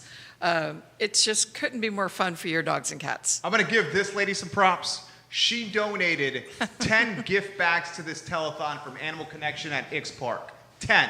Each of these gift bags, $125 value. She straight up put a $50 gift card in each gift bag and $75 of merchandise in each gift bag. Any donation you make to this telethon, and do it through ilovecevo.com/donate, you are in the running for all these prizes. This one right here is amazing. Give us the nitty gritty here. Wow. It's like 10 pounds. It's super heavy, isn't it? Yeah. I mean, I am so lucky to have great suppliers and friends in the business because I've been doing this for 20 years now. This is our 20th year. And so when I need something for an event, boy, people just can't wait to step up and donate. A lot of the things that you're going to see in these bags are things that are now in our monthly membership boxes, which are super fun. This is just a little preview, but this is a great way to try some things from our store. We're also launching a little program where if you want to be like a toy tester, treat tester, we have special boxes for you guys, and you just have to agree to do a little survey and tell us how you like them. So, if you're interested in doing that, you need to call me at Animal Connection and find out how you can be a toy and treat tester. Isn't that fun? Tell us the story of starting the business. She's Yeah. nearly 20 years of doing this in Charlottesville and Central Virginia. She started it out of her garage. I did. Listen to this, Keith. I This is did. a wonderful story. Well, I had owned an advertising agency for almost 20 years at that did not point. know In that. Chicago, Yeah, right? and, North Carolina, Virginia, and Chicago. Yeah. Wow. Right. And She's one of the best marketers I know, and that's no BS. I like, did not I don't know learned about from that. her in what I do. That is no BS. And that's Well, your business. That's my business, and I learned from her. well, you just never know where your life will take you. I mean, I was doing everything from NASCAR to Dunkin' Donuts to furniture to, to who Big knows time what. brands. What big brands? Yeah. exactly. NASCAR. Yeah. We need to I need to stop you for a second there. So Yeah. my lovely wife, she's from Austria, Yeah. and there's two things she loves, which I never could figure out: What's that? NFL And going Yeah. fast. and NASCAR. She loves going fast. She loves going fast. Yeah, Yeah, yeah. she's licensed to rally race in Europe. Oh, really? Oh, yeah. Oh, wow. She could drive a set of wheels off a car. Well, a lot of my clients at that time were automotive and industrial batteries, if you can imagine. They used to call me the battery babe because I could really take one apart and put it back together because I knew all the components. I had to advertise for them. Can you still do it? No, heck no. No? No, things have changed too much in 20 years. Tell us the Animal Connection flip book. This is an amazing story. Oh, so okay, all right. So, like how we literally got started. Like your aha moment. Oh, wow. Okay. So not to sound too woo-woo, but I had some problems with the horse I was riding. I didn't want to admit that I couldn't handle this animal. And someone was telling me about, oh, yeah, you can talk to this lady. She's an animal communicator. And I got kind of interested. And pretty much the horse told me to sit still and be quiet, and she would teach me how to ride. And that kind of got my attention. So after that, I decided I needed to learn how to do this little skill. It ended up taking me a year of my time really studying with Carol Gurney from California.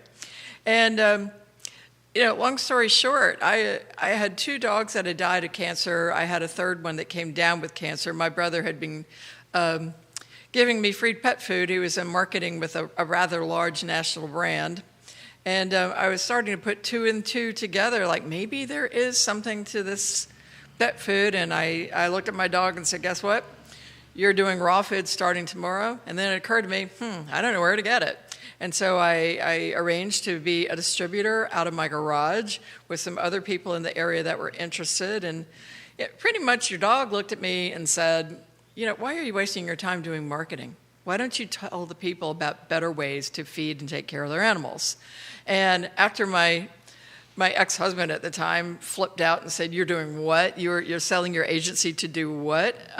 We ran the raw food out of the garage for a year with 3 freezers and then decided to open a brick and mortar store. And that was 20 years ago in October this year. So I have to tell a little story about Patty. Yeah. I know which one you're going to tell. This is a great story. And it's it's quintessential. And that's the reason I want to tell it, because it's very you. So Liza, the dog, who sleeps under the couch under the desk over here, is in love with me because I feed her treats. I'll literally walk towards the studio, and she'll see me in the corner aisle. She'll just wagging her tail out of that. So I was out of dog treats, and I was running late, and I bopped into your store, and I said, look, I'm running late. I got to get X Park, yeah. And I got to get it. And I tried to pay you, and you wouldn't take it. And you used this words, which was my store, my rules. Yep. And I said, I love you, and I ran out the door. But and Liza the dog was the beneficiary of it and ate all that stuff. Give donations for Patty Zeller and her conscious capitalist spirit. She's a social entrepreneur. Susan Steinmart literally is texting me now. There we you just go. got another $500 donation since Rock Patty on. has been on air. We're at $31,400 at 1:47 p.m. That's awesome. I would also love to give somebody one of your phenomenal prizes. Oh, let's do it. We have. Let's do it. Patty Zeller, Animal Connection, has given 10 gift bags to this telethon. Each of them has a $125 value. They have They a are $50 super nice. gift card and $75 of merch. Amazing. Yeah. It's a $125 total value. Let's do it. So if Give you one away. donate, you're in the running for prizes, That's right. including a car that we will do at the end of Oh. this telethon. You So really like that squeaky toy, don't you? We're going to give Oh my this gosh. one to Kathleen Chapman.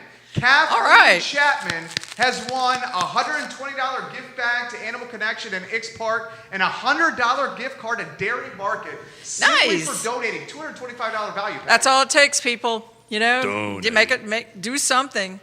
Do something. Talk to us about this community and what Yeah. it means to Oh you. my gosh. Well, I was just going to go back on what Keith said, and retail is so much more than just selling stuff. I mean, community is everything if you're in a retail business. And Jerry, you and I have talked about this before, that for retail to really survive from online sales and from crazy things like COVID pandemics and things, a retail store has just got to do more than just sell stuff. I mean, you've got to connect with your people and their animals, their families. I mean, we know their dogs' names probably more, sometimes more than we didn't know the customers' names, but you've really got to make connections that way. And I thought about this because when I started my store, I wanted to name it Animal Connection for that reason. And just to watch how that has developed in the last 2 years, and especially with our move to Ix. I mean, what we are really creating is not just a store. We're a place where you can get your dog trained. Are you ready for Right? this, Patty? Oh, what? Go. Are you ready for Yeah, this? yeah. Diane and Larry Miller just gave 102.55. Oh, So wow. let me give a shout out to Diane and Larry Nice. Miller.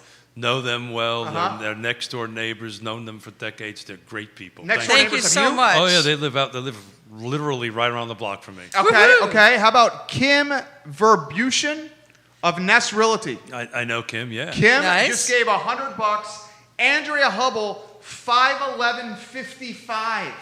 That's a very interesting number. 511.55 cents. I like that. Andrea Hubble, amazing. Thank you. That's an Amazing. interesting number. Patty, since you've come on air, we've done over almost $750. All right, let's keep it going, folks. Amazing, amazing, amazing. Talk to us about Dog Fest and how you've taken the retail Right. experience and made it omni-experiential Ooh, that's our retail. big word for the year, isn't it? Omni-experiential retail. So we started Dog Fest 8 years ago, literally with a couple of tents out at Dardentown Park and a couple of rescue groups and one of the vets, and decided, you know what, we need to let people know what's available in Charlottesville for people and their pets. And so we had a nice afternoon with a cookout and games and dogs and let them all play in the dog park.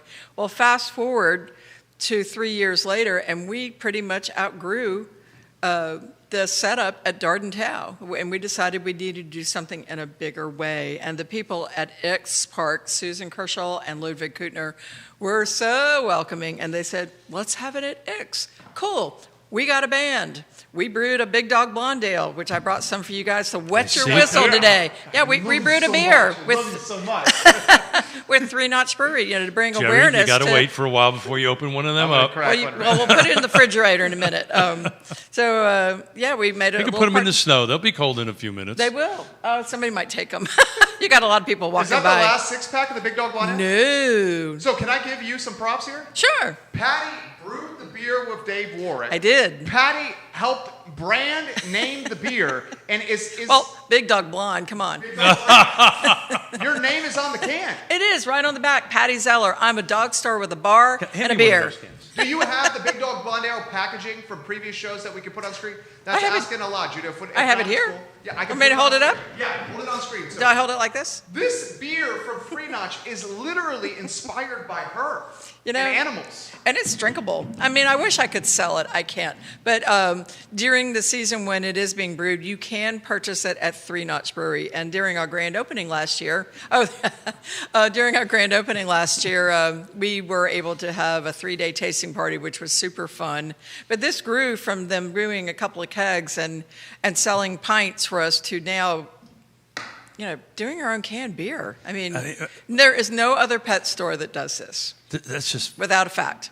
Just absolutely awesome. Just like nobody else in the country is doing what we're doing now. We did some research. I mean, the best we can tell, nobody's doing an on air. You just got another donation, Patty Zeller.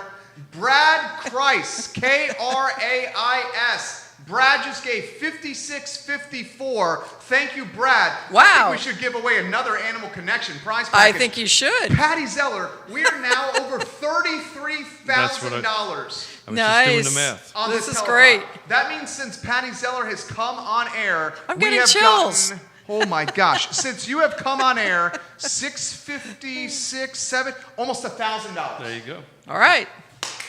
Yes. Patty Zeller, We like this. Can we give away another bag? Yes, you can. Okay, so it's your show. $125 value, Animal Connection, X Park, $125 value. $50 gift card to Animal Connection and X Park, $75 of merchandise to Animal Connection and X Park. We will also include a central battery by Word of Mouth Auto Change. Whoa. I mean, this is serious. The winner, can you give me a You might need a battery today. You ready? It's pretty cold out there. Should I do it too?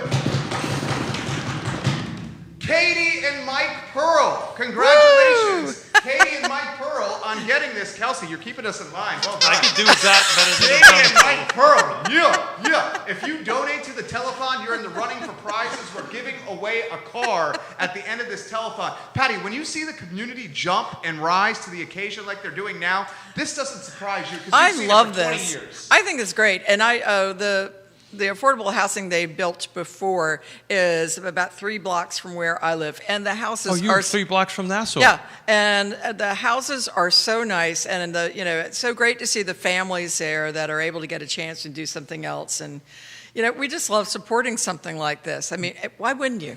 One of the neat things about those Yeah. homes and the ones that we're going to build on 10th and West Yeah. is they have their little gardens in the back, and it's really cool. Perfect. Really You cool. know? Really cool. At-home gardening is a thing, and I know because I have 8 raised beds in front of our house, and we grew so many vegetables over the summer. It can save you a lot of money. You're doing something organic for your family. So We had extra to give away.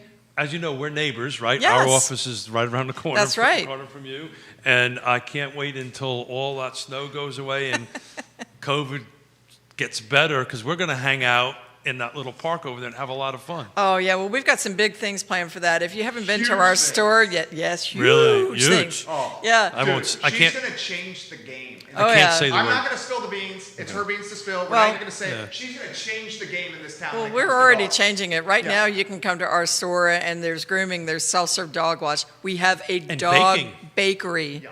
in the house. We are offering Who ever heard dog of that? training with our buddies at Lead the Way Canine Training. Dude, wait till, and I'm not going to spill the beans. But wait, there's more. I mean, we have this wonderful grill and wet bar and fountain and fire pit in front of our store that we have the rights to use. So we've been having adoption events, dog birthday parties. We are going to have in June 21st, if you don't know when your dog's birthday is, we're going to have what we hope is the world's biggest dog party. And grill some brats and have some fun and let the dogs have cake. And, we hope to have more adoption events out there. The Girl Scouts are there on Saturday, and hopefully. you just got a $50 donation. Abby Fitchman. All right. Abby Fitchman, I love you, Abby Fitchman. She just gave 50 Bs to the Affordable Housing Telethon here on the I Love Seville Network. Patty, Right. you are over a G note in your time since you've been here, over 1,000. We're now at Rock and roll. 33,100, Keith Smith, I'm writing it down. Oh my gosh. $33,100. at 1:56 p.m. So That's cool. I'm going to get myself. I tend to get myself into trouble on these Your shows. wife is watching. My wife is Uh-oh. watching. I tend to do this. This is the first, we've been married for 35 years, together for 35 years. Congratulations. Thank you. We've just recently lost our puppy. This is the first time we do not have a dog in the house. Normally we have 2 or 3. So I'm getting a little inspired to maybe talk to Mrs. Smith Get about. a Liza type dog? Liza, the mascot? I'd steal Liza. Either from that Judah in a heartbeat. or- I still Liza. If Liza ever gets angry with Judah, I don't think that's ever gonna. I don't think I've ever seen. Liza's the mascot here. I don't think she's ever been angry. She's a rescue from Caring for Yeah. Creatures. You She's should the see- star of the Animal Connection TV commercial. One of them. You should see one of the other stars we had in the store the other day.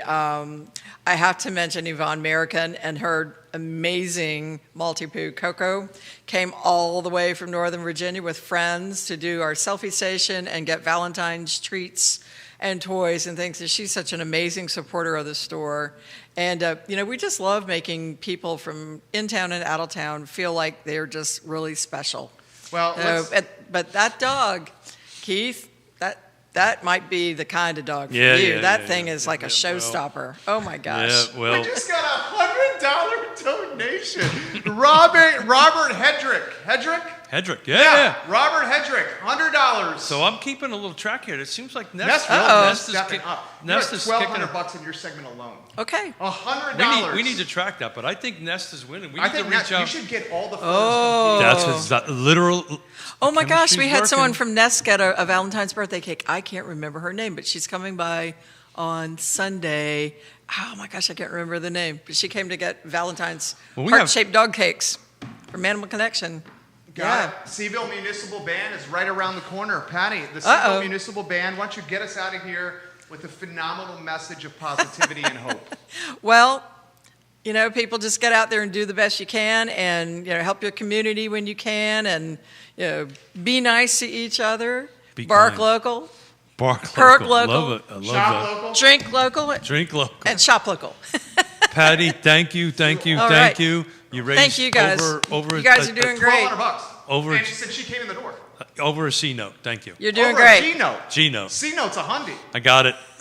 I have to tell you, I'm waiting for the municipal bound to come. Because you got to hit the I head. gotta go to the bathroom. Oh, We've been man. sitting in this chair since There's 9:55. coffee and All right. Thank you. Good job, guys. Thank you, Patty. Thank you, Patty. All right. Thank you. Of Thank course. Thank you. Patty Zeller, Ix Park, Patty Zeller, Animal Connection, Ix Park, making the community better as social entrepreneurs. Judah Wickower, we have the Charlottesville Municipal Band. The Charlottesville Municipal Band, my friend. We ready to rock and roll with that? Give me a little guidance, if you could, on that, and we can get going. Keith Smith, we are now at the 2 o'clock marker, which means we are 4 hours into the 12-hour telethon. And- a third in. And And at 33,200. that's exactly right. So if you times that by 2, you're pretty darn close to $1. You see? It's I- pretty darn yeah, close yeah, to $1.50. yeah, I'm there, brother. I'm there. We're We gonna do need this. your help. We need your help. iloveseville.com/donate. We need your help.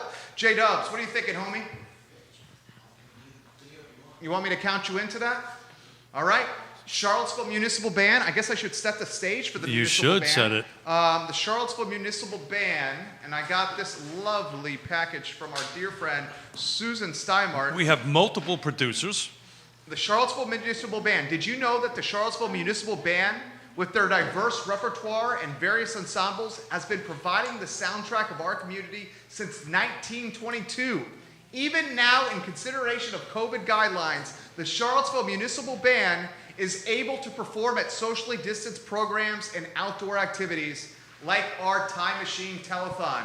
Judah Wickower, Charlottesville Municipal Band, I'm going to count you in 3, in 2, in 1.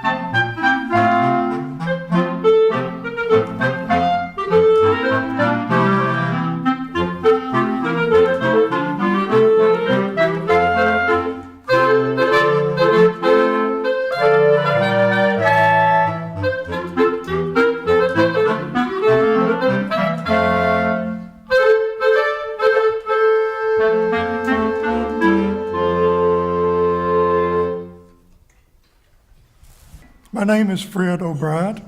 I'm a member of the clarinet section from the Municipal Band of Charlottesville, and you have just heard some of the members of the band in the clarinet ensemble perform for you.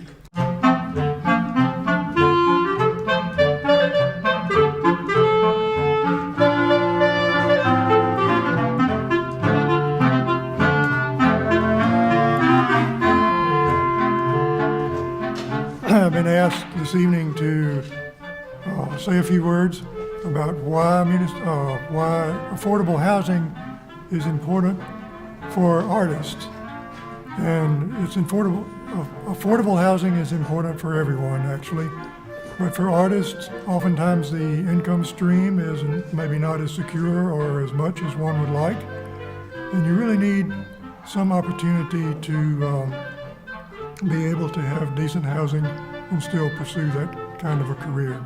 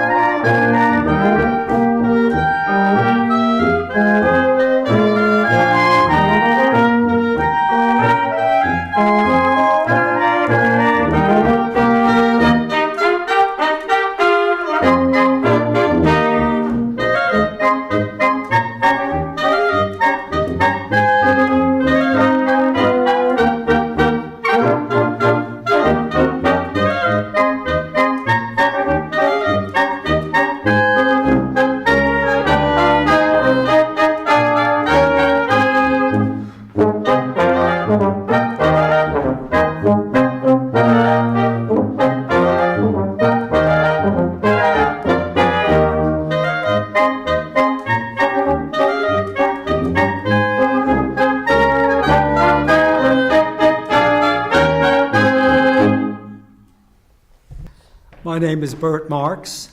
I'm the leader of the Ravenna Winds.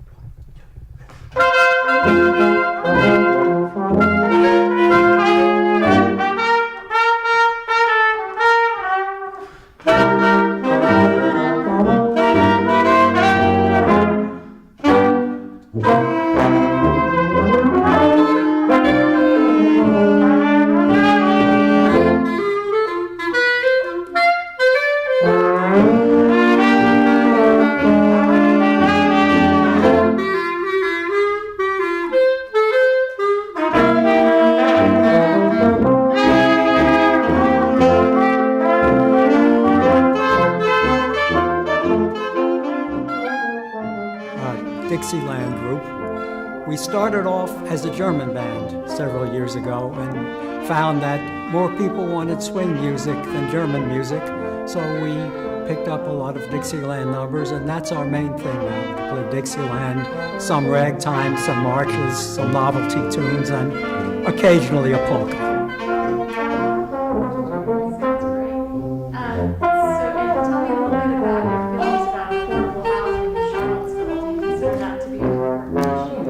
I'm looking to see how many musicians there are moving into these affordable housing. We can always use more musicians in our band, and we look forward to seeing these people.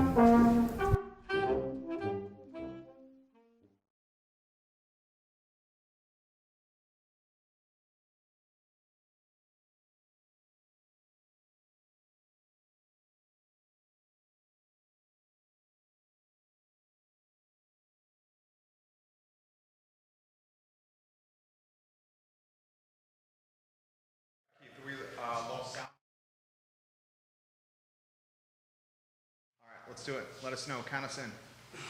Cut it and count us in. Charlottesville Municipal Band, baby. Little audio issues there, but absolutely an institution in this community. 1922, a little history lesson for you, courtesy of the fabulous Susan Steinmart. And I'm going to read this factoid to you. I literally learned this. And Keith Smith and Aaron Garcia moments away here on the Charlottesville Affordable Housing Telethon. But how about this statistic? Since 1922, the Charlottesville Municipal Band has been the community band in Charlottesville and Central Virginia. So they're approaching their 100-year anniversary, Keith. That's amazing. That's just amazing. And if you have to, when this is all over and we can go back and watching live. They do some great performances over at the Pavilion. I remember, I've been here since '87. I remember when it was just a grass field, not a actual tent or performance thing. So go out there and see them. They're awesome folks. I'm super excited about what we're about ready to do. Aaron Garcia is a rock star. And the reason this was a last minute pivot, I reached out to her and I think I begged a little bit. I think there was a little begging involved in it. But Erin helped sell one of our homeowners over on Nassau Street. I want her to tell the story. Sure. But this was a follow-up from when Greg Slater came in on Tuesday. And from what I understand, there's a little bit of tears involved in this story. So, Erin,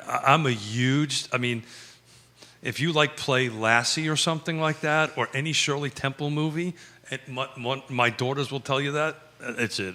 I'm in tears. So I'm ready for a good cry. So please introduce yourself to everybody, and then tell us the story on how you came to help this couple, about what they are. It's very important to tell their story because they're like the coincidental who we're trying to help here. So it's all yours. They're the quintessential example. Yeah. I can't speak English. That's what he said. I'm from Brooklyn, whatever. Yeah. Look. Same Before you get in, I was on a Zoom meeting with Donna Patton, and we were Love Donna. We were doing an MLS thing, and I opened my mouth, which I probably shouldn't have, and Donna took an opportunity to teach me how to say the word Realtor. I can't say it. Yeah, we put the third syllable in there. Aaron, jump in here. First, who you are, what you're all about, an introduction to Aaron the woman, Sure. Aaron the mom, and then let's talk some shop. Absolutely. So Aaron Garcia, I've been selling real estate for about 15 years and with Loring Woodruff Real Estate Associates right here downtown.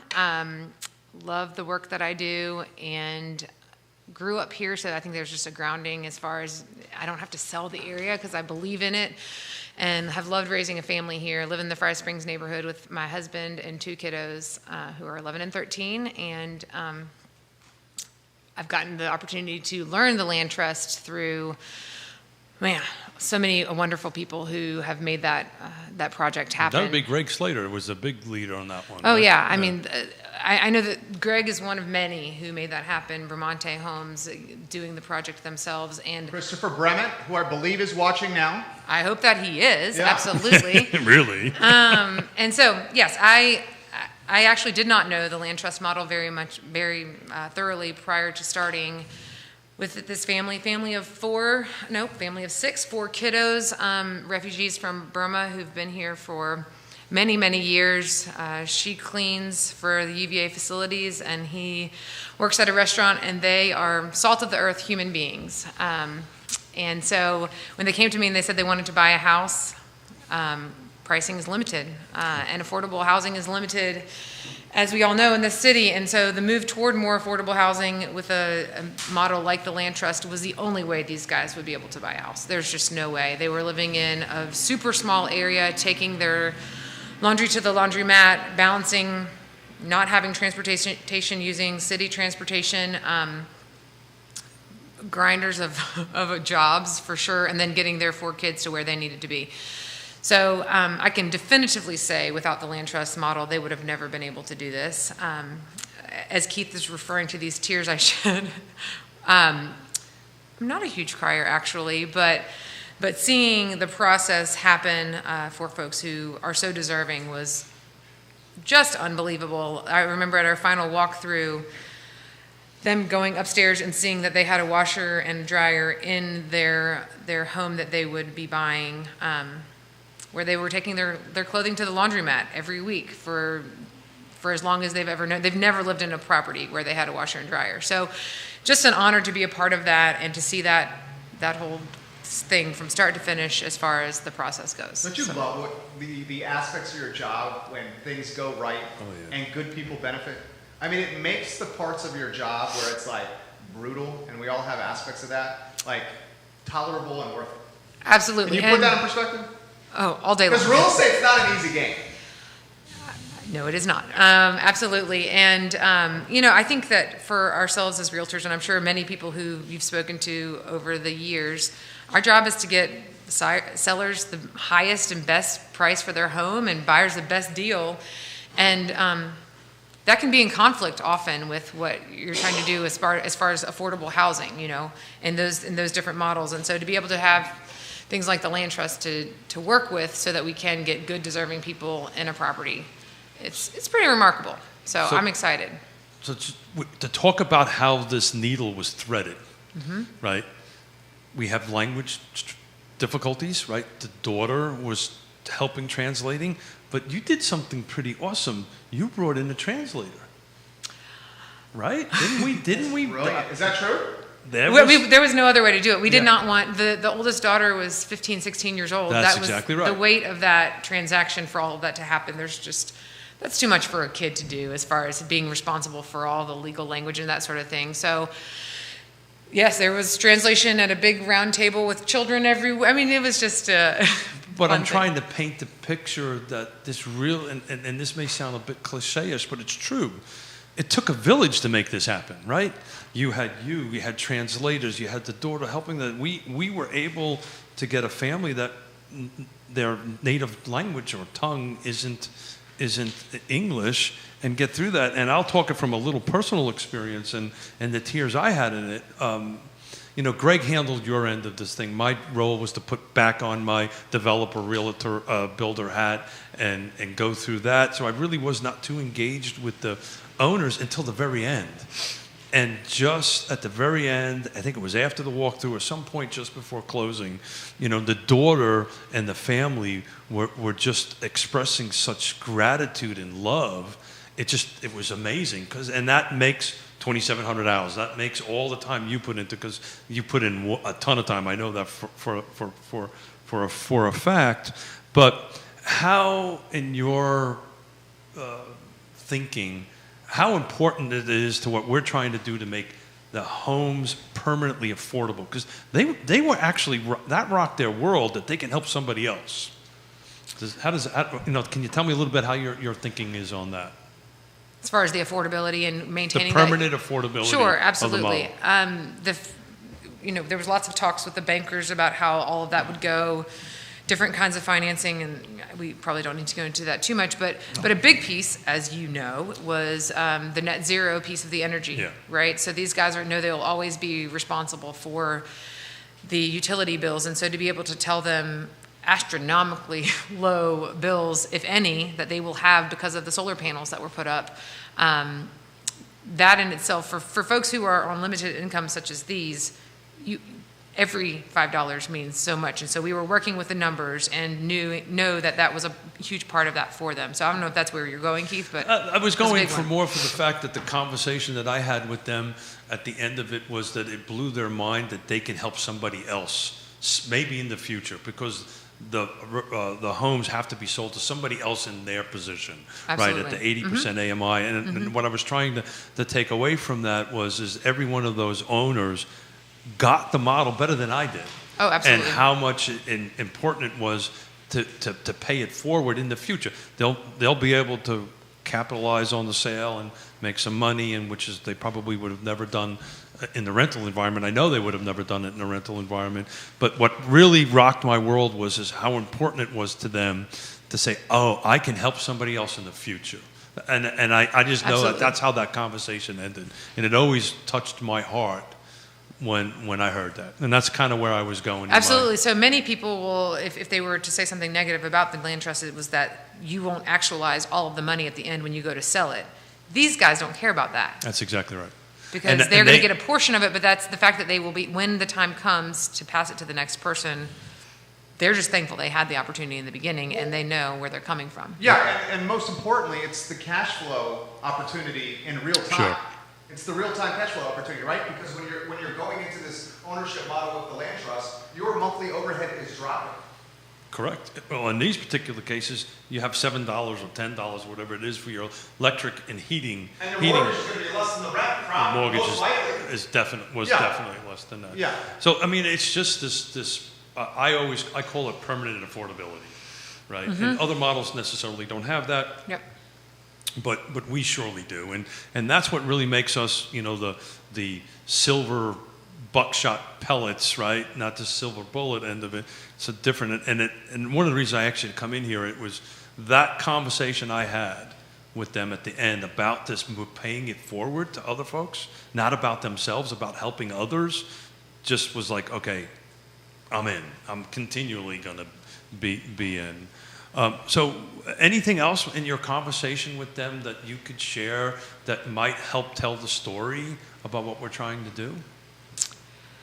I think that one of the things, just kind of as a market scope, that we would continually go back to, because folks who don't speak the language, or even a language that was easy to get a translator for, systems in general can be scary, right? And signing contracts and all of those sorts of things. And I think that the fact that there's such a long process as far as the weeding out of all of those pieces, that created a real trust in the system, because they had to be able to trust the system. The other thing I will say that was amazing is that they had a sponsor family that, for lack of a better word, that are family friends of theirs and my own. And so we had this group of people who were helping them get banks. I mean, all of the things that one has to do to buy a house. It's not just the money, right? It's the process overall that can be very overwhelming for somebody in this position. So all of that, having people help along the way, was certainly a big part of it, as well as continuing to look at the regular market and say, well, you could have this home that has all of these expectations or these things to offer with it, and then this is what you get for this price otherwise. You're going to have to be living 45 minutes away. That's exactly right. That's not So doable. to Jerry's point, You're saving money on the time and transportation. That's exactly right. You're saving money on the wear and tear of the vehicle. That's exactly You're right. saving money by not losing your most precious commodity, which is your time. And an opportunity to put that time into play to get a job, to go vertical from a career standpoint. and Patty, was it Patty? I can't remember who it was that mentioned this, that the neighborhood, right?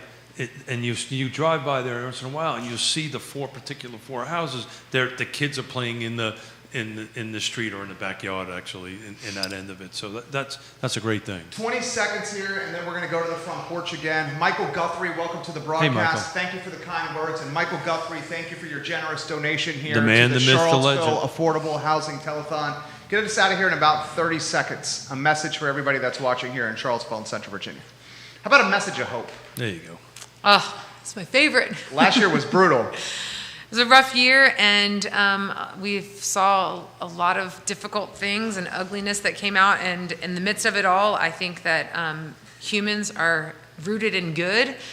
There's great, amazing abilities, and so much good to be celebrated along the way. I think that that's where our community has really shown its strength. You're awesome. Erin, you're a rock star. Thanks, Thank guys. you for all Thank your you. help. Thank you for doing this at the very last minute. I really wanted you to tell your story about Thank this awesome folks and get. We didn't quite get to the crying part yet, but we'll get a little later, Next and time. we'll tear up. Thank you, Aaron. Bye-bye. Thank you. Judah, on the line, straight from the front porch, we have We got to man give them who a shot. needs- We got to get the front porch a shout The out. front porch has been killing it for us. Emily, your team at the front porch, absolutely amazing. We're about to see another musician, Judah Wickower, from the front porch, and the very recognizable Bill Adams. This guy needs absolutely no introduction. Bill, thank you kindly for joining us. You look fantastic right now. I love the hat. I can't wait to hear what you're going to play for us. Tell everybody what you're all about.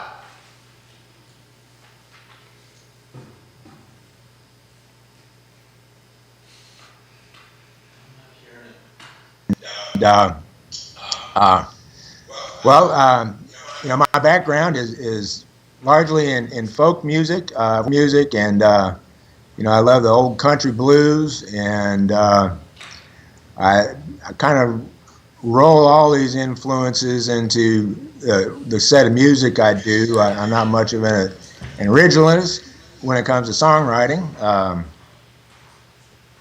but I pull a lot of songs out of the dustbin from the last century, and songs that I think that are fairly timeless in their messaging and their sentiments and overall quality.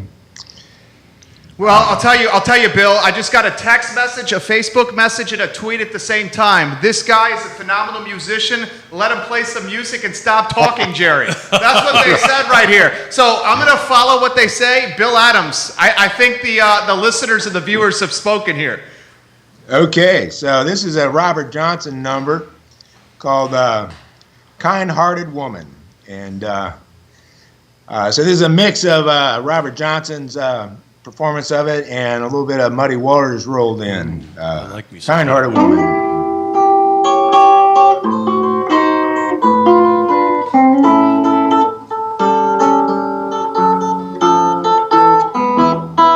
I got a kind-hearted woman.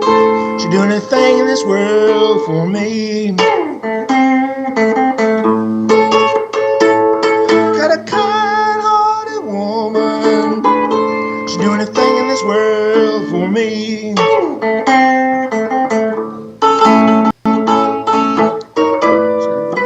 The woman I can't stand to leave her be. I love that woman, but my baby don't love me. I love that woman, but my baby don't love me. I really love that woman, I can't stand to leave her be. Make like you love that woman now. There you go.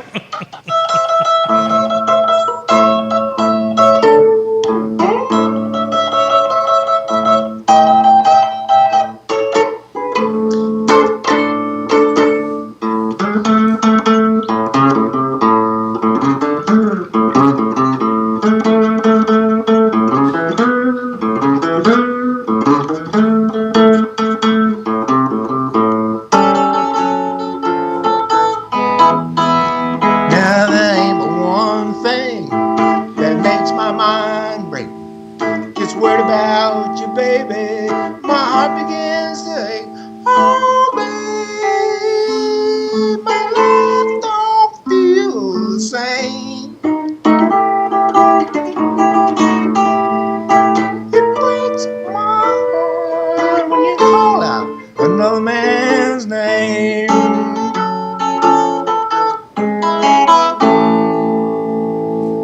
Bill Adams. Bill Adams, baby. Tell us, hey, Bill, tell us some of your musical influences. Well, yeah, you just heard from some of my Robert Johnson and Muddy Waters influences. In the country blues bag, there's Mance Lipscomb, Big Bill Broonzy. What I got in my set list here, I've got a Blind Lemon Jefferson coming up. Doc Watson is more known as a bluegrass musician, but he does some really fine finger picking, and I've got one of his lined up in the set. Also, a man named Tommy Johnson, who's one of the real early Mississippi guys. Papa Charlie Jackson, who was a vaudeville artist from the 1920s. He was the first African-American comedy song singer with a banjo to get a recording issued as a test case, and that recording sold 100,000 copies, which was huge for the time, and that kind of kicked the doors open for all these rural African-American blues singers, guitarists, fiddlers to come in. And it was really the beginning of a boom in the 1920s that really gave us a window of time into late 19th century, early 20th century rural Americana music. So that's like the favorite era, one of my favorite eras. I got a lot of, like I said, a lot of country music. Merle Travis is a big influence on my finger picking style, and if nothing else, I just bang chords and sing. Marjorie Shepard loves what she's hearing from you. She just gave $50 to this effort. Thanks to your good music. iloveseville.com/donate. The show is yours here. I would love to hear something else, Bill Adams, that makes our soul shine, baby.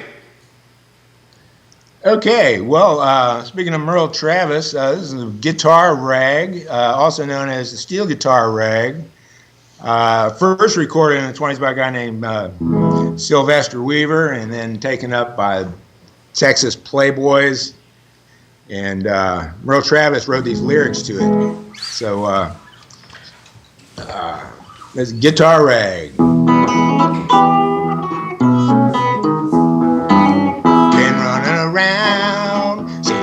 Town.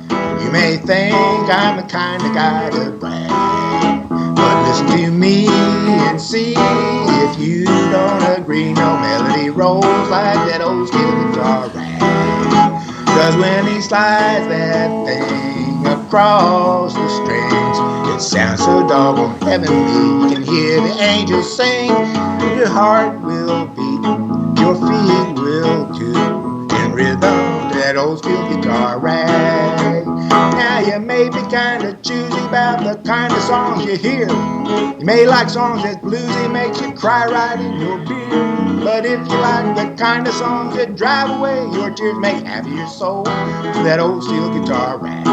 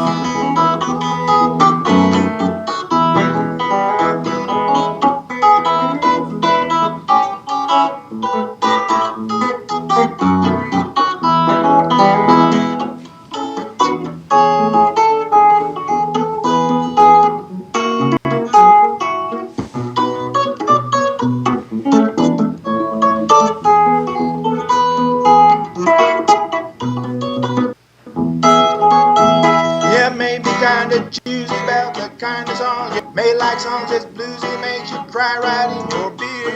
If you like the kind of songs that drive away those tears, make happy your soul for that old steel guitar grand.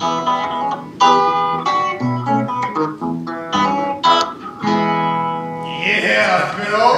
You want to hear something awesome, Bill? You ready for this? I can't believe this.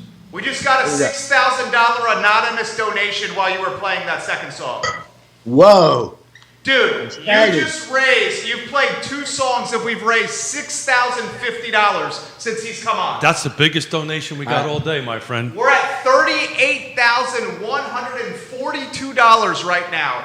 $38,142 on this telethon. And we didn't even have to run around on our boxer shorts for that. 6K. How does that make you feel, Bill? I am truly humbled by that. Wow. $6,000 because you're playing music, Bill.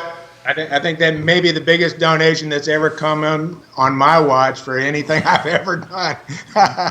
Well, we're grateful. You're Thank right. you. Keith, I think we got to do something here. Me and Keith should stop talking. And I you should think keep playing. I've been shutting up. I'm just saying. Sure, okay. This is another Robert Johnson song, but I'm going to do the Rolling Stones interpretation of it, just because I like to keep a little pop music in my repertoire. Maybe 50-year-old pop music by my calendar, but here we go. Love in Vain.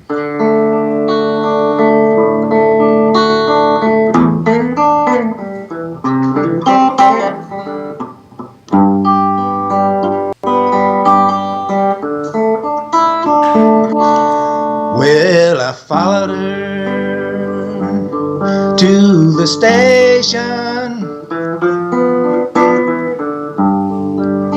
with her suitcase in my hand.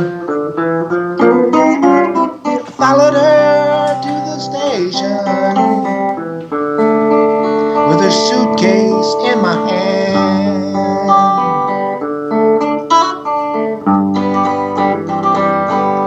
Well, it's hard to tell when all your love's in vain.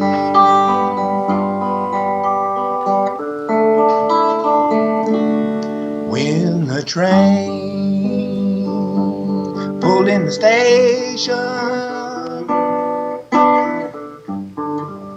well, I looked her in the eye. The train pulled in the station. Well, I looked her in the eye.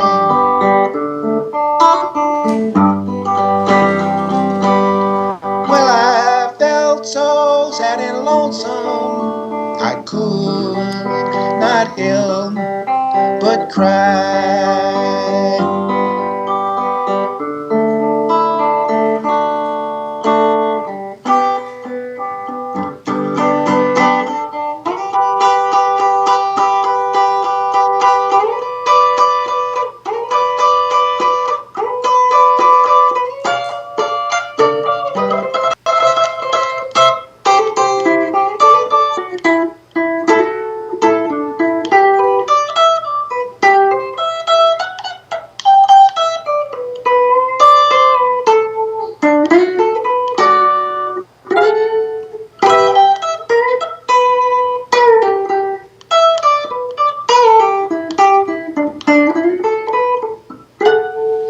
When the train left the station,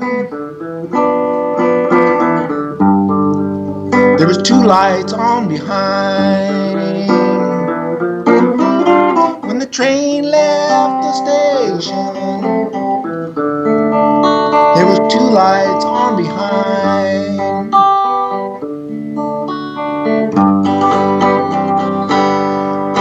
The blue light was my baby, and the red light was my mind.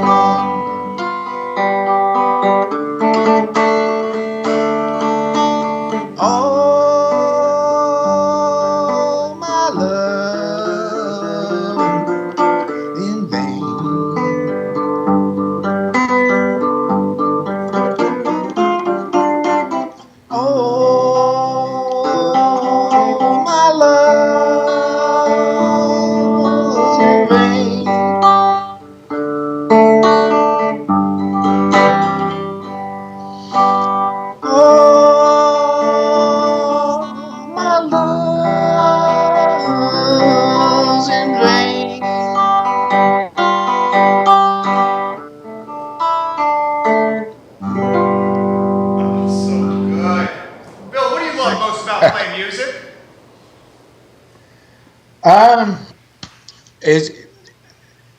Well, I could go on about, the challenge of it,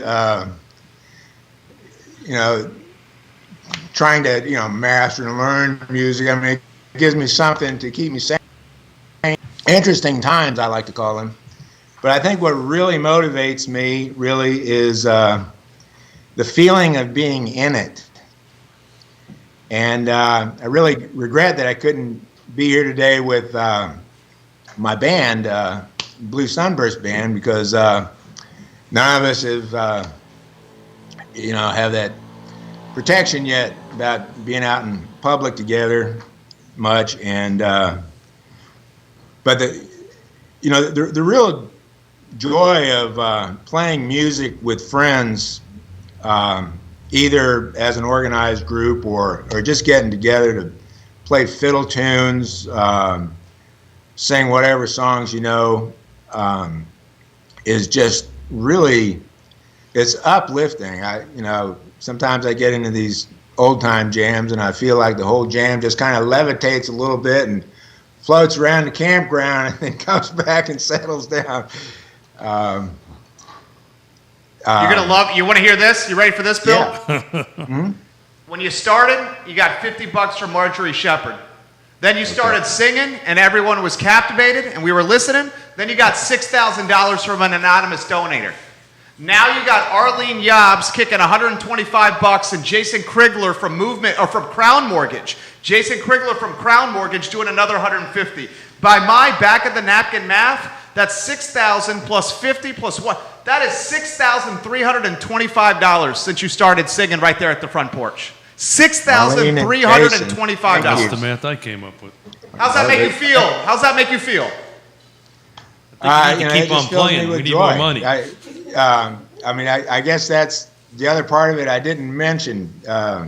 Playing for people and keying on their response. They like the music or they throw tomatoes, whatever.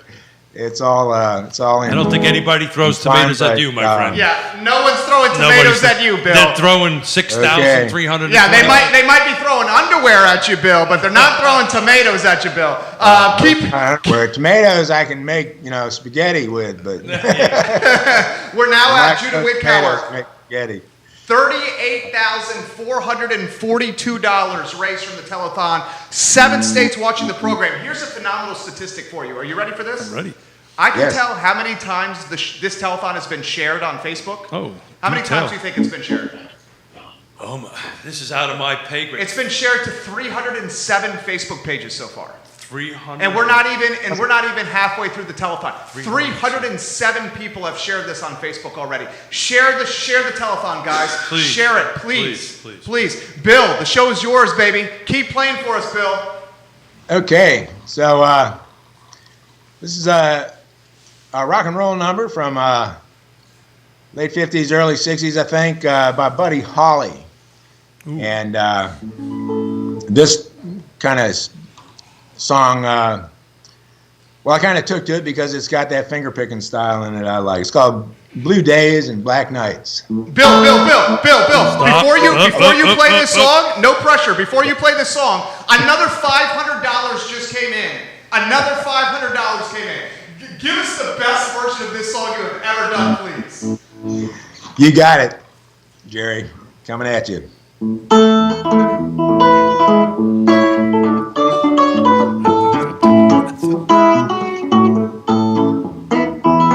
days, black nights, blue tears keep on falling for you, dear. Now you gone. Blue days, black nights, blue tears calling for you, dear, and you alone.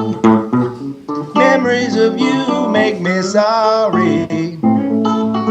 I gave you reason to doubt me, but now you're gone. I'm here all alone with blue memories. I think of you.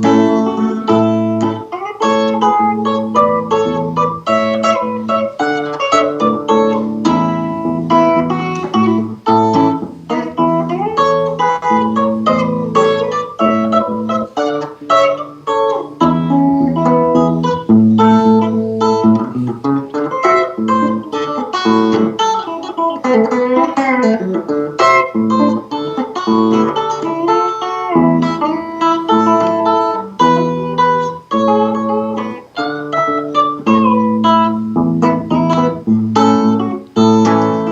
days, black nights, I didn't realize I would miss you the way I do.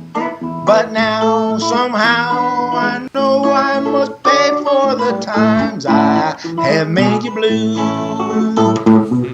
Memories of you make me sorry. I gave you reason to doubt me. But now you're gone, I'm here all alone with blue memories. I think of you. Blue memories, I think of you. Bill, you're not going to believe this, Bill. Did we go over 40? Dude, almost over 40. At this point, I'll believe anything. Dude, Bill, you got the Midas touch, dude. Hold on, Bill. Greer Murphy just kicked $100 in. Greer Murphy. Well, that puts Christopher Bremet. Greer. Christopher Bremet just kicked in $250 for Bramante Homes. That gets me to $39,292. And Susan Steinmart, if you can proof or make sure I'm accurate. Somebody needs to proof that, because did you count that 500? I counted. Okay, you're saying we're over 40K? I think we're over 40. Susan Steinmart, if you could text Somebody me. needs to proof that math. Somewhere I think we're between 39,000 and 40,000. And Bill, this thing started at 10 a.m., so we're at 10-2 plus 3. We're at the 5-hour marker, so we're not even halfway there. We're over 40K. And we got a big matching grant at the 5:30 slot. Well, about that I'm excited about. Massive Something matching about underwear and running around. Hey, before you get on, Bill, and while somebody goes ahead and proves it, this is Keith speaking. Here, you want to see him? Yeah. Keep talking to him. Yeah. So, Bill, I'm reading my notes here. Tell us, Santa Fe. I've got family in Santa Fe. Tell us our connection with Santa Fe and an affordable housing in Santa Fe. My lovely Susan Steinmart said, make sure you ask about Santa Fe and an affordable housing. I think we lost. We still got you? Okay, how about right now? We got him now? Yeah. You're back, Bill. We got a thumbs up from the Max man. We got the thumbs up. So tell me about Santa Fe. Right. I got family from Santa Fe. Tell me about the affordable housing in Santa Fe. Yeah, I've got a brother and a daughter and her family and granddaughter out in Santa Fe, and they're very involved in affordable housing out there. Daniel Wereweth has worked extremely hard for many years, petitioning local government and getting funding and dealing with contractors and getting things done, getting affordable housing built there in the city. So my connection with Santa Fe, Bill, is have you heard a little village called Madrid? Oh, I love Madrid. Yeah. So my cousin owns. It's on the Turquoise Trail. My cousin owns a restaurant in there, and it's called the Holler. And then my other cousin owns a French and an interior decorator in that. So I'm literally we've never met. I read a note, and we've got a family connection. Look at that. It is a small world. Amen, brother. So play us a tune, my friend. Come on, raise more money, because you're like over $6 or $7 grand here. This is a blues from late 20s by Blind Lemon Jefferson. Ooh. And what I really love about this man's songwriting is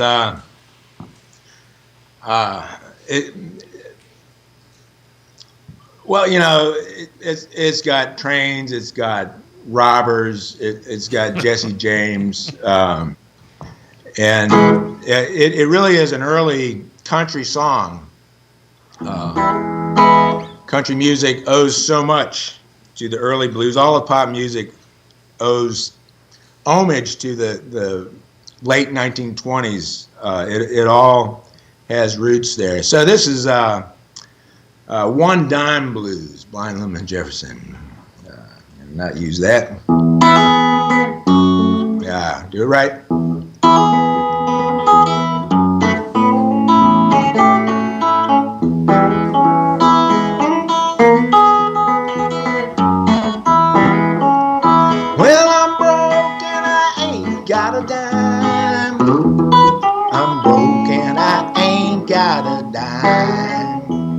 Yes, I'm broke and I ain't got a dime. Everybody gets this hard luck sometime. I was standing on East Carroll Street one day. Standing on East Carroll Street one day. Yeah, just standing on East Carroll Street one day. One dime was all that I had.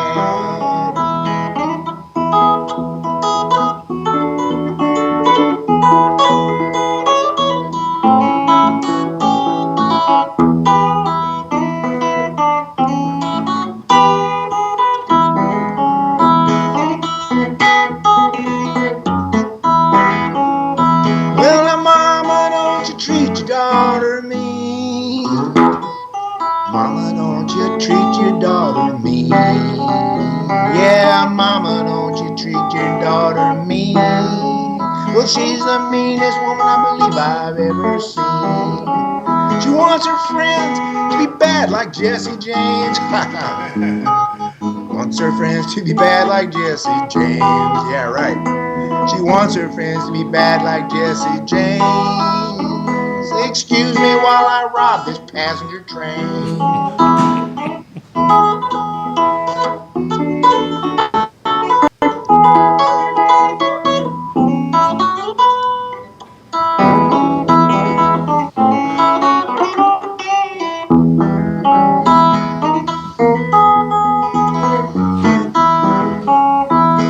One dime was all that I had.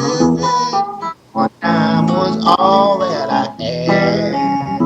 Yes, one dime was all that I had. I better spend it now while I got the chance. So I bought the morning news.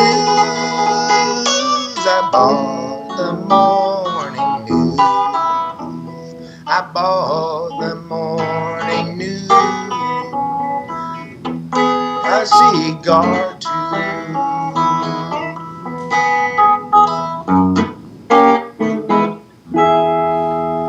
You are a breath of fresh air, What up, Bill man? Adams. An absolute breath of fresh air. Before we get to the encore, the grand finale, my friend Keith, Hit the reset button, see where we're at. we are. Oh, I'm following it close. Got it. Yeah, I'm So resetting. according to every my 15 seconds. math, we're $800 short of 40, going over 40,000. We are $39,292 right now. $39,292. So we are $708 away. We want to from go hitting 800, so we go over. 40,000. We want to go over. So $800. Give us $800 if you can, Charlottesville and Central Virginia, and we got $40,000 in the first 5 hours Yep. of this telethon with 7 hours left. Susan Steinmart just texted me, if 2,162 people in this community donate $50 each, we got $150K, and the Land Trust buys a plot of land on 10th Street Northwest. Bill Adams, no pressure here. No pressure. No We pressure, need but you $800 we need $800, We need and right $800 now you got sold. the Midas touch.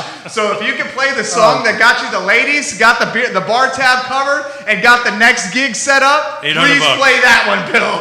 $800. Okay, this happens to be called "Loan Me Your Heart" by that Bravo. vaudeville guy, Papa Charlie Jackson.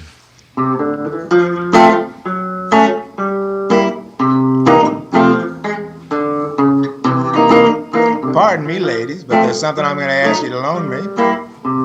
It ain't gonna be no Mercedes neither, and it ain't gonna be no Cadillac. It ain't gonna be no Rolls Royce. It ain't gonna be no Lincoln. And it ain't gonna be no old Ford like that one out in the field. I wouldn't even ask you for your money. Actually, I am asking you for your money. It means a lot to us today. We just got 100, Bill. Keep going. We Keep just on got going. 100. 700 more to go. Loan me your heart. Sweet baby, can't you loan me your heart? I'll pay you back when times get hard.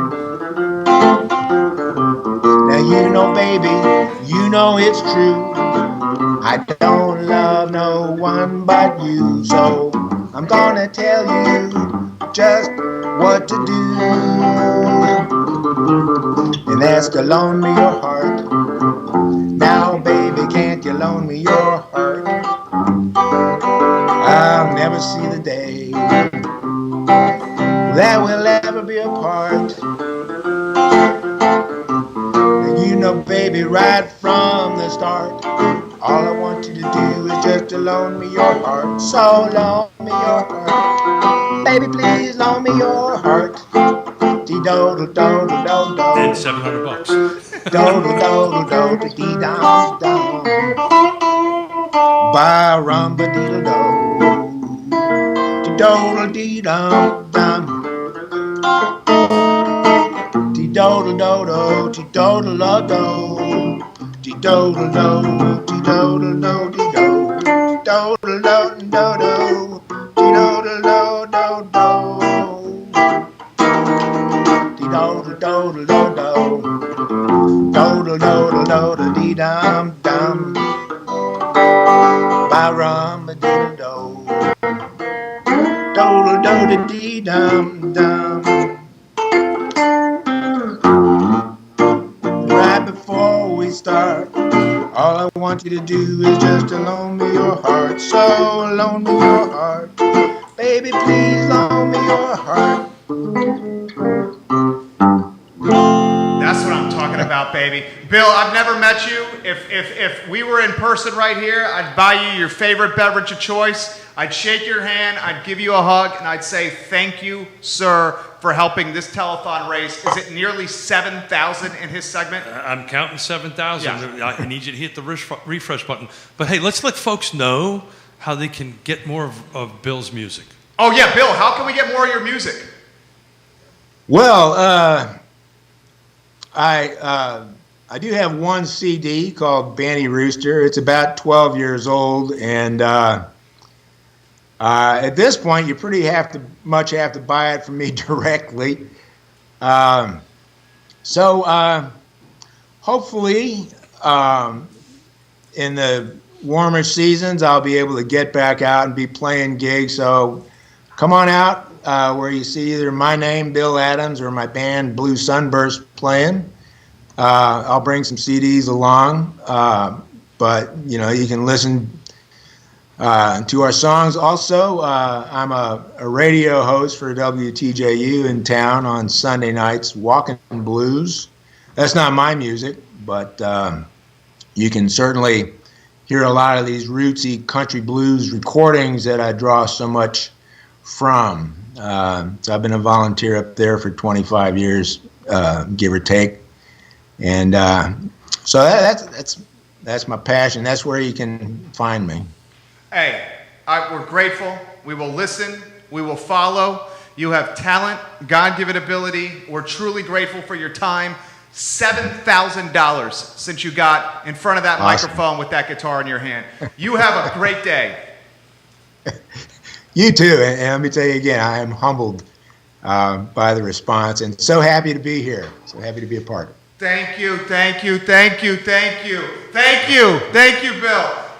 We got Greg Slater in the house. Yeah, I think there's ice cream out there. We got ice cream from Crozet Creamery. We got Janice around the corner from the Barn Swallow Art Gallery. So she's going to join us. We should get Greg in the mix, right? Greg, have a seat, brother. Greg is in the mix here. So where are we at on the total? We are and let's give Frank props to, is it Frank Brunetto at Dairy Market? Oh, yeah, Frank Brunetto yeah, sure. at Dairy Market just gave $100. I mentioned that on air. So that gets the number to Judah, if you want to get it on screen, to $39,392. $39,392. Let's get Greg Slater in the mix here. He's A+ people. Greg Slater, what do you Greg, make of all this? you got to pull in a few bucks here to get us over the 40. What's up, fellas? I turned it on at 10 a.m. and you guys shot out the barrel of a cannon and haven't stopped. 120 ounces of coffee. I guess so. I saw Erin Garcia leaving. She was a little rattled. Yeah, she was talking to me, that's why. How are you, Greg? I'm doing good. I was proud to hear the names of my Nest colleagues. There's a little challenge. There's a little challenge going on over there at the company among the colleagues to match each other's donations. Have to reach out to another couple of firms to see if they can step up to the Nest. I will hit the phones when I leave here for sure. The top two, Nest And the Keller Williams Yes Realty Partners team over here. Well, I got to tell you, Nest is not even coming anywhere close to what Mr. Beckham. Quinn Beckham. And Nest, we're over $3,000. So wow, Nest is pretty close. We're gonna have to check some math out here. I could probably figure it out really quickly if you wanted me to. And we want to check out some math here and do it. But we're north of $3,000. Just saying. That is fantastic. At this point. How are you? I'm doing great. Thank you How for are coming you guys? in, man. We're hanging in there. I'm about ready to text my good man here. My energy level's crashing a little bit. I need a little bit of food in me at this point. But we got Fuzzy's Tacos is coming. Oh, with cool. tacos and margaritas. Oh. Those are moments away. I need to eat the tacos before I go to the margaritas. Yeah, I bet. But the reason I asked you to come here, when you were on the show on Tuesday, you did a really great job of explaining this funnel, right? How this process works. And that's a question that a lot of folks are asking, at least they're asking me privately, is, how does this actually work? And you just really do a great job of explaining that. So I'm going to proverbially shut up and let you talk. Right on. So yeah, we thought long and hard and set up a process with our partners so that we could treat everybody fairly and get everybody an equal opportunity that was interested in learning about this opportunity and purchase a home from us. So as we did it at Nassau Street, we actually used some traditional marketing methods, right? We reached out to the realtor community and we used the MLS, which got it on Zillow. And as people went to our website, step one is going to our website and registering, because when you register, we have a date and a time stamp so we can put everybody in line. And then we would group people based on the amount of space we had and the demand we had. First couple of sessions, I think there were probably 10 to 15 people there. And step two is sitting through an orientation about the CLT model, so we can help make sure you understand everything that's going on with the model and why it works the way it does. There's some ABCs of mortgage financing and home ownership built into that conversation as well. Who pays for what and what your responsibilities are. It's a good education on home ownership.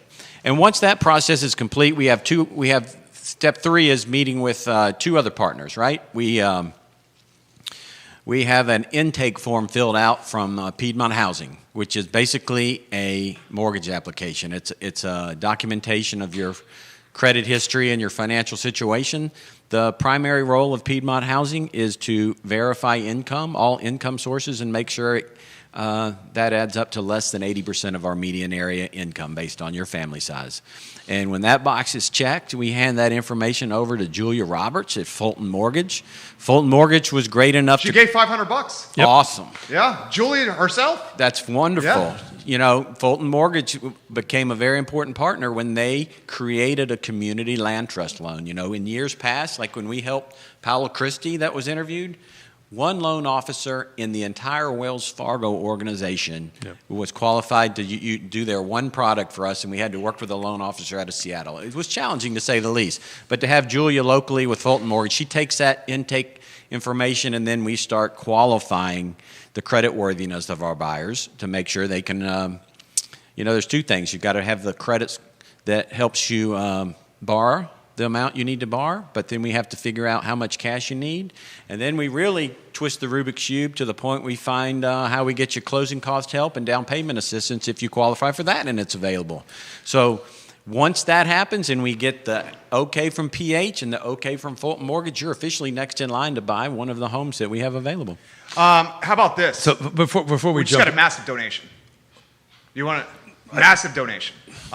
So we were at $39,392, Judah. You're going to have to write this number down. We were at $39,392 at 3:01 p.m. It is now 3:10 p.m., and we just got our total to $42,317. That means that donation was roughly $3,000 that just came. We just got a $3,000 private donation. Susan Simard just texted me. Dude, wow. We freaking have 42,000 plus bucks here. What do you think about this? It's truly amazing. So while you were speaking, first of all, we didn't give a shout out to Greg. He's our vice chair. Yeah.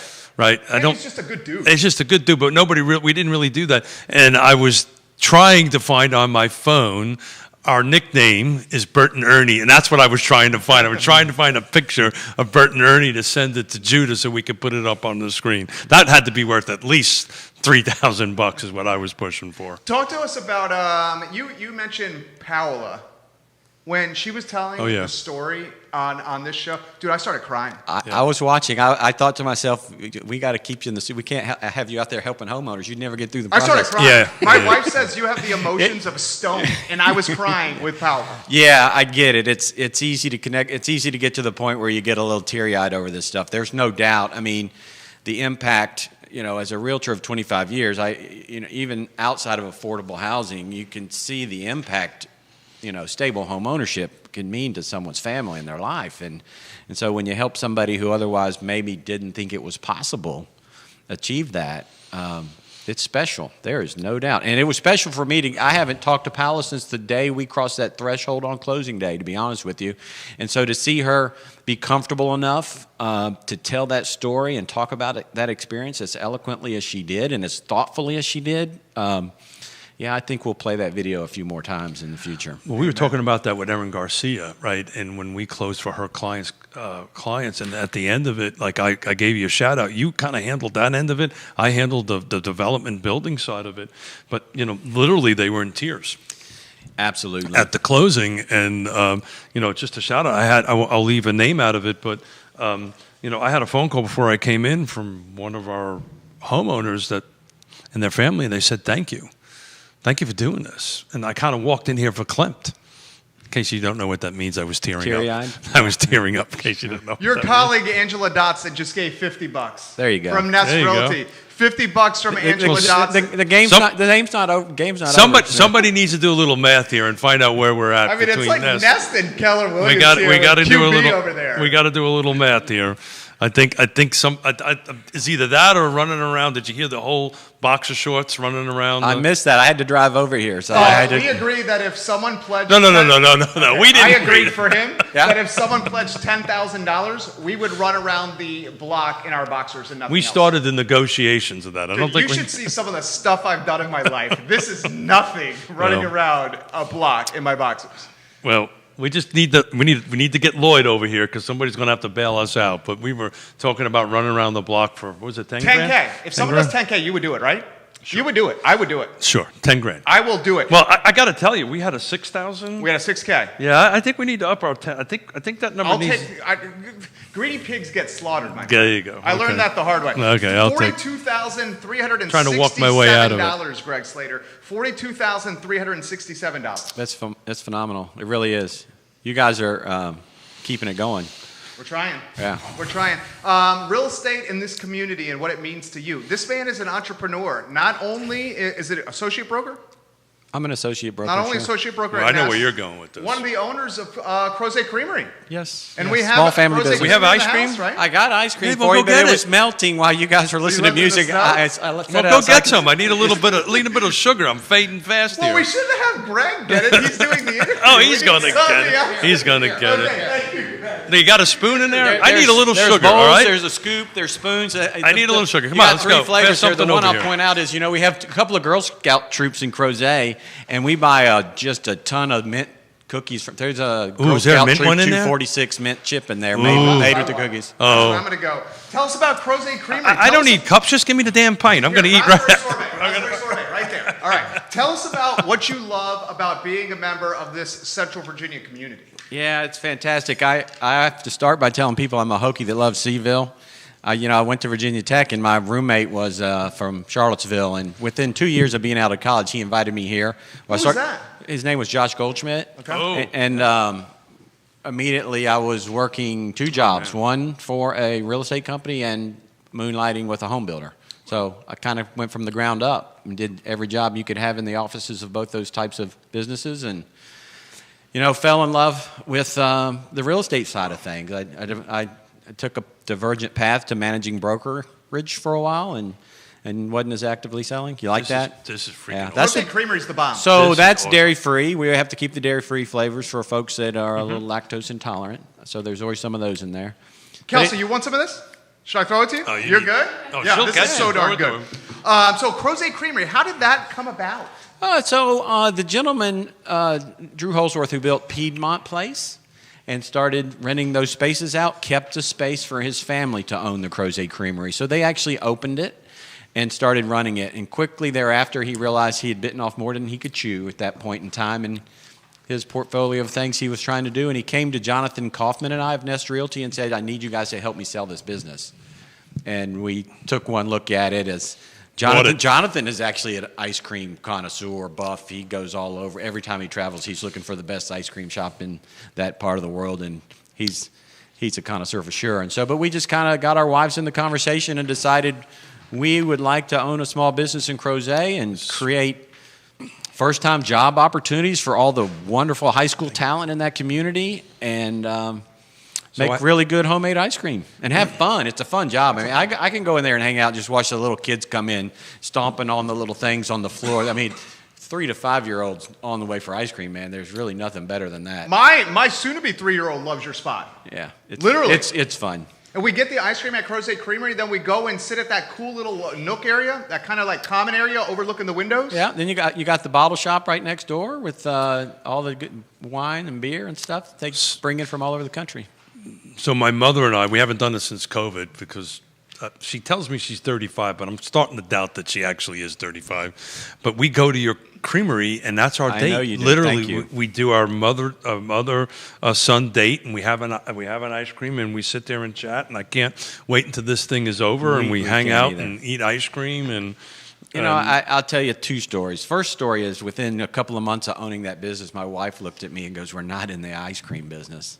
I'm like, what are you talking about? Yeah, you're not. Did you see what's going on here? We're in the family time That's business. exactly what you are. And you just, we used to estimate in the summertime in Crozet in that community that over half of the traffic every day was pedestrian to our shop. Really? Yeah, so people were riding their bikes and walking because we're right in downtown Crozet because Crozet is all around us, all the neighborhood. So it becomes an adventure, and you can get your ice cream and go to the park at the library's next door, and you got all that going on. It's just it's an easy little, fun little family time that we all need to get away from our screens more, right? You know, that's literally what we did.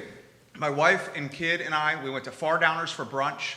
Then we went to his place for dessert, and we brought the ice cream to that little playground right around the corner from Piedmont Place. They have this little, I'm not sure what the instrument's called, but you get this thing, and you can play these metal things that make noise. You know what I'm talking about? Yes. It's just a cool playground over there. I mean, he's got a great setup. Well, that's right by the library, right? It's Piedmont Place. Yeah. Piedmont Place is where Smoked is, too, right? Mm-hmm. Smoke, kitchen in town? Smoked is underneath us. Yes, Downstairs. yeah. So get us back to what we're trying to do here. We're CLT. not trying to sell ice cream. We're trying to raise It's easy money. to talk about. Y'all are eating it. It's hard not to talk Yeah. about. But so I get asked this question all the time, and I don't think I've ever asked you this. You know, folks look at what we do or look at what we're doing and say, why do we do this?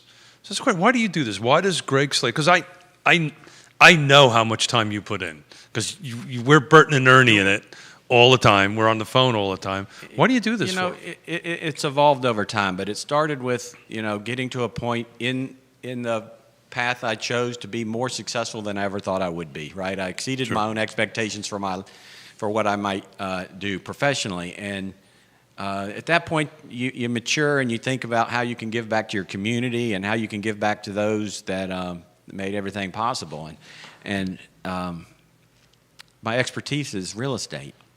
And working for, and then the real light bulb went off when the first Proffered Affordable Housing was built in 2007 through the county's brand new program. It was Avon Park, and we set out to show the county what it would take to execute their policies. But a builder had to build the homes for no profit. I had to go in there and sell them and find all the buyers for no compensation.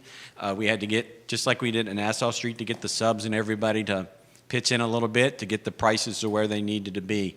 And a lot of effort went into doing that. A lot of money, a lot of time, a lot of expertise. And what was flawed with the program was it was a one-time sale. Yeah.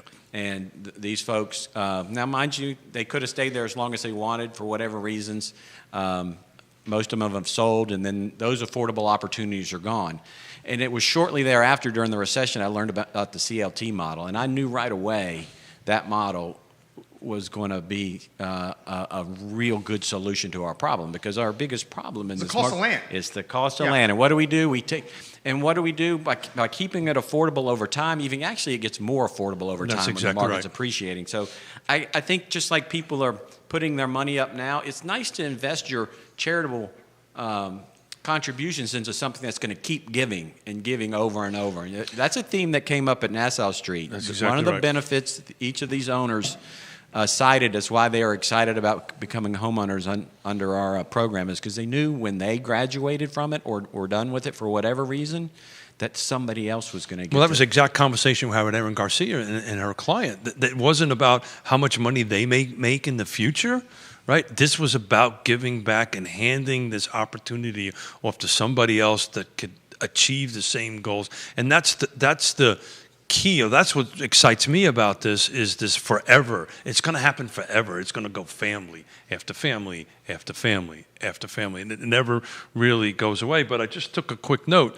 That 2007 thing you did, we're about ready to do it again. You know that, right? Yes. We're about ready. Albemarle County is going to come out with its new housing policy. We're about ready to do a project in Spring Hill that we're actually going to help them again. Together, Bert and Ernie is going to help them again in Albemarle County. It's really exciting what Keith's talking about. The vision has been playing in the back of my mind for years, and it took a long time to put all the pieces in place. It took the coordination that when Keith took over his chair and No, tied don't into do the TG, Don't do the that. other housing partnership he's on, and started putting the politicians into the conversation.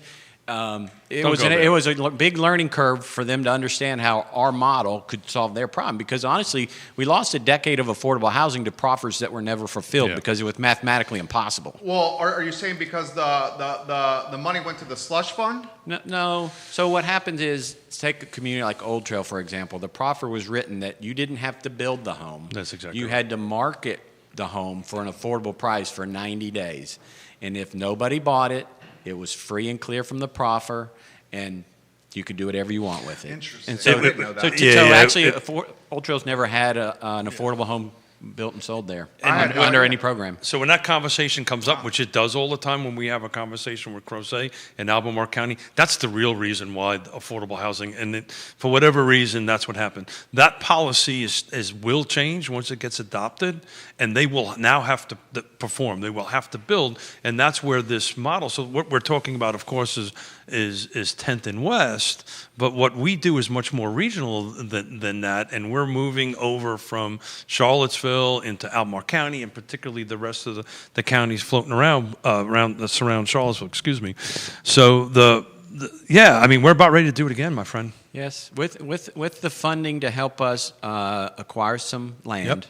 And partnerships with builders that honestly want to be a part of this. Just like Bramante Homes, he wanted to be a part of it. watching now. Yes, absolutely. Shout out to him, man. That Nassau project everything we put into that, including Christopher and you and I and everybody else, we're just now reaping the rewards from that because it really showed off what this model could achieve. Well, that was the game plan. The game plan was to quote my dear friend across the table from him, was to create this proof of performance, right? To actually produce. Actually, I believe it was who was our first guest. Matt Rohde. Matt. Donut. Yeah, thank you. Matt. He told the story of how he built his business because of the success of his first property in Belmont. That's exactly right. In 2001, he said he bought a dilapidated property in Belmont before Belmont became Belmont. Sure. The only place to live. It was always Belmont, just a different Belmont. Yeah, I mean, it's not this Belmont. Yeah. Different He 3X'd. Yeah. He 3X'd his return on investment, and that's what allowed him to launch his business. Yeah, so one of the things we work on teaching our homeowners is that home ownership the right way helps build wealth, because I'm sure you've covered it 100 times a day, but when you're renting for more than you should be spending for housing, and you're not gaining anything from that, and it's hard to break that cycle with the way real estate values are around here. So I like to think of it as helping someone get out of the rental rut and get their foot in the door to home ownership, and over time, building equity. I love it. The old-fashioned way. I love it. We got Kelsey's keeping us in line here. Janice, right around the corner from the Barn Swallow. So, Judah, we're going to try to get her on the phone first, and then we'll chitter-chatter with her from speakerphone, and then we'll get to the video that you have. Before we do, we have to let the homie Greg Slater do a positive message for the community. Anywhere you want to go here? How about a message of hope for everybody? The message of hope is, I think of this, we're running down the football field with the ball, and we can see the end zone. Now's not the time to slow down and stop. We need to keep doing what we're doing. We're doing it. And stay positive. And We're stay doing it. positive. It gets heavy some days, I know, for everybody, but you got to find something fun to do and get out there and do something that you enjoy with your family and your friends, even though it may be done a little differently than before. But keep grinding. We can see the light at the end of the tunnel. Love that. So Love that. before we get him out of here, in front of all these cameras and this microphone, I'm going to look you in the face. Thank you for all you do, man. Thank you for putting up with me. Thank you for all you do. Thank you for helping make the magic work. Thank you. You're welcome. Thank you. I'm texting Janice. Seriously, thank you, Greg. I'm texting Janice now. We are going to call you shortly. J-Dubs, do you have a headshot for her ready to rock and roll? All right. So, Kelsey, I'm going to ring. Is the plan for me, Kelsey? I should call her, and then we'll chitter-chatter with her, and then do the video. Okay. Got it. Fantastic. So before we do that, we want a total? Want to refresh the total? Yes. Let me refresh the total. Let's see here. We are now at $42,517. $42,517 right now. Thank you, Judah, brother. if you want to get, I know I'm asking a lot of you over there, J-Dubs. Here, I'm going to call Janice as we speak. Janice, I hope you pick up. I'm going to put it on speaker. Oh, no, it's going to voicemail. No, Oh, please is she no. calling here? Let me try again here. Oh, actually, she just tried calling me back. Janice, I'm calling you right now. Greg, good to see you. Thank you, Good to see brother. Greg. Thank you. I'll be watching. Thank All right, you. sounds good. You'll be watching. Write some checks there, Greg. Janice, I'm giving you a call if you can give me a ring. Let's see. All right, give me some commentary while I track Janice down. Well, here. I'm going to commentary on my buddy Greg here, and that's what I was trying to find is this Bert and Ernie thing. But it really, I mean, I don't think I've ever told him thank you, and that's I wanted to take an opportunity to go and do this because we could not do this. But just think about it: we're from two different firms. Janice, we got you. Yes. We're gonna go to you here in a matter of 10 seconds. Finish your thought there. Casey. Yeah, I just wanted to talk about why real estate agents do what we do. We're two different firms, right? We sometimes compete against it for the same clients, and he's sitting there. We're working together, trying to make some magic happen. Janice on the line, and Janice, help me out here, Janice. Is it Janice Arone? Is that your last name? You got it right. Janice Arone, the Barn Swallow Artisan Gallery. Janice Arone. Before we talk your brand, before we talk shop, how about an introduction to you, Janice? The show is yours. Well, I've spoken with Kelsey, and we did a little front piece on just adding to the video that's been made that you're about to roll shortly. And I don't know how much has been edited, but the one thing I wanted to add is basically what you were doing as building community. I want to see our gallery as doing the same thing. Okay. So we work with over 70 to 80 different artists, very small amounts from each one because our gallery is not large, but we invite artists into the barn to carry their work, show their work, sell their work. So we're working as a liaison to have their work introduced to the community and sold to help support them as well.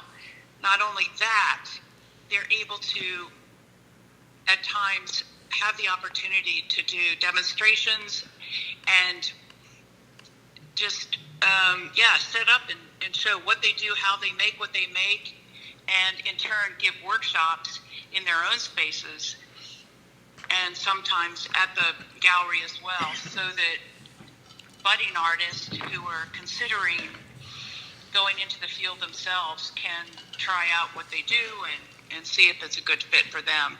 So this is a working opportunity when we're able to introduce new artist work to Charlottesville. Janice, you know what it sounds like to me? It sounds like to me you've created an exceptional community of artists. There you go. An exceptional community of artists, and you encourage entrepreneurship within that artistry. Is that right? So much. That is absolutely what we try to do.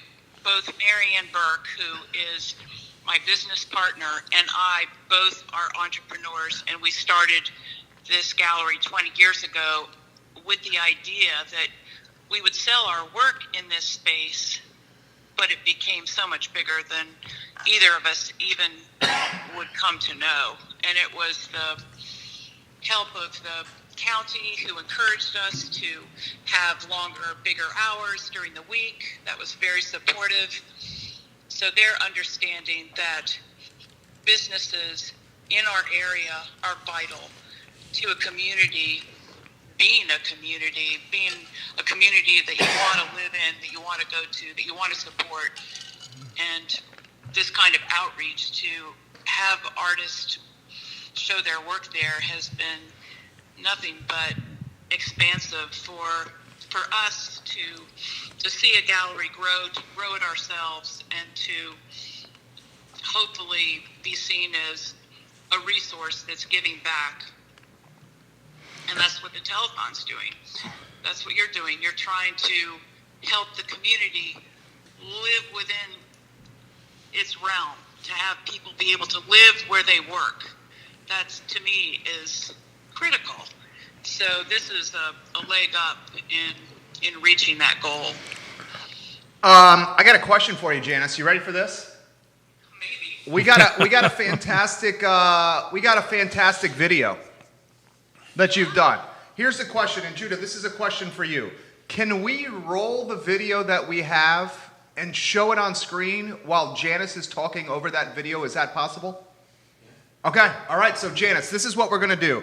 We're gonna play the video, and I'm gonna give him a 3, 2, 1 count before he plays the video. You know the video better than us. Why don't you give us the play-by-play of what's happening in this video when I count them down? Are you cool with that, Janice? Well, it's audio. You have audio, so I'm speaking to you on the video. Okay, so why don't we do this, Janice? Why don't we play the video, hold you on the line, and then we can get some perspective from you after the video's done. Okay, Janice. Hey, Janice, we're being entrepreneurs right here and adapting on the fly, aren't we? Yeah, there you go. All right. It is hard. Judah, let's do this. You got that ready to roll, homie? You need a little more time? iloveseville.com/donate if you'd like to get involved. All right, J-Dubs, here we go. In 3, 2, 1, roll the tape. So I'm a full-time, I came here immediately after college because this town spoke to me. The setting, everything that we all love about this town was at its peak, and more or less still is, can be, we know. So I decided to live here and start a business. Other people saw it as an obstacle, but I had a sculpture major, so I had to think hard about how I was going to make my living with what I did in art school at VCU. And sculpture was a little bit more fringe, but making pots speaks to everybody. Everybody knows what pottery is, maybe has had a class, who knows, but I decided, if I sell this work, if this happens, then I'm going to just keep going. And here I am all these many years later, and it just kept working. So without any further ado, we'll start by introducing you to my studio. And I live in town, and I make my work here, and I throw it on the wheel. That's what it's called, throwing pots, for those of you that aren't acquainted with what clay is all about. I start out making it, firing it, glazing it, firing it a second time, and then taking it to my gallery. So the gallery is called the Barn Swallow Gallery. It's also on the outskirts of town, 11 miles outside of Charlottesville towards Crozet, and that's where I sell my work. And I own the business, I co-own the business with my friend who's also a potter. We're both potters, and we both love each other's work, and we both have had an amazing friendship for 20 years and business for that long as well. So we're really fortunate that way, and we're continuing in the midst of this pandemic, hence the mask. We're continuing to try and have our business evolve, and that's one particular point that I want to talk about is how do you make a living? How do you start out? What makes you convicted about what you're doing and why you're doing it.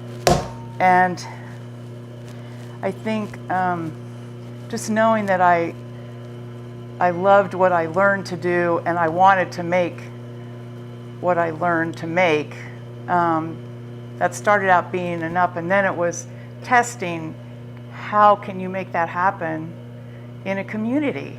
So you work within your community, and that's what I did. I also traveled far and wide along with other craftspeople who know this pattern very well. We do a lot of shows all over the United States, and so that was my beginning as well. And I found shops, before I had my own, I found shops and galleries where my work resonated with what they had. And I continue that tradition and that mindset and that thought with my gallery now. Does the work that goes into the gallery, does it fit your vision of what you want that gallery to look like and be? And at the same time, we're responding to many other artists. We have over 70 to 80 different artists working there. It's not all pottery. There's just 2 of us that are potters, but that gallery supports other artists that are local and regional, and that's part of our mission. So when you think about what you're going to do in this challenging time, I think one of the biggest takeaways I have to say is joining with another like-minded person gives you enormous power and enormous incentive to get up in the morning, to go to work every day, to basically stay the course. So with that being said, let's get down to work. So what should I start out making? Maybe I usually start out doing mugs. I'll do like 4 to 6 mugs a day and just keep kind of a little pattern going of having an idea that I see to fruition. And I'll take you into the secondary room after this and show you what the accumulation of doing those 4 to 6 mugs every day looks like. I have a pretty big kiln that I fire the work in, so I have to make a lot of work to fill it. And this is... Was it challenging to find a good kiln? I had my kiln constructed by a fellow who lives here in the area, who's a kiln builder. Judd Jarvis is his name, fantastic potter and kiln builder as well. So he had all of the knowledge and background from having done many in school when he was in art school, and it transferred over to working with me and rebuilding mine. Mine's been rebuilt a couple times, but this is the best it's ever been, and has a great burner system. I fire with propane gas, and it's a high fire kiln, and it gets the job done. So do you get your gas from Tiger Fuel? I do. Also supported the Land Trust. Tiger, that's very good to hear. I'm really glad to know they do. Yeah, they need to be part of the picture. Well, I've been with them for my entire career as a clay person, so now they're giving back to the community, which is really fantastic. Yeah, wonderful.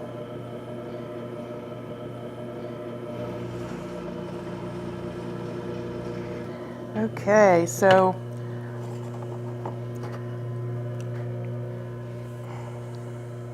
That looks like more of a bowl than a it is. I'm just doing a bowl right now. I took out a big hunk of clay, so I decided to. beautiful. I can see that for Asian soups. That'd be wonderful. I like that idea. That's a great one.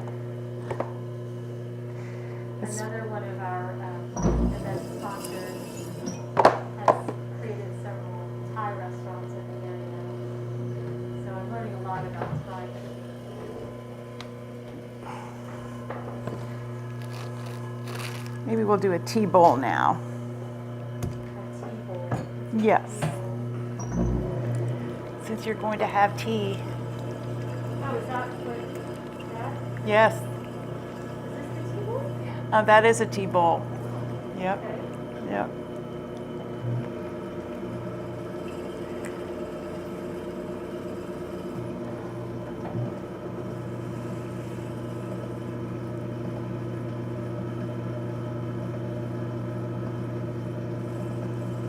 How is it for you looking for your home when you moved to the area?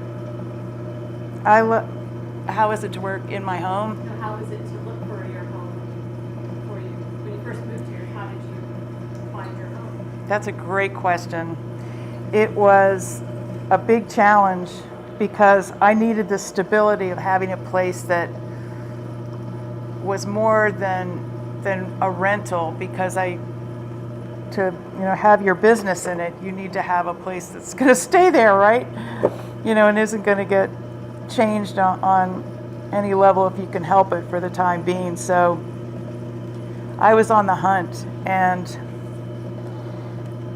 because I was a woman business owner, I was rejected at the banks. They didn't want to talk to me. I know, it was a tough start. And I even had one of my parents co-sign a loan, co-sign the down payment or whatever they wanted them to do, and they were like, nothing doing, not going to happen. So the way I got this house was, it was defaulted. Somebody had defaulted on payment, and I got it through the bank that was going to, put it up on the auction block, I guess. You had to come up with a down payment, and I had the down payment, and that's how I got it. So that's how I began, which wasn't a great beginning, but it ended well. But it was a rough start. It was hard to find a place, yeah. But I think a lot of people have experience like that, and it doesn't get talked about, but I think that it's changing so much. We're just grateful that people do, believe in one another and want to give them a chance, and it's, everything is sort of a chance when you start out, even when you have best intentions and qualify for purchasing something. Life happens, so it's nice to, let's put some decoration on this. Sometimes I'll take this white clay, which is porcelain, and just I'll add it on to over the darker clay, and that really is just a nice addition in the end, because the lighter glaze shows through it, and that's what I'm after. Yeah.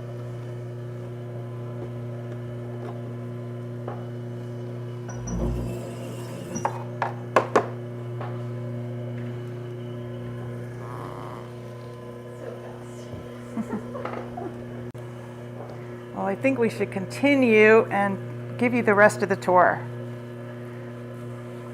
Now, do you have a preference for different types of clay density? I do. I like to work with, this is a darker clay body, and it's called stoneware, and it can do large pieces. Mm-hmm. It's got a lot of grit and grog in it. It holds up to the task. So I'm pretty devoted to this. And it does not shrink as much as porcelain. The porcelain is a beautiful white clay body, which I love. I'll put the porcelain on top of it, which is a really nice look. And that's what your teacups over there, you might want to show one of those. That's what I've done, is I've added the porcelain on top so it shines through the glaze. So that started out like this. Yeah. Okay. All right, come with me. We'll go into the next room, and I'll show you the rest of the process.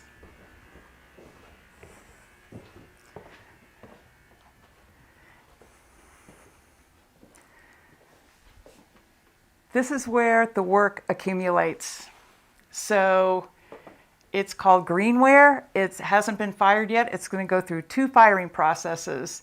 So it's waiting to be totally dry, and then it'll be loaded into the kiln, which I'll take you into that area next. And when it comes out, this is a piece that's been fired earlier. It has this pinkish hue, and it's only been fired halfway to 1,000 degrees. So that tells you that it's going to be fired to 2,000 in the end, right? So in this state, when there's water on it, it absorbs very quickly, and I'll be dipping it into the colors and the glazes, and it just soaks it up like a sponge. So this stage is very important because this will determine the color and the final outcome of the piece. So this is greenware, this is the pinkish bisqueware, just a few samples there. All right, let's go into the kiln yard.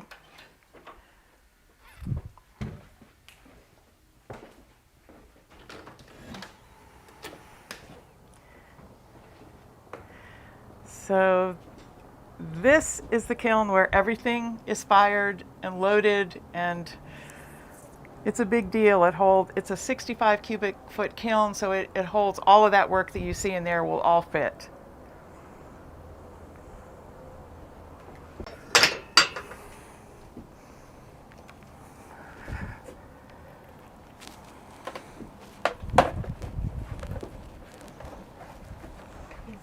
Get in there.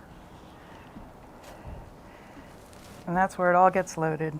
Just to give you an idea of how the work comes out at the very end, this is a snapshot for you.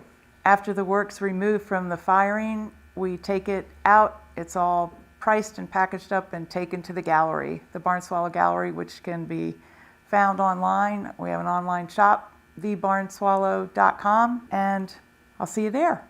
It was great showing you my studio space, and I just want to urge everybody to respond to the telethon, give what you can, and it's such a privilege and pleasure to be part of this work to gain as much as can be gained and earned as much as can be earned to help the community grow and have a safe place to live. I just love what I just saw there. We're back. We have Janice on the line, Janice Arone, the Barn Swallow Artisan Gallery. Janice, you're an artist, you're an entrepreneur. Tell us about that video we just saw. Well, you're right. It was just a small fragment, snippet of what takes place to get the bigger picture to evolve and be complete. And I love to go to other studios and to see how people work. I think it's really important to just get, even if it's a very short glimpse of what somebody has to go through to get the product made, it's helpful to understand what handmade really means. And it's that personal touch that nothing else compares to. And I believe, and I think all artists that make their own work believe, that there's a true resonance that's happening within whatever you make, whether it's fiber or wood or clay. And that's what's transmitted to people. And that's what makes it what it is. And that's what makes it, that's your signature on the work. So as you know, there's so many steps, or you may not know, there's so many steps to get a finished product. And if we had enough time, I would show you the glazing process and the loading of the kiln and the firing process and the unloading. So there's quite a bit to take in. But the process is what makes the product so special. And that leads to where we sell, how we sell, and how we interact with the people that come to love and appreciate our work and support us and help us make our living from what we do. Throw this to you, Janice. This community has rallied around you, rallied around your brand, this art you're doing that's absolutely fantastic. I mean, your reputation with what you do, I mean, is far and wide. What's this community mean to you, Janice? Great question. I always knew that I wanted to live here, and I don't know why that is so embedded in somebody when you first step foot into this region. So that carried me through any kind of doubt or insecurity in the very beginning when I just gotten out of art school and wasn't really certain of if I could make a living here. But I thought, well, if I can pay my rent and I can travel a little bit, and that's what I need. And it always worked. And I think that, amazing.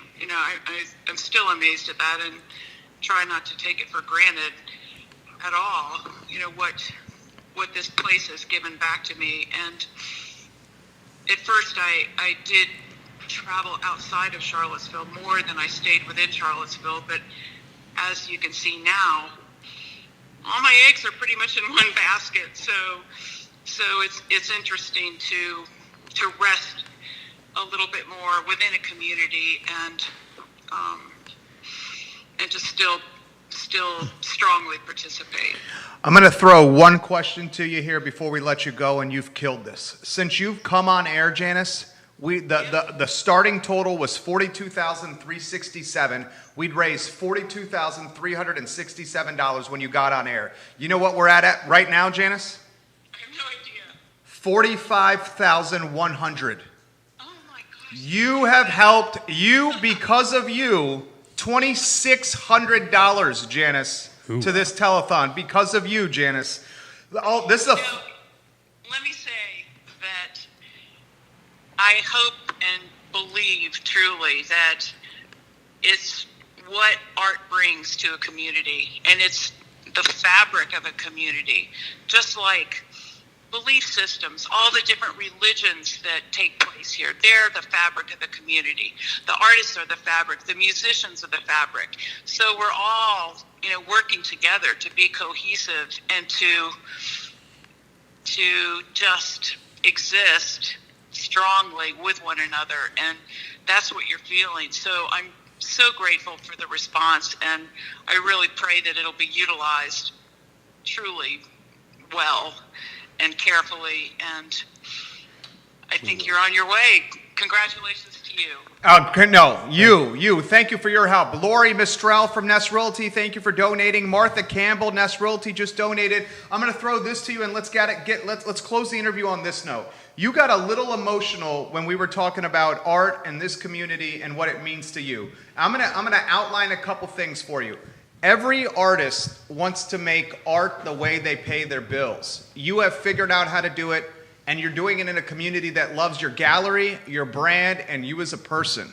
You come on air during this telethon, Janice, and we raised $2,600 in less than 30 minutes, and it's a testament to you and your reputation. What does this mean to you, Janice? Wow. Well, I just think that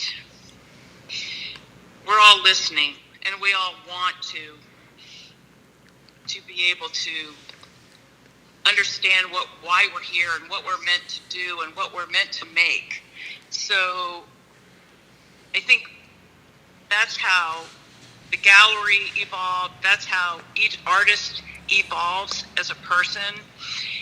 There's a give and take and a response. And if we listen to one another, that's the only way my business grew.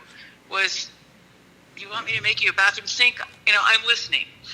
I maybe haven't done that before, but I'm going to work with you, and we're going to try and make this happen together. So it's that back and forth response to one another is what builds community.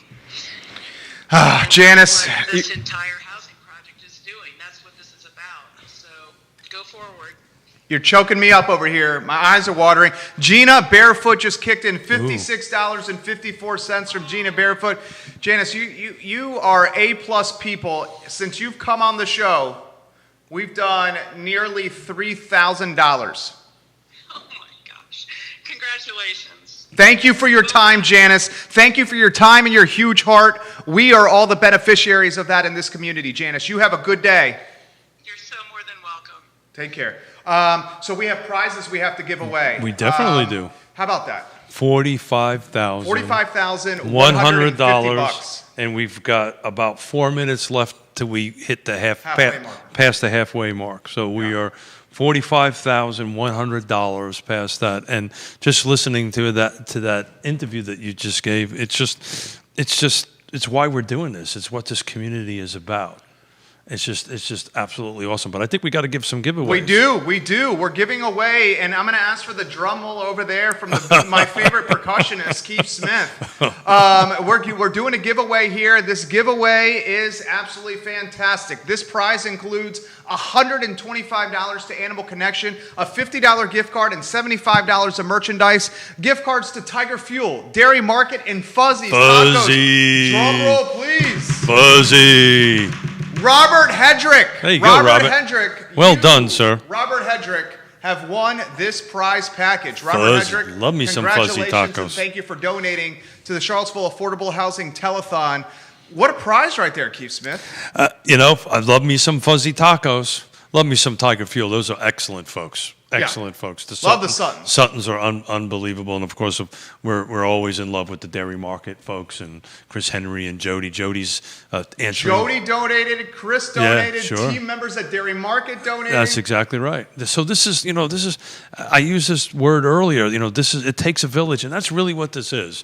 We're trying to come together and crowdsourcing and one little donation and some huge ones. I mean, that $6,000 was freaking awesome. And I'm looking up who's coming up next as far as a musician. And I've actually know Neil but I've heard him before. He's a really great storyteller. This is going to be a lot of fun. Neil Goodlow is coming up at 4:05, so 7 minutes from now. 7 minutes from now. Neil Goodlow from the front porch. Before we do that, we're going to do another giveaway here at 4:05, before 4:05. Now, if you want to donate, if you want to get in the running for a new car, and we're giving away a new car, if you want to get in the running for all these prizes, all you got to do is donate something. iloveseville.com/donate. iloveseville.com is that a backslash or a forward slash, dude? I always get iloveseville.com/donate, and you give the money to the Land Trust. We're trying to raise $150,000 so the Thomas Jefferson Community Land Trust can purchase a piece of property on 10th Street Northwest. 10th and West, and put 5 affordable housing buyers into those homes. So how you hanging up, man? I'm great. Good. Thank you for all you're doing here. So, $45,100. Did you think we were going to get that far at this time of the time? I didn't know what to expect. Yeah, same here. Yeah, I did not know what to expect. But I'm playing off of this interview you just did, and maybe that not so much doubt, but you put so much work and time and effort, and everybody's doing this, and you just don't really know how it's going to turn out. And then you have an interview like that, and you just hear that, or do you have artists come on and $6,000 is donated during an artist, and apparently I have to learn how to play banjo now because I've committed to that. And I'm still a little worried about this whole boxer short running around on the outside, though. We all have been working on this telethon since November. Significant manpower. We have another gift package to give away. If you want to get in the running for a car, a Mazda, which we will give away here on the telethon. If you want to get in the running for one of these phenomenal prize packages, you donate something through iloveseville.com/donate. The winner of a coffee and art prize package. It includes such a lot of fantastic stuff right here. The winner of this is Lori Mistral. You know what? Why don't I let Kelsey explain here what this includes over Kelsey, here. come on over. We're going to get Kelsey back in the mix come here. into the chair, Kelsey. Lori Mistral, you just made a donation. You're about to win a package, and Kelsey, our fabulous producer, From the Barn Solo. is going to outline what you go. she has won. The show is yours, Kelsey. Sure. Thank you. Yeah, thank you all so much. So the coffee and art package, we have a mug made by Marianne Burke, who is one of the co-owners of the Barn Swallow. And so we just heard from Janice over there, and we also have a Wagner print from Susanna Wagner, who we spoke with earlier from Just Saying Signs. So all the local artists who had such great input and shared such great insight with us have also donated some of their awesome handmade art to the prize pack. Kelsey, I just noticed that. I love your little hanger for your. Oh. Isn't that the coolest thing The mask ever? hanger? Did you see that? I did not see that. Look at that. Where did you get that? Christmas. Oh. Christmas 2020 Wow, gift. look at you. It's like, functional and a little stylish. Yes, thank you. We need to give her some props. We're going to embarrass her a little bit Yeah, here. of We're course. 4 minutes ahead of schedule, and the only reason we're 4 minutes ahead of schedule, and this is a 4-page schedule, is because of her. It's because of 4-page Kelsey. schedule, notes. Yeah. The only Prizes- reason we're on time is because of her. I sincerely mean that. I honestly thought we were to screw this up. She has kept us on pace. Well, when we made the phone call, I knew it was going to happen, and she's doing a great job of doing that. We're going to have the front porch. You didn't push that button, right? We're going to have I just caught it, my friend. We're That's going to all have I the did. front porch coming up here in a matter of moments, and Neil Goodlow. We're asking you guys to help us donate money.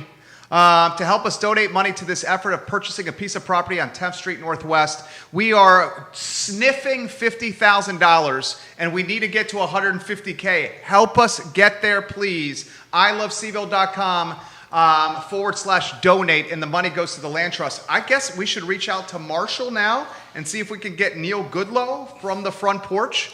What do you think about that, Judah? Are you feeling good about that? Kelsey, thanks. Judah Wickhauer is our director. Still to come on the show. Get comfortable with that seat. You're coming back later. And what I'm really excited about, guys, at 5 o'clock, so in 57 minutes, Chef Eddie, is going to make us a drunken noodle Thai food preparation. So he's going to show us how to make drunken noodles at 5 o'clock. At 5:30, we're going to have cocktails and happy hour on the telethon. Cocktails. Eddie's an outstanding guy. This is going to be. You know him? Well, I met him a couple of times at one of our last events, but he's just a fun, exciting guy. And put on your seatbelt because it's just going to be a lot of fun. He joins us at 5 o'clock. Still to come, John Dirth on the program. Forrest Swope and Jeff Romano still to come on the program. John Owen and Tanya Manuel still to come on the program. We have musicians playing from the front porch in the Jefferson, and we're about to introduce you to one right now, and Neil Goodlow, who's going to be live from the front porch. I tell you what, those front porch venue is freaking awesome. Audio is good, video is good. Those guys Emily are and the team rock at stars. the front porch. Emily and the team at the front porch. A-plus people. Neil now on the show. Judah, let's go to Neil here. Neil, you have, let me check, 11 states watching right now. 11 states. So Neil Goodlow, you are live on the telethon here. The show has been shared to close to 400 Facebook pages since we started at 10 a.m. Before we hear some fantastic music from you, Neil, introduce yourself to everybody that's watching. So my name's Neil Goodlow. I live about 6 blocks from here in downtown Charlottesville. This telethon is very near and dear to my heart because I was a practitioner in community corrections as a probation officer for 25 years. And not only did I see a lot of my clients who had housing issues that were extreme, I also lost a lot of good people, a lot of good probation officers who couldn't afford to have a place in the community that they serve. So when I was offered a chance to do this, I was all in. Thank you. Why was that? Because the cost of living? So yeah, it was usually they would come in as single people, young, not particularly discriminating on where they were going to lay their head every night. But then they would meet their spouse, they'd get married, they start to have families, and there was just no way that on a probation officer's salary or a police officer's salary or somebody who works out at the jail, and the list goes on of people who fall in that kind of in-between category between being actually in poverty and being able to comfortably house themselves in Charlottesville. Well said, Neil. How long have you been playing music? Not very long, about 5 years. Wow. Really? Cool. I was working as a consultant out on the road, actually airports and conference rooms all over the country. And I started taking a guitar along with me just to kind of have something to do in the evenings. And the songs just started to come out. I'm really at a loss to explain why it took until my late 50s to actually get the itch. But there were a lot of people here locally in Charlottesville who were super supportive. It would take too long to name all of them, so I won't name them.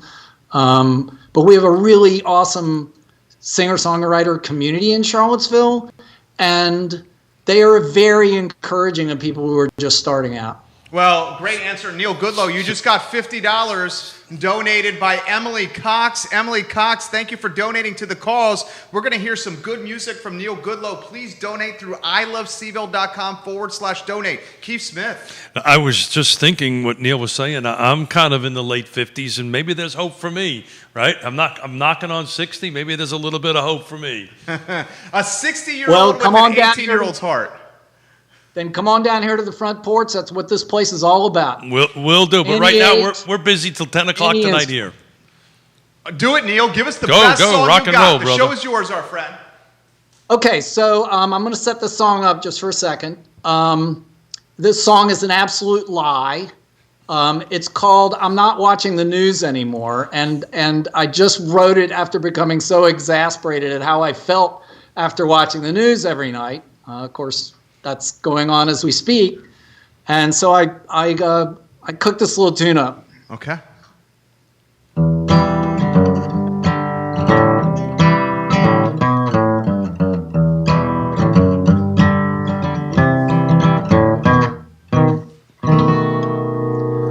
I'm not watching the news anymore. Not watching the news anymore. Think I'd rather be uninformed. Not watching the news. Not watching CNN. Not watching Fox. Not watching MSNBC. I don't think I can take the shot. No, I'm not watching the news. Not watching the news.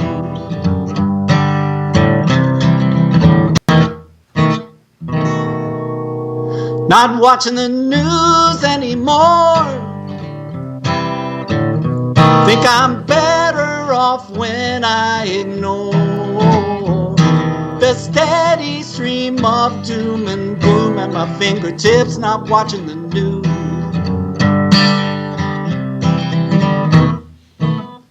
It's slowly stealing my peace of mind. Don't need reminding.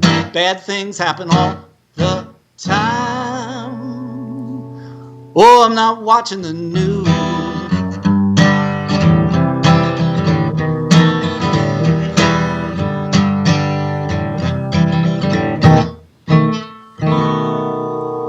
Not watching the news anymore.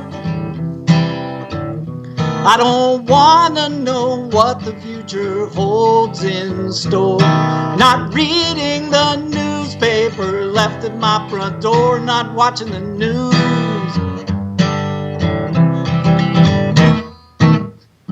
Because if it bleeds, then it's sure to lead. It's messing with my sanity and my faith in humanity. Oh, I'm not watching the news. Not watching the news anymore. Not watching the news anymore.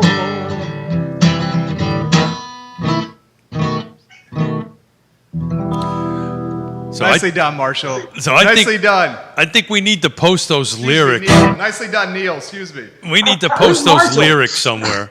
We're using Marshall's Skype. Neil Goodlow, our musician.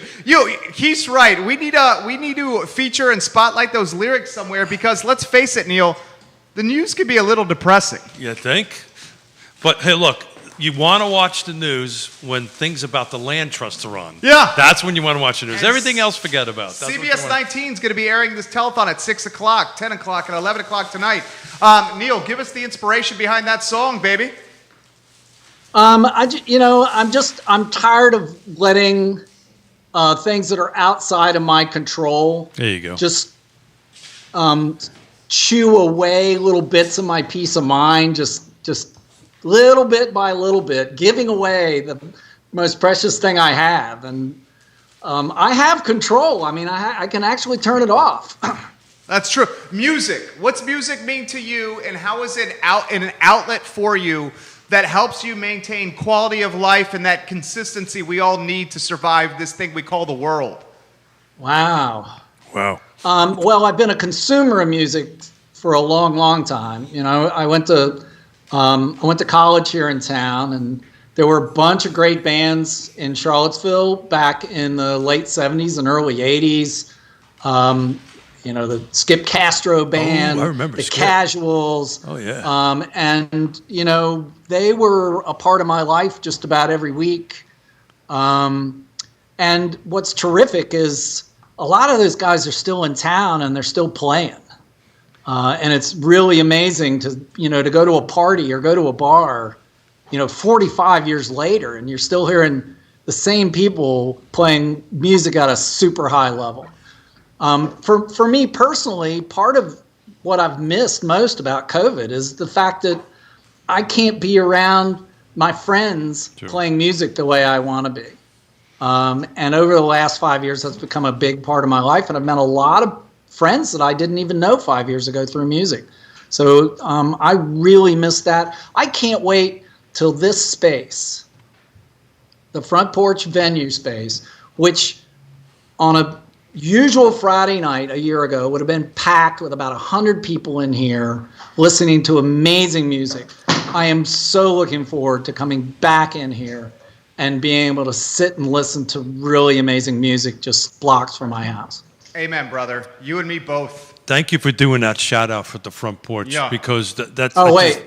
I literally I'm, just wrote that note down. I'm rocking the merch too. I'm, in the interest of full disclosure, I'm on the Front Porch board. I believe that much in the organization. I'm going to give you guys a plug. Emily and your team at the Front Porch, dude, we are lucky to have you guys. yeah, And without one of doubt. the things that I've admired tremendously from the Front Porch team was you guys, just like all of us, adapted to COVID. And I'm sitting at home on my couch having a Minuteman from Three Notch, routinely watching live streams from the Front Porch on that stage right there, Neil.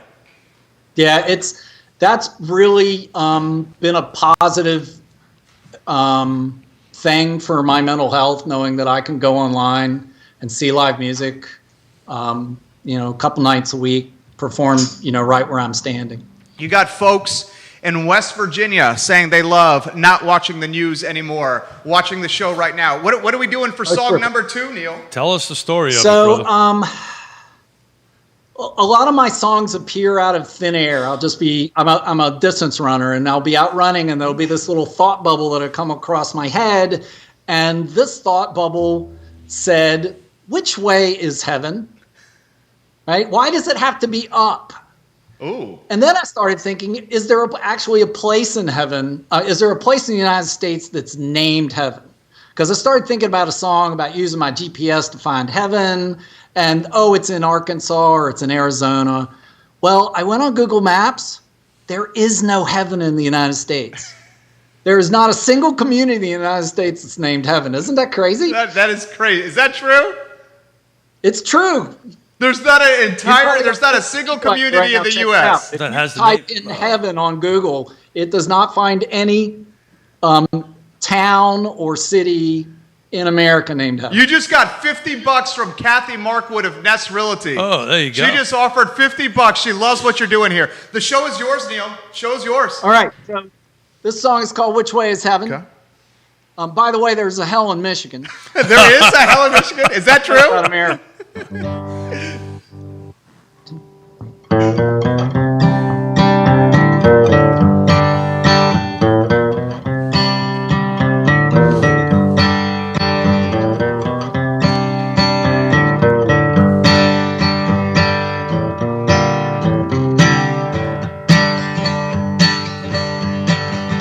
Which way is heaven? Which way do I go?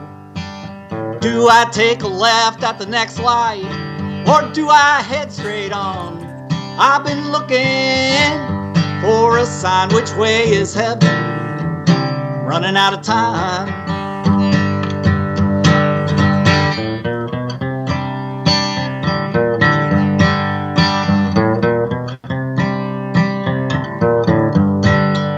Which way is heaven? Trying to find nirvana. I'd like to have a beer with the Dalai Lama. People tell me it's a pretty nice place. Which way is heaven? I've been looking for a higher place. Which way is heaven? I'm running out of time. Can't find heaven on my GPS. Am I punching in the right coordinate? I need direction, someone to show me the way, so I can find it on my judgment day.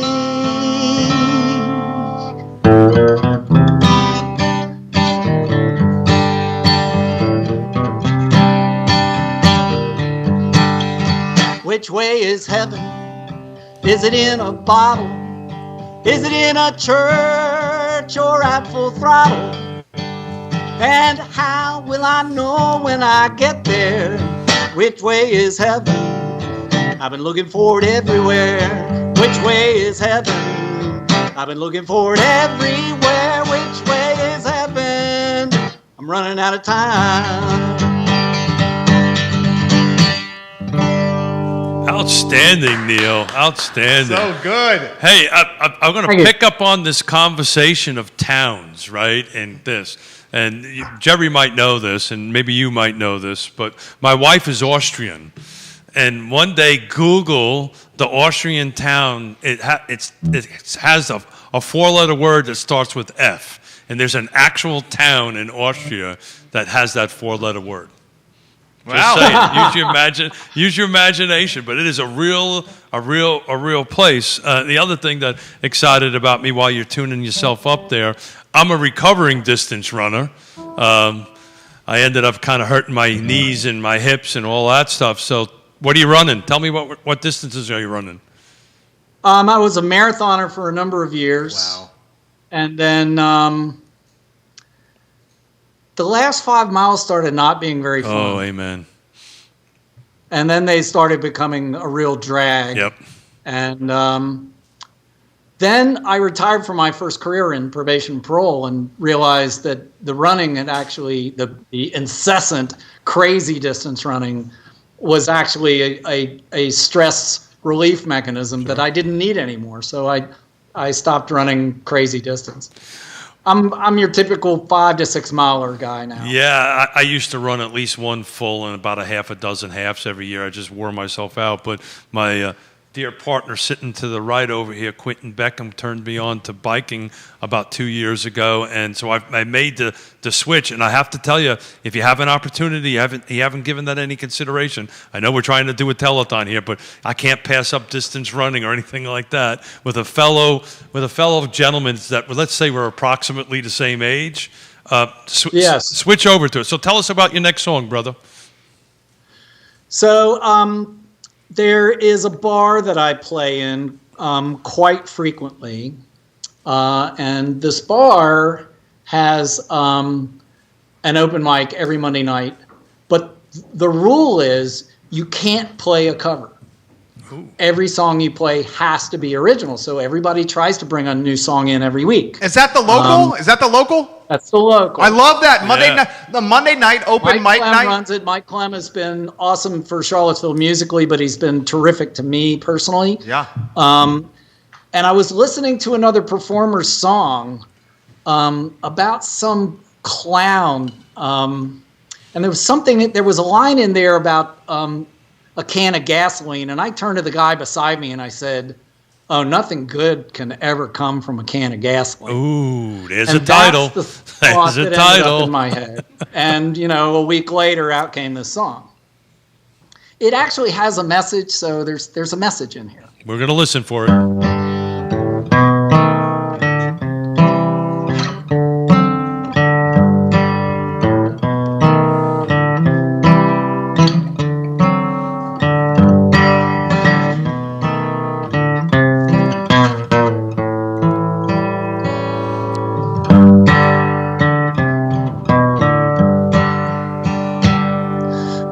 Nothing good can come from a can of gasoline.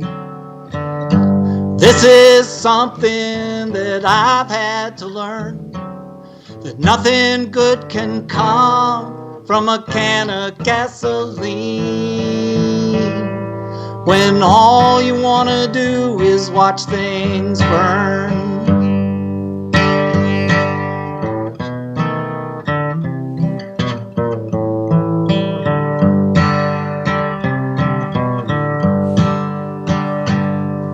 Well, nothing good can come from a hammer with no nails.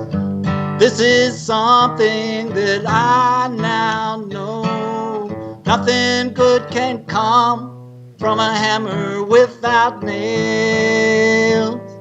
When you're smashing things to bits with every blow. Well, you can build things up, or you can tear things down. The choice is up to you. The glass can be half full or half empty, all depending on your point of view. Well, nothing good can come from a heart that has grown cold. Cold as a block of ice held in your bare hands. Nothing good can come from a heart that has grown cold. Well, this is something I now understand. Well, you can build things up, or you can tear things down. The choice is up to you. The glass can be half full or half empty, all depending on your point of view. Well, nothing good can come from a can of gasoline. This is something that can be painful to learn, that nothing good can come from a can of gasoline. When all you want to do is watch things burn. All you want to do is watch things burn. All you want to do is watch things burn. So good, Neil. Man, I just love that line. I had that write that down. Folks, we need your help. Please donate. We want to get to $50,000 pretty darn quick. But hey, I just wanted to ask you a question, and Jerry may have asked it, and I may have missed it with my ear pace. Who's your favorite performer? Who's your influence that kind of made you make this decision to go from? That's an unfair question. I would, just off the top of my head, it would have to be Tom Petty. Okay. Really? Why Tom? He's a common thread, kind of runs. Bob Dylan, a close second, but. So I would have bet Bob Dylan was your first, because you kind of got. I also really, really, really love John Prine. Oh yeah, sure. And that probably comes out. Willie Nelson. I mean, we could use up the rest of the time. Yeah, but I mean, you hit it out of the ballpark the first time around. Little Tom Petty, definitely Bob Dylan. But when you were playing, I was thinking of Bob Dylan. So, tell us a little bit about your next song and where that came from and the history behind it, and tell us the story. Okay, so this song, thankfully, I wrote it about 3 years ago when things were way, way worse than they are now. Well, explain that. But well, let me explain it. 3 or 4 years ago, if you were a convicted felon in the Commonwealth of Virginia, the chances of you ever getting your rights restored were almost zero. Your chances of getting your driver's license back were better, but not great. Your chances of being able to find affordable housing, not good. And it seemed like the law was actually constructed to continue to punish people years and years and years after they paid their after debt. they had done their time, were off probation, had proven that they could, over a period of time, they could behave themselves. And it just really ticked me off. So I wrote the song from the perspective of one of those folks. Now, having said that, over the last couple of years, there's been legislation enacted to kind of re-enfranchise this group of people. It's not where it needs to be yet, but it's way better than it was just a couple of years ago. So this is called Disenfranchised. Nice. Disenfranchised. I like it.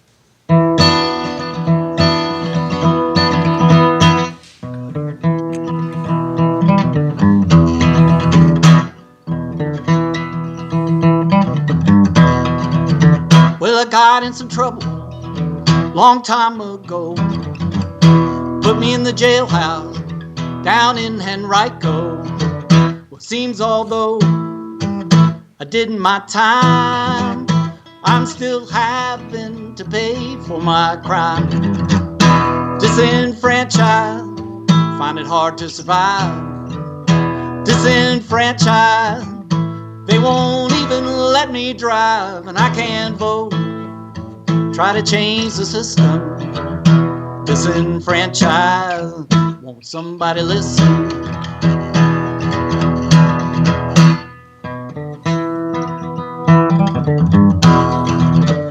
Well, it was 20 years ago, still I'm paying. Nobody's hiring me, in spite of my praying. Like I'm a second-class citizen. Chance for redemption. It builds up anger in a man on account of this tension. Disenfranchised, odds are stacked against me. Disenfranchised, and the law won't let me be. Can't seem to find forgiveness for my sins. Disenfranchised, I guess you win.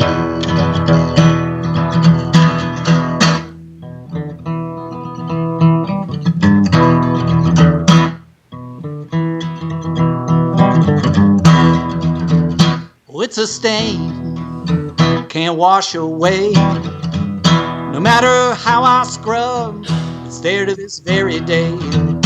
I can't fight it, can't run away. The mistake I made, yeah, I'm gonna have to take it to my grave. Disenfranchised, at the age of 23, I'm over 40. And they still won't let me be. Disenfranchised, doesn't seem to be an end. The whole damn system rigged against me, my friend. The whole damn system rigged against me, my friend. The whole damn system rigged against me, my friend. So, Neil, one of my dreams, one of my goals that I wish I could do is do exactly what you're doing. Yeah, me too. Come up with a song in your head and put it together and sing. Nobody probably ever wants to hear me sing, but tell me about the song process. Tell me how that works. I want to learn that process. So, it pops in your head, and how does it go from that to what we just heard? Nicely done. Okay, so there are actually two things that go on at different points in time. One of them is the music. And I'll just sit around with a guitar, and I'll noodle around. And I'll find something, I'll find a riff or a chord structure or some sequence that sounds cool. And then I will pull out my iPad and put it on selfie mode and take a video of me playing it, because I swear, if I come back a half an hour later, I'm not going to remember it. Completely gone. Yeah. The other thing I do is on my phone, in the little app where you can write little notes to yourself. Yeah. Anytime I have a thought bubble go by, if I'm running, I just stop, pull out my phone, and I type it in. That's what I do too. If I'm in a conversation with somebody, I'll do the same thing. And so songs just sort of pop out of thin air like that. The hard part, and I'll have to tell you, I've been really struggling with it for some reason during the pandemic. I'm writing music daily, and I can't seem to get lyrics to come, and I don't know what's up with that. I think part of it is because the local's been closed down, and my claim to fame was I'm going to bring you a new song every week, every single week. Even if it sucks, I'm going to bring you a new song every week. That's because we're lacking synergy, right? Human connection. We're missing human connection. Human connection. And that human connection brings on the synergy. So tell us about this next story, and thank you for sharing that. On my end of it, my thoughts come up in the middle of the night, and I've got not the phone, but I've got a little pad and a pen, and I wake up, I jot them down, and I go back to sleep, and that's how my thought process works. So tell us about the next song. Okay, so this is kind of embarrassing, but embarrassing is good. We've been doing, talk about embarrassing. We're actually having a conversation. I like to pick up things that are cool that I find in the street. Shirts, hats. People leave cool stuff, and as a distance runner, you cover a lot of ground in an hour, and you see a lot of cool stuff that people either threw away or it blew off their head or whatever. So I wrote this song about a particular shirt that I found in the street and walked past 2 days in a row before I finally decided to pick it up and take it home and throw it in the washing machine. Do you still have that shirt? You still got it? I do. I was going to wear it, but I had to represent for the front porch. Okay, so there you go. This is called Shirt in the Street. Go figure.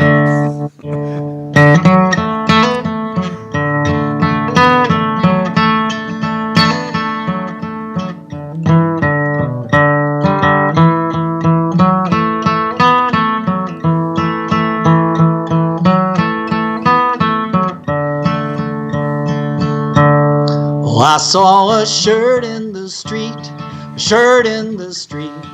Good God Almighty, there's a shirt in the street. And it was a green one, but not a real clean one. So I decided to pass it on by. Well, the very next day, there it still lay, worse for wear, much to my dismay. And it still called to me, but I had my wife with me, so I decided to pass it on by. Stuff that is free, I like stuff that is free. Free stuff I find in the street. Well, I got a job and I got some money, but I can't resist stuff I find in the street. No, I can't resist stuff I find in the street.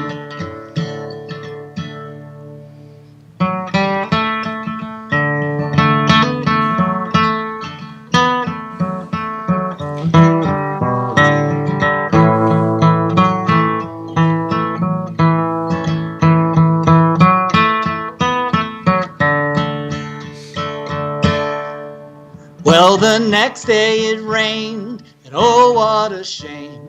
That green shirt had gotten washed into the drain. So I scooped it up, and I wrung it out, and carried it over to my little house. Well, the washing machine made that shirt clean, and after the dryer it was warm as a dream. And I'll wear it proudly, and I will shout loudly, and I wear a green shirt that's free. Stuff that is free, I like stuff that is free. Free stuff I find in the street. I got a job and I got some money, but I can't resist stuff I find in the street. No, I can't resist stuff I find in the street. No, I can't resist stuff I find in the street. That is freaking awesome. Yeah. Neil, you know what? I can't. You know what, Neil? I'm going to throw this to you. You know why I love your lyrics? Your lyrics are everyday lyrics that you come across in your life, and you make the lyrics, because we've all experienced this, so relatable. Sure. Like the songs you've played, I've been able to relate to your song in some kind of capacity every time. Well, thank you. Thank you. I think you'll be able to relate to this next one. Actually, you won't. Oh, wow. Your co-host will, because he is of the age where he can appreciate it. In other words, I'm old, right? That's what you're saying, Neil? So Yeah. when we were kids, when I was a little kid, we got 3 TV channels. Okay. 3. Okay. Um, What, ABC, NBC, and CBS? That was it. Okay. It was before the days of PBS, and then ultimately there were 4. So just for fun, one day I went on my modern TV and I counted out how many channels there are. Do you know how many there are? Oh, good no. Right now? No. Hundreds. 3,294. Wow. Yeah. So I wrote this song about this proliferation of TV in general and TV news in specific. And I don't know who to trust anymore, right? So that's what this song is. So, Neil, before you get into that, right, do you remember the days before there was an actual remote control? Because you and I are old enough to do that. And who was the one that got up and changed the channel? Because that somebody's job was to get up and change the channel. It was the youngest kid. There you Yeah, go. that's right. It was the youngest kid. That's right.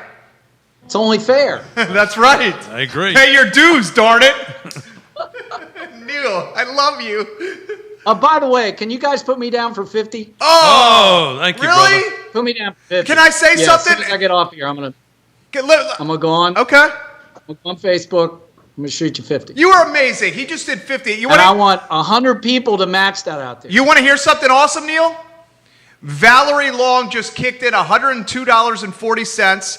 Lori Nicholson kicked in $100. Kathy Markwood 50. Emily Cox 50. So with your $50 that you've kicked in, 150, 250, we're close to $500 since you've come on the show. There you go. That's great. So I need one person to donate 3,294. Yes. One for every single channel. All right, this song is called Walter Cronkite. Oh, good Lord.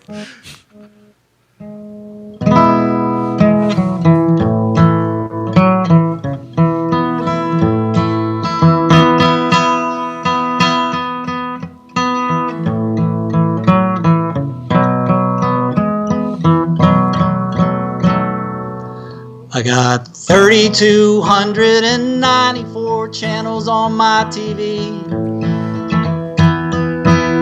but I can remember a day when there were just 3. I'd sit on my father's lap in that old easy chair of his, while the newscaster assured us that is the way it is. So where are you, Walter Cronkite? And who can we trust to shed some light? Where are you, Harry Reisner? I wish you were on my TV tonight. Yeah, I wish you were on my TV tonight. These days, you can choose your own reality, depending on how you think the world ought to be.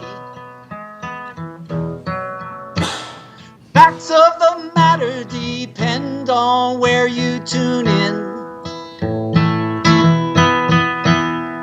Oh, what a sad and polarized mess we are in. So where are you, Walter Cronkite?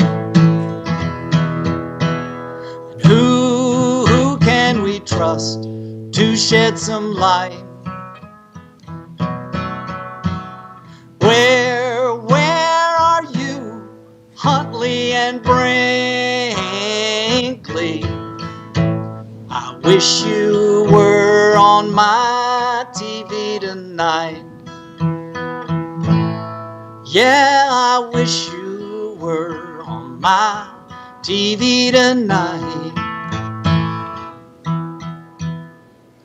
When the line between right and wrong is blurred,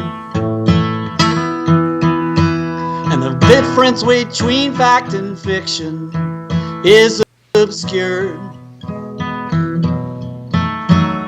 nothing good can come from it, so I've heard. When the line between right and wrong is blurred, so where are you, Walter Cronkite? And who can we trust to shed some light? Where are you, Harry Reisner? I wish you were on my TV tonight. Yeah, I wish you were on my TV tonight. You were so good, Neil. Hey, Neil, you know. Thank you. Neil, you know who came to mind when you were singing? A little Jim Croce. Oh. I'll take that. Yeah, you're definitely. I'll take that all day. You're definitely doing Jim Croce. You're bringing his spirit back in your songs on that. That is absolute. Another musician whose life was cut short way too soon. Oh, amen. One of the best bars I've been in San Diego was his bar when he had it set up in San Diego in the Gaslight District. You are A-plus people, Neil. What does it mean to you that you've got nearly $1,000 donated to this since you picked up that guitar? I feel good. I just hope it makes one family's life a little easier. We were hoping for 5, brother. If we can get this piece of property, if the land trust can get this piece of property, it turns into 5 homes. There you go. For families. And they're people who are going to stick around. We're not going to lose. That's right. That's good. What's this community mean to you? You've touched on it. Give us a direct one on that, a direct answer on here. You got a lot of friends here, Neil. Well, I've lived here since 1976. So I grew up in Stanton, so I wasn't too far from here to start with, but they're worlds apart culturally. Charlottesville's just a very welcoming community. We've got issues. We're trying to work on our issues, but we don't shove our issues under the carpet. We actually look at them and actually talk about them. And I'm hoping that over the next few years we can make greater strides in some of the equity issues that are abundantly clear in our community. But it's a community that I think has the heart to be able to do that. Where do we need to go as a community? You've been here since '76, you said, right? I'm a little worried that we're gentrifying, and we're gentrifying pretty quick, and it's pricing people out of the housing market. And little houses are going for $500,000, and I don't know what that holds in store for people who are now my kids' age, in their late 20s and early 30s, trying to find a home to live in the community that they grew up in. And on the opposite end, I'm really worried about people in their 50s and 60s who are now living on limited income, and they're having trouble paying their property taxes and their homeowners insurance because they're all based on the value of the property. So we really need to do something before Charlottesville becomes even more of a have and have not community. Perfect. So, Neil, since we've been talking about age, right? We're going to be honest with each other, Neil, in front of the whole world here. So, as you know, when you get to a certain age that I am, I need to use the little boys' room, right? So, I'm going to swap out and let my buddy Quentin fill my seat, and I'm going to use the little boys' room because at this age, that's what we got to do. That's great. Quentin Beckman. Okay, you didn't miss my best song. There you go. Well, I can't wait to hear it. It's a good thing this is available on demand 24/7, 365 after this. That's why it lives forever. Tell us about the best song that you're going to play here. So this is my last song, right? Okay. If we're on till 4:50. Okay. Yeah, let's do it. Understanding. That's correct. Okay. We have 4 minutes? We're good. Okay. This song I wrote a while back, but man, it just sounds like I wrote it yesterday. It still has that feeling to it, and after the events of January 6th and the storming of the Capitol, it has even more relevance. It has relevance on account of COVID and this crazy world we're in right now. And the key to us all getting through it. The song is called Treat Each Other Better.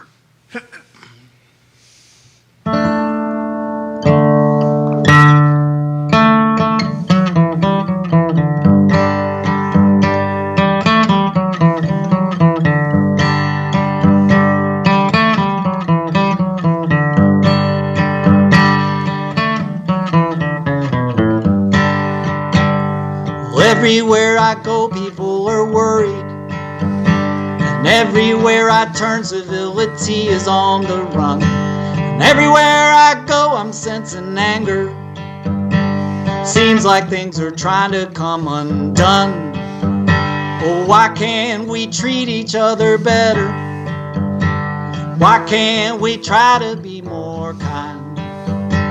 Why can't we treat each other better? This is weighing heavy on my mind. This is weighing heavy on my mind.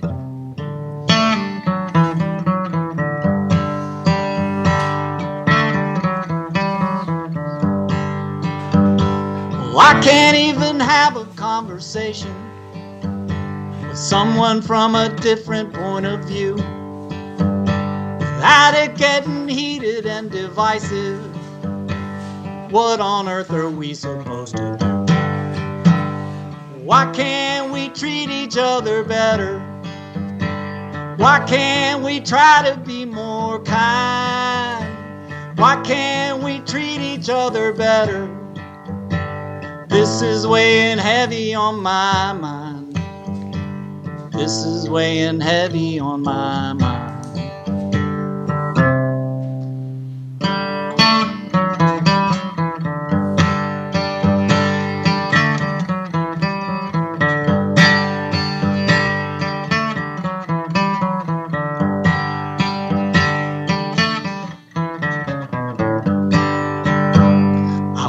About tomorrow, what might happen. We are living in uncertain times, yet I still believe that there's a bridge that can be built across the gulf between you and I.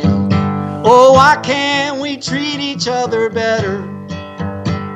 Why can't we try to be more kind? Why can't we treat each other better? This is weighing heavy on my mind. This is weighing heavy on my mind. Neil, that was my favorite one. Neil, thanks, man. That was my favorite one. Thank you, gentlemen. You are, dude, you got talent. You got talent. Thank you for your $50, my friend. Thank you for your talent. There you go. Well, thank you for the opportunity.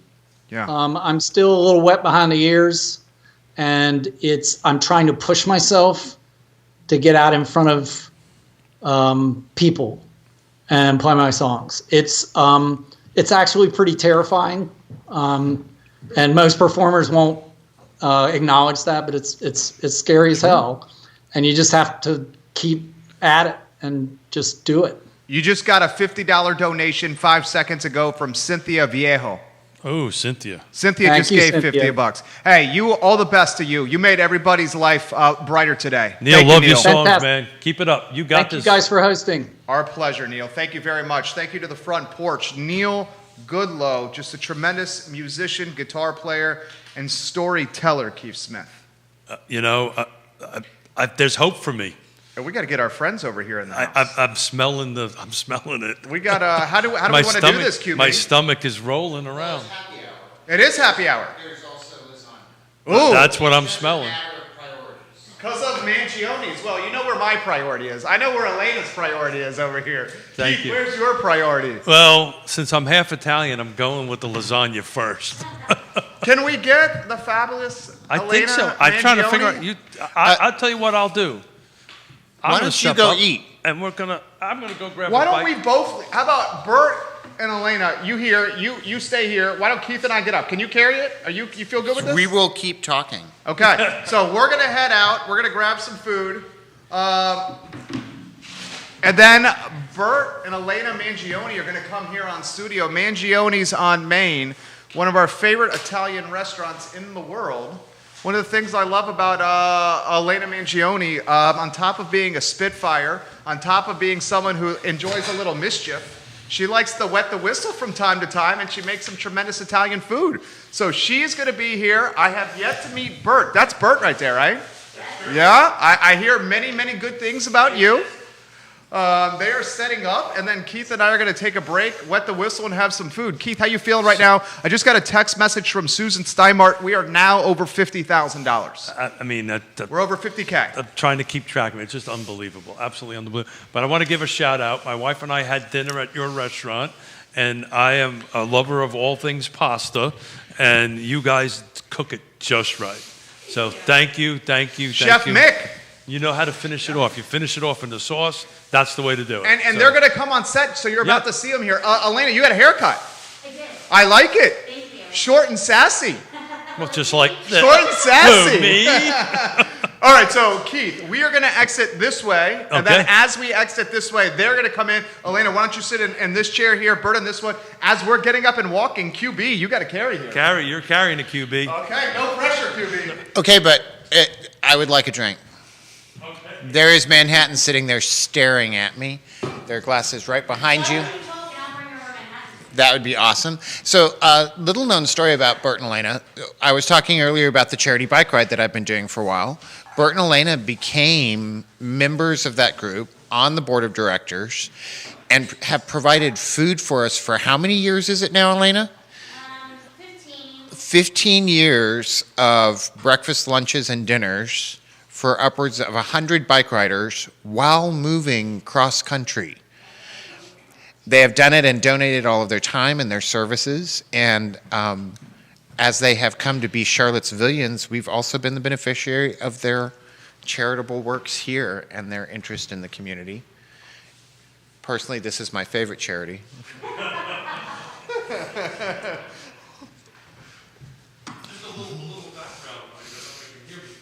You got to get on set. Before you do that, there's a little competition going on, QB.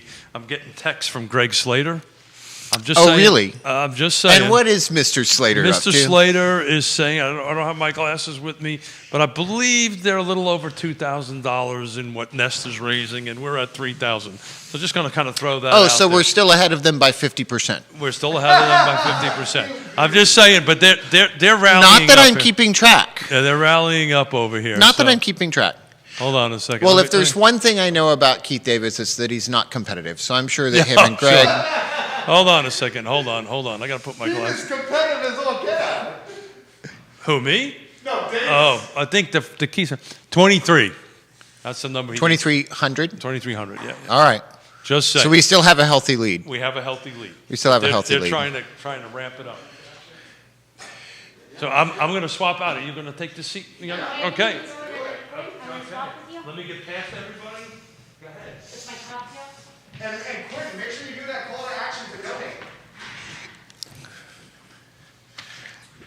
It's gonna be fun watching them eat while I drink.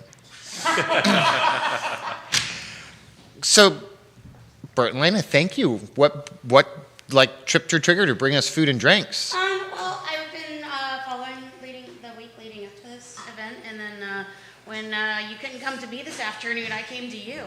That is true. So, I do often have Friday drinks with these lovely people, and so they were kind enough to join me here today. And are you familiar with the piece of property that we're talking about? It's right off of 10th, right? Across from the dairy market? Correct. So sort of behind Dairy Market, around the corner from friends of ours that live on Page Street. Oh, yeah. Uh-huh. currently sort of a warehouse for vehicles. I think there's ambulances and such there. Oh, right, okay, I do know it. And I think you made a donation in the car on your way here, did you not? Well, no, I wasn't in the car, I was at home before I came over, so that's true, it was incognito. It was incognito. Yes. And your restaurant has done other things for us in the community. I know you've supported AHIP Yeah. back in the days when we could have crowds. Yes, right. Back when in we the could days have of more than crowds. 10 people in a room. This is Which, we'll get back to. And we're happy to continue to support people. with that. And so I'm really interested to see who we might know that might join us in a donation and a drink. I know. Who would like to join us in a donation and a drink? It's happy hour.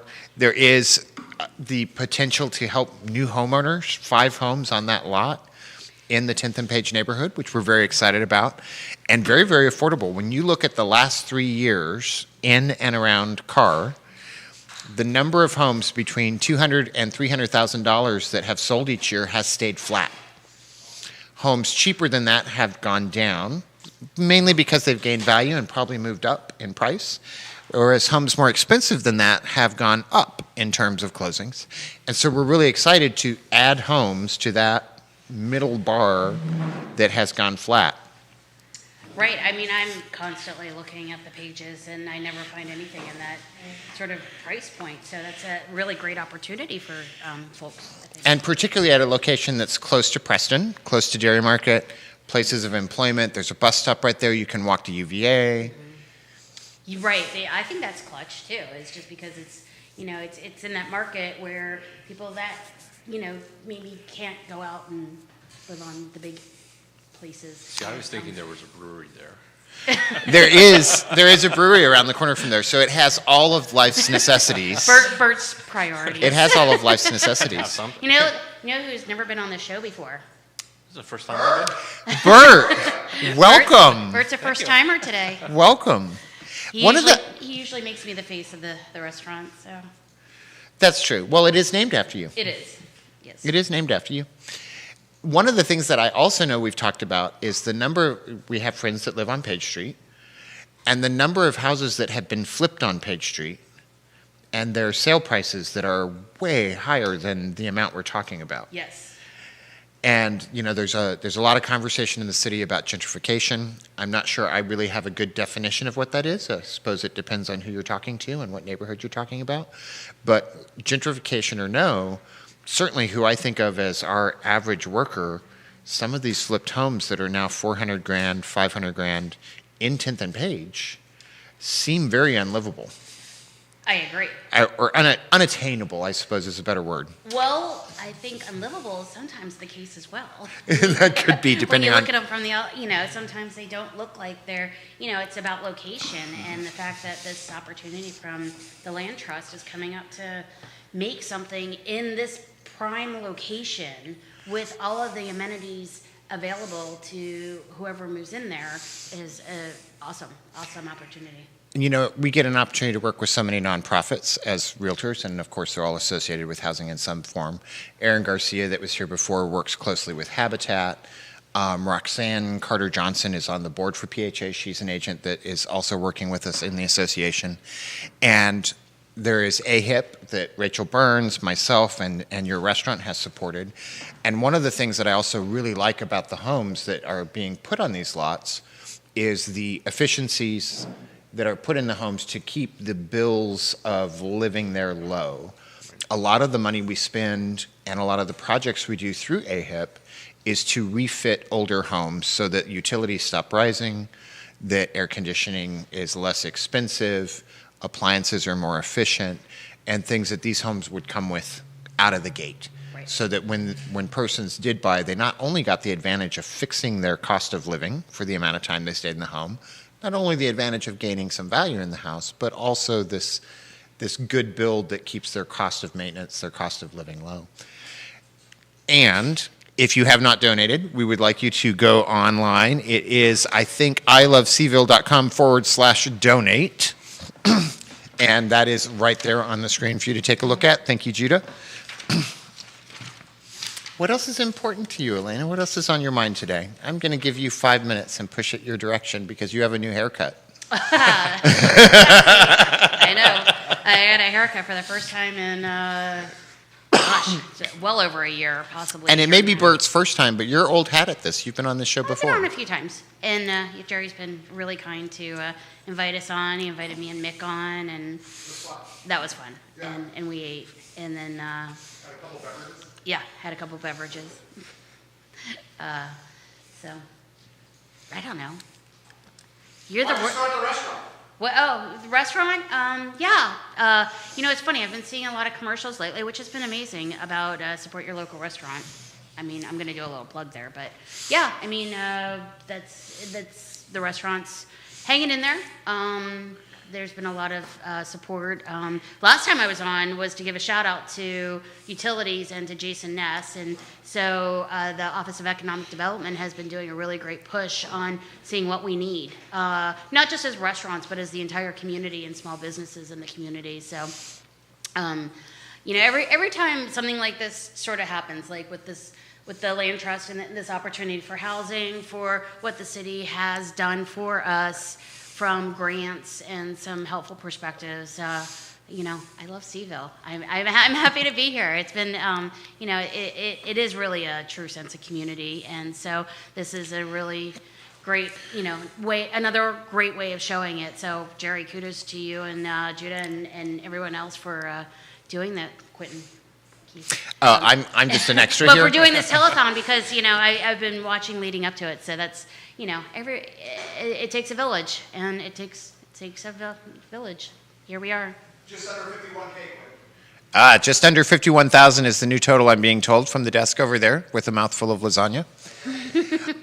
I also find it interesting. So we've gotten a lot of love from restaurants, bakeries, people that serve food in the city. And these are houses that a lot of the staff of these restaurants that have survived COVID could access. I think so. I mean, close into where they work. Right. And I agree because, it is completely walkable. There's a free trolley on Main Street to take you down to the downtown mall if the weather is inclement. So there's some really great, it's such a great opportunity. I mean, I wish it'd be great if there's more. I was trying to look at some of the other things that were out there, but it'd be really awesome to see a lot more of this. It's interesting to me that the houses that we're talking about putting on this land are cheaper than what you can buy in Wintergreen, based on the last set of median prices. Right. Yeah.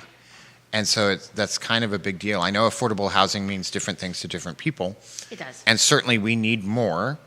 This is not enough, and we don't intend to stop.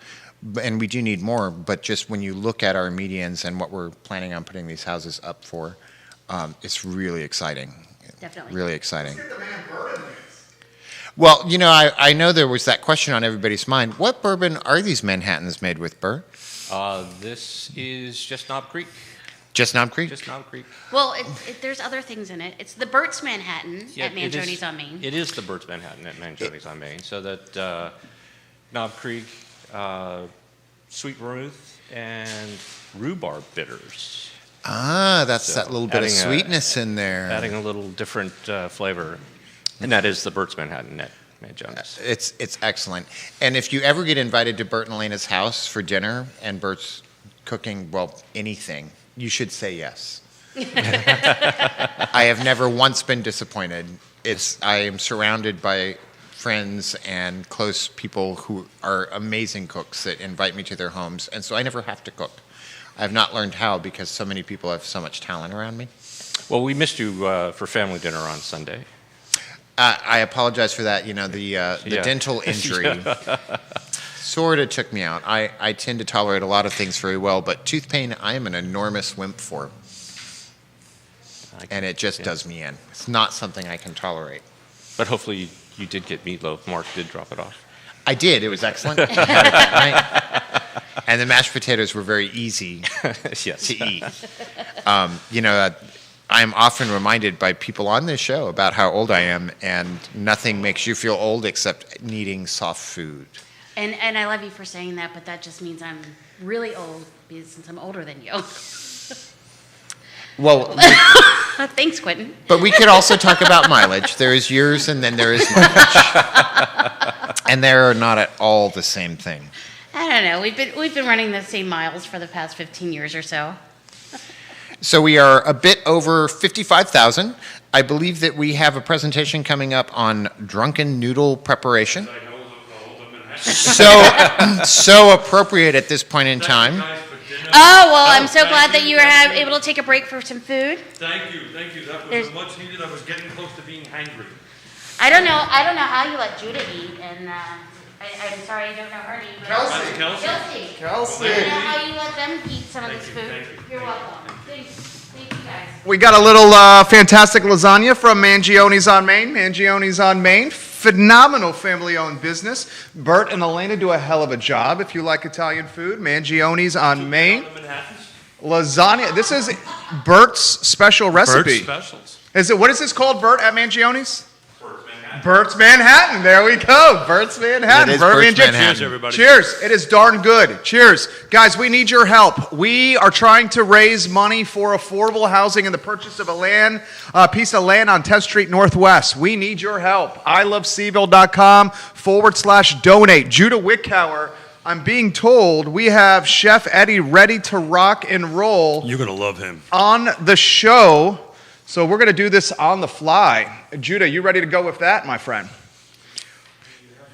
I'm going to try. I'm going to see if we can get him on. Chef Eddie, if you're watching the program, we want to learn how to make drunken noodles, and we're going to do it with you. I just want you to know if the there's an show. internet issue, there are noodles in the lasagna, and I could keep drinking. Okay. We could stay on task and on agenda. I There is know potential. we can. And I know you're a stickler for that agenda and on task stuff. There you go. Organized. That's me. I can't Organized. wait to try drunken noodles. We're reaching out. Not pick it up, Chef Eddie. If you're picking up, if you see this, pick up that Skype call if you can. We would love to see you make drunken noodles on the telethon as we try to make a push. Ooh, I think he's calling me. I love when that happens. Let's see if we made this work here. Oh, Eddie, is that you, Eddie? This dude is going to be. Oh, I'm doing well, Eddie. How are you doing? Sweating a little bit here. Me too. This is my second change of clothes. I'm about to go to my third here, Chef. This is nothing new for you. I'll tell you what, you are big time people. Introduce yourself to everybody that's watching. I'm Eddie Kamahate, my buddy Matt, my other buddy Scott Mullins. How you doing? What's up, guys? Eddie. What are you guys doing? You chilling? You eating some food? Doing some drinking right now? Yeah, you got that right. We are the last part. Us too. Us too. All right. Well, a lot of folks watching you right now, Eddie. A lot of folks watching you, fellas. Tell us what we're doing today. We are drinking bourbon, and then to get drunk, nothing. Nice. There we go. And great. And we are. Cheers. Cheers, Eddie. You got to get through this nervousness, and then we get Well, there's on. nothing nervous The story about about drunken noodles is a drunken guy somewhere in Thailand. Too many of these, and then drinking, drunk. Put a bunch of noodles and things together. Lots of garlic and, of course, Thai chilies. And that's to sober him up. That's the drunk food. Yeah, they're absorbers. The noodles are absorbers. Every time I have drunken noodles, I feel like I can go to last call, Eddie. No way. We're going to have to do that, man. I can't wait, baby. I can't wait. So keep telling us this story. I'm captivated here. Yeah, it's just about the guys getting drunk. Then the chili's got to wake you up, man. The first bite is like, wow. Yeah. So, without getting in trouble with the law. But that's way back, I guess. Now it's breathalyzer. It doesn't matter how many peppers you eat. Still, technology will get you in trouble. Let's do this. Are we going to do a demonstration on how to make them? We are. Show We're gonna make it right now. Okay, Show us how to let's do it. this, man. Yeah, the show is yours. All right, let's put you up where you can see the kitchen. Let's go show the ingredients. Yeah. Nice. That's a nice kitchen, fellas. We're gonna bring you up a little closer. Okay. All right. Chicken slice, or you can have any proteins you want, or any vegetations you want. Anything to your taste, because some people might not like the same peppers. It's still basically for your palate, you know. So, what we have here is chicken breast slice, marinated in oyster sauce, white pepper, and a little bit of salt for seasoning. That's about 30 minutes. Okay. So let it set, and basically what we have is bell peppers, red, yellow, and orange. Okay. Give it a nice color. Red onions, cubed, or you can use any other onions you want. Bamboo shoots, strips, not sliced ones, but strips. And Roma tomatoes. I'm part Italian, but I drink like an Irishman, man. Me too. And your key ingredient to get a flavor from this dish is the basil. Okay. Thai basil. But the real Thai basil we can't really get in the USA. So how come? We're in a north hemisphere. We're in a tropical climate. Okay. So, and of course, this is the rice noodles, white rice noodles. Okay. I drove to Lynchburg this morning to pick them up for my cousin, a Thai 99.3. Did you hear that, Keith? I heard that as I was sipping. Eddie, you drove to Lynchburg in the snow to pick up the noodles from your cousin for this show? Yes. This morning, yes. He did. Oh, cheers to Eddie. Cheers to Eddie. Eddie. Cheers to Eddie. Eddie, you are the man. You rock. And then we have the drunken noodles, been hand sliced by Scott and peeled. Scott Mullins. Scott Mullins of Cedar Hill Construction. That's right. He did all that you're awesome work up, on that. Yes, sir. This is actually a great honor to actually cook with Eddie, man. I've had his food at Time 99, but never had the opportunity of cooking drunken noodles with him, so pretty excited about this. So, definitely. Scott, Cedar Hill Construction, right? Yes, sir. Give us a little snapshot of that.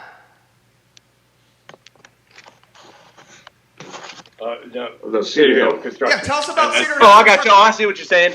Oh, yeah. No, I'm just a local contractor. I've been living here my whole life. Local.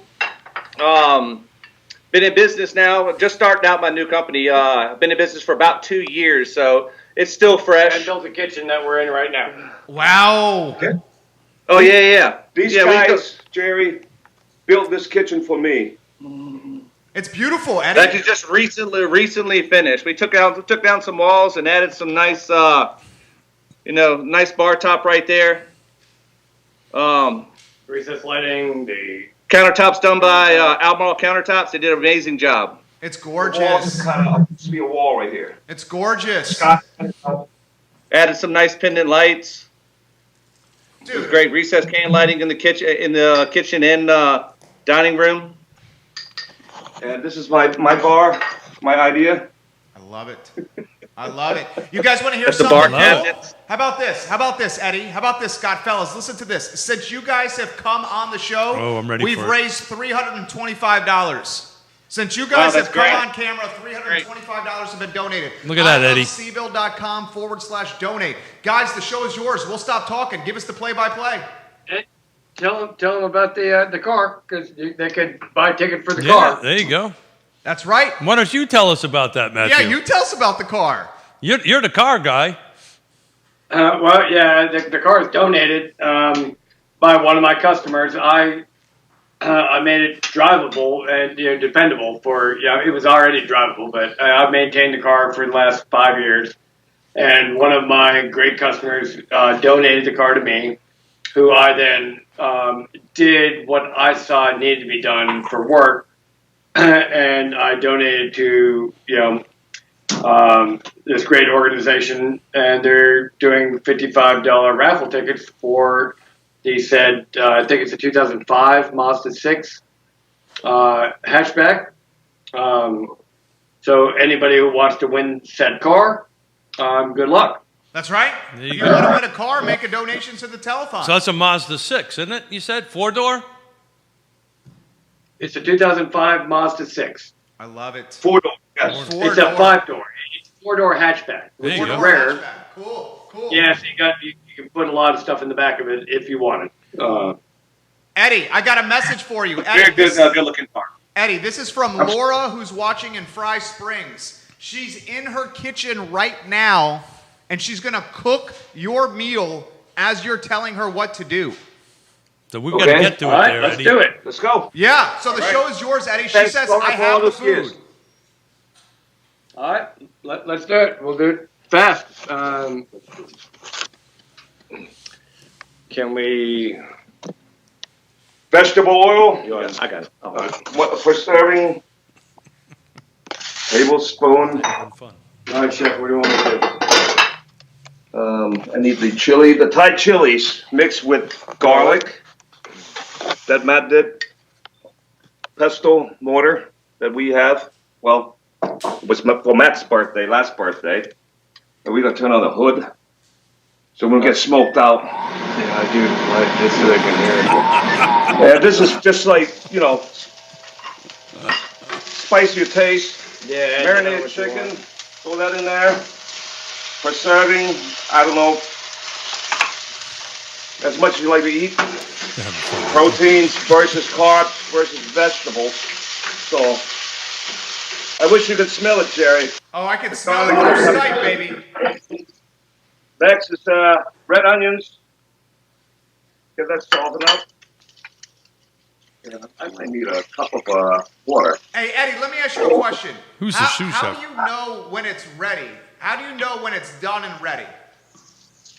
When everything, yeah, throw in there, a little bit of water. Whoop. There you go. I think that's the Get the chicken cooked because you don't want to burn the garlic. But if you have chicken stock or vegetable stock, it's fine too. We're gonna throw that noodles in. Love it. Love it. So those are the noodles right there, right? Yep, this the white rice noodles. Bamboo shoot as much as you like. Eddie, hey Eddie, while you're cooking, tell us why you love being a chef. I didn't. It was an accident. I was in the kitchen with my mother. For a long time, because helping my mom raising cook for my brother and my sister when we got to the United States in 1976, and you can tell it's wow. Yeah, peppers are good. Peppers are hot. So, hey, yeah, Eddie, that's what was basically. I learned how to cook. Tell me what you put in now. Oyster sauce. I would say about a teaspoon for flavor, because we got it already marinated in the with the chicken. So, Thai mushroom sauce, soy sauce, the best one in the world, I think. Okay. Personally, I'm not being biased because I'm Thai. About a tablespoon of that. And then we're going to do a little fish sauce, probably a teaspoon Okay. for saltiness. And you do not need to add salt because we're high. Let me throw this question to you. Let me throw this to you, Eddie. Do you use recipes or do you just cook by feel? We can post it for sure. Okay. To get the scientific form, yeah, we have to like portion everything out, write everything down, and maybe post like Matt said, we can post the what do you call it? Recipe. Post a recipe online for you. If you To your company. send that recipe to Susan, we can get it on the feed everywhere. I got questions coming for you, Eddie. Are you ready for questions? Sure. Okay, this question's coming from someone in Crozet. What was it like when you got to the United States in 1976? I'm sorry? What was it like when you got to the United States when you first arrived? Tell some stories. It was stage fright. No, the first time you came Yeah, to the United States, yeah. Because we barely know how to speak English, man, you know, and... Running from the cops? Yeah. Yeah, and This is about getting to be ready. Sorry, Jeremy. This is Asian basil. It's common. So I gotta drop a few in there. Please, well. Man's working. Man's working hard. Yeah. We're just gonna give it a toss. Oh, look at that. Tell us And about then, tell once us it about goes your down, then restaurant, I Eddie. need a sample.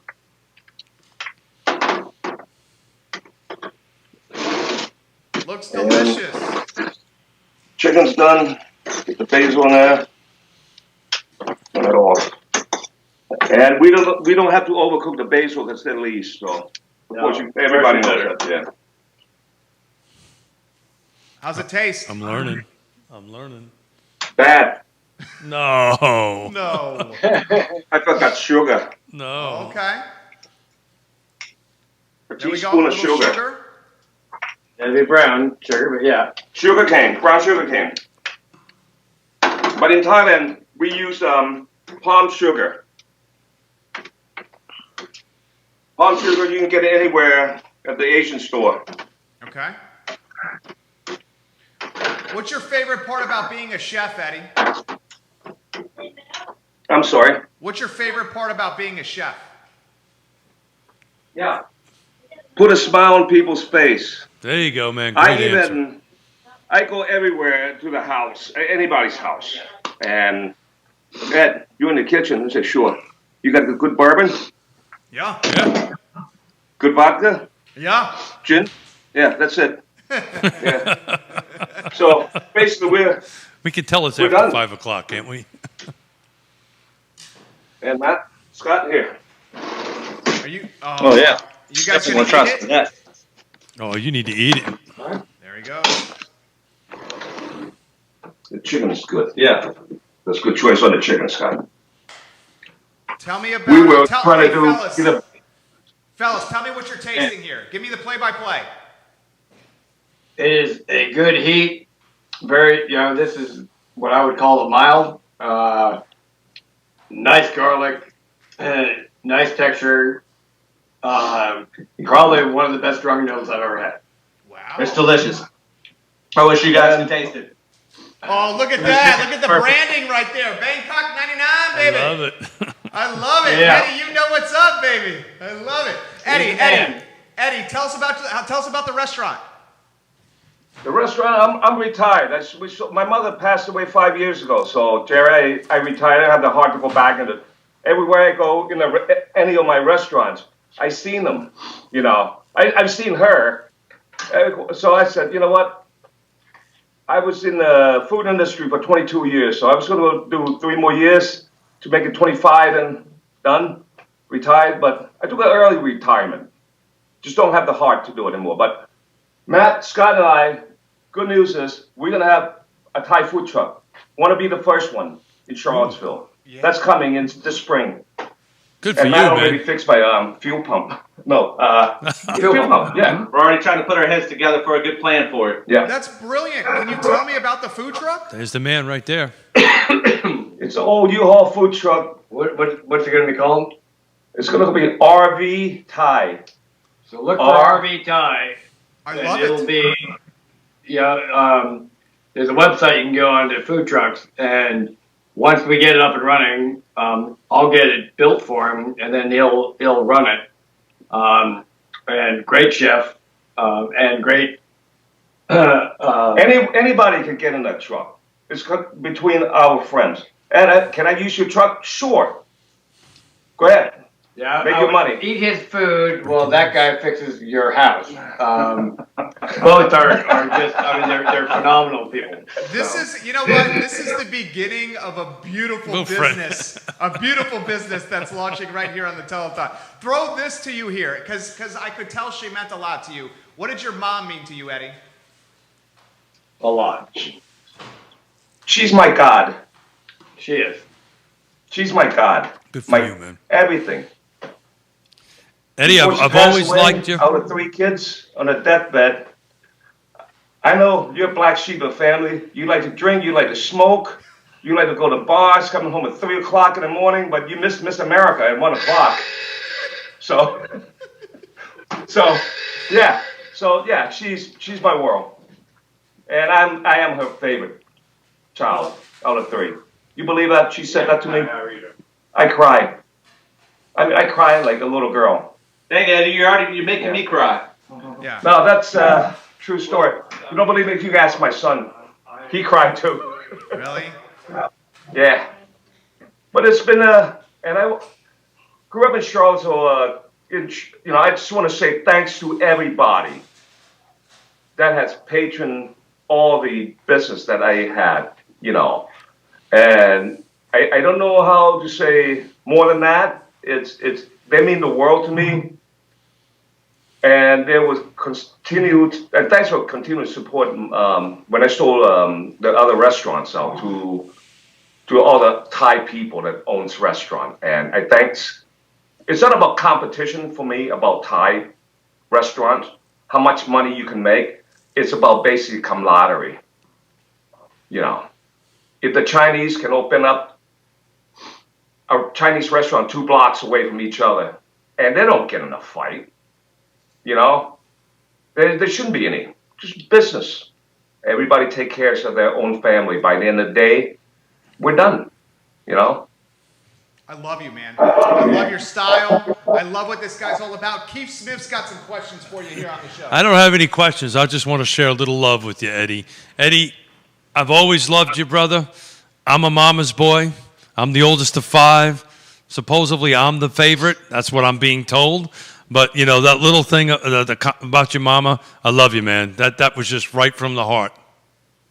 Love you, too. And we play poker out there at King's Vineyard. Well, we didn't play poker. I was the guy running around making sure everybody was taken care of. I'm smart enough to know not to play poker with you. Is Eddie good at poker? Oh, yeah. Oh, yeah. Tell us about that. I'm smart enough to do that. You're the only guy that noticed my Mickey Mouse watch. I did. You said to me, wow, that's a real man right there, wearing a damn Mickey Mouse watch to a poker game. Real man. That's a real man. And who won That's that? part of your poker play, distraction. Yep. Who won that game, by the way? I let Anthony Woodard win. There you go. I thought that was the answer. Because when I left, because I'm old and I got to go take a nap, you were kind of up a little bit. And I heard the next day that you lost, and I think maybe you might let him. So I believe you on that. I push it in blind bet with final table, just Anthony and I. Anthony, if you're watching, kid, I'm coming for you next Coming time. after you. There won't be a let up. I push all in blind. First bell hand. All in blind. Anthony, look at me. This guy's great. I love What are you talking about? What are you No, talking I'm about? not going to do that. Eddie, you're about as close to Brooklyn as I've heard around here for a long time. What are you talking about? Love No, you. I used to live in Queens. I know that. We had that All my conversation. friends from college days. I moved up there after I got to college. So Well, you're a great man. You do great work. I know that kitchen well. Thank you for all you've done. Thank you for all the hard work that you're doing for us. And Ask for a message from Hope before we close. I was gonna thank you. Our chemistry is working in the bourbon. I was gonna ask you for a message of hope before you head on out. Give us a message of positivity. Some positive stuff. let's get along, humans. There you go. Let's get along. Love it. Simple, to the point. Just kind of like Eddie. Yeah. Right? Simple and to the point. And I can tell you with that man, what you see is what you get. That's it. That's Eddie. Thank you, Eddie. Thank you very much, brother. You need to come. Thank you. No, thank you. You guys need to come over to Steinmart. Okay. We'll do We some will. French. We want Italian, whatever you need to do. Okay. Hey, and bourbon, right? Hold on. I'm a gin guy though, but I'm working my way. He's got. Oh, Eddie. There you go. There you go. What do you got? Is that Jefferson? Jeffers. Yeah, Cheer. You're gonna do it? It's actually Jeffers Creek. Jeffers Creek. It's It needs a Oh, little God. filling. King Smart Company, Louisville, Kentucky. It's Kentucky. Okay. Cheers. You made our day. We're gonna drink this with them. Cheers, my friend. Cheers, guys. Thank you. Thank you so much. Thank you, Eddie. Take care, buddy. We'll see you soon. Bye. Bye. Fantastic, guys. Give some love for Eddie. Donate Did I not now. tell you were going to love that guy? iloveseville.com/donate. iloveseville.com/donate. We have an updated total to give to you here. And let's go to the numbers, Keith Smith. I'm ready. Neil Goodlow, man of his word, just pledged $50. There you go. Helen Ascoli, Nest Realty, just did $100. So there's a little group text going around on my phone. Nest Realty against the Keller Williams Yes Realty Partners team. There's a little text group going on here right now, and I'm watching it with Kristen Beckham and Greg Slater, and it's getting a little nasty over there. Ann Burrows just contributed $56.54. Chris Selvies, $51.52. Boys and girls at 5:32 p.m. Kelly Jackson, we're going to you shortly. At 5:32 p.m., according to the fabulous Susan Steinbart, we're at $53,000. Hold on a second here. I got to go back and check my notes here because I think I donated another few $100 over that 3,000. Did I not? We have to check with Kelsey on that because I think I did a couple $100 to get it to 3,000, and I think I did some more money after that. So I think, Gregory, if you're watching, I think we're well over 3,000. Somebody. Kelsey, if you could do a little math on our end, I'd appreciate it. How much did I donate? I have you at a running total of 700. I'm just going to do one big swipe at the end of the day. One big swipe. I like it. Oh. Yeah. So, Mrs. Smith watching? She is watching. Yeah. It's okay, honey. So I think we got to figure out what our total is on that end of it. It's like 53K here, and we have a big one coming up here with Kelly Jackson on the line. Co-star of Women Changing Our World, Kelly Jackson. Kelly Jackson. How are you? Kelly. Let me see the eyeglasses. Keith's got cheers. Cheers. She's awesome. She loves to have fun. She works her tail off. She's a hell of a mom and a wife. Her name is Kelly Jackson. We're drinking here on the show. She sent us dinner. We would have. There's nothing we would have loved more to see it in person with her in the studio. The snow impacted that. So we're going to have a lot of fun here. Kelly, the show is yours. Okay, first of all, I love what you guys are doing. I am a talker. I don't know how you guys have talked this long. It's hard. Well, it's all my van across the street. The next half an hour super easy for you. Okay, go. But let's start off with this. So my family owns a local franchise of Panera. We have 15 in Virginia. So I want to start a match competition, Jerry. Okay. Let's get 4 donations. Please. Okay.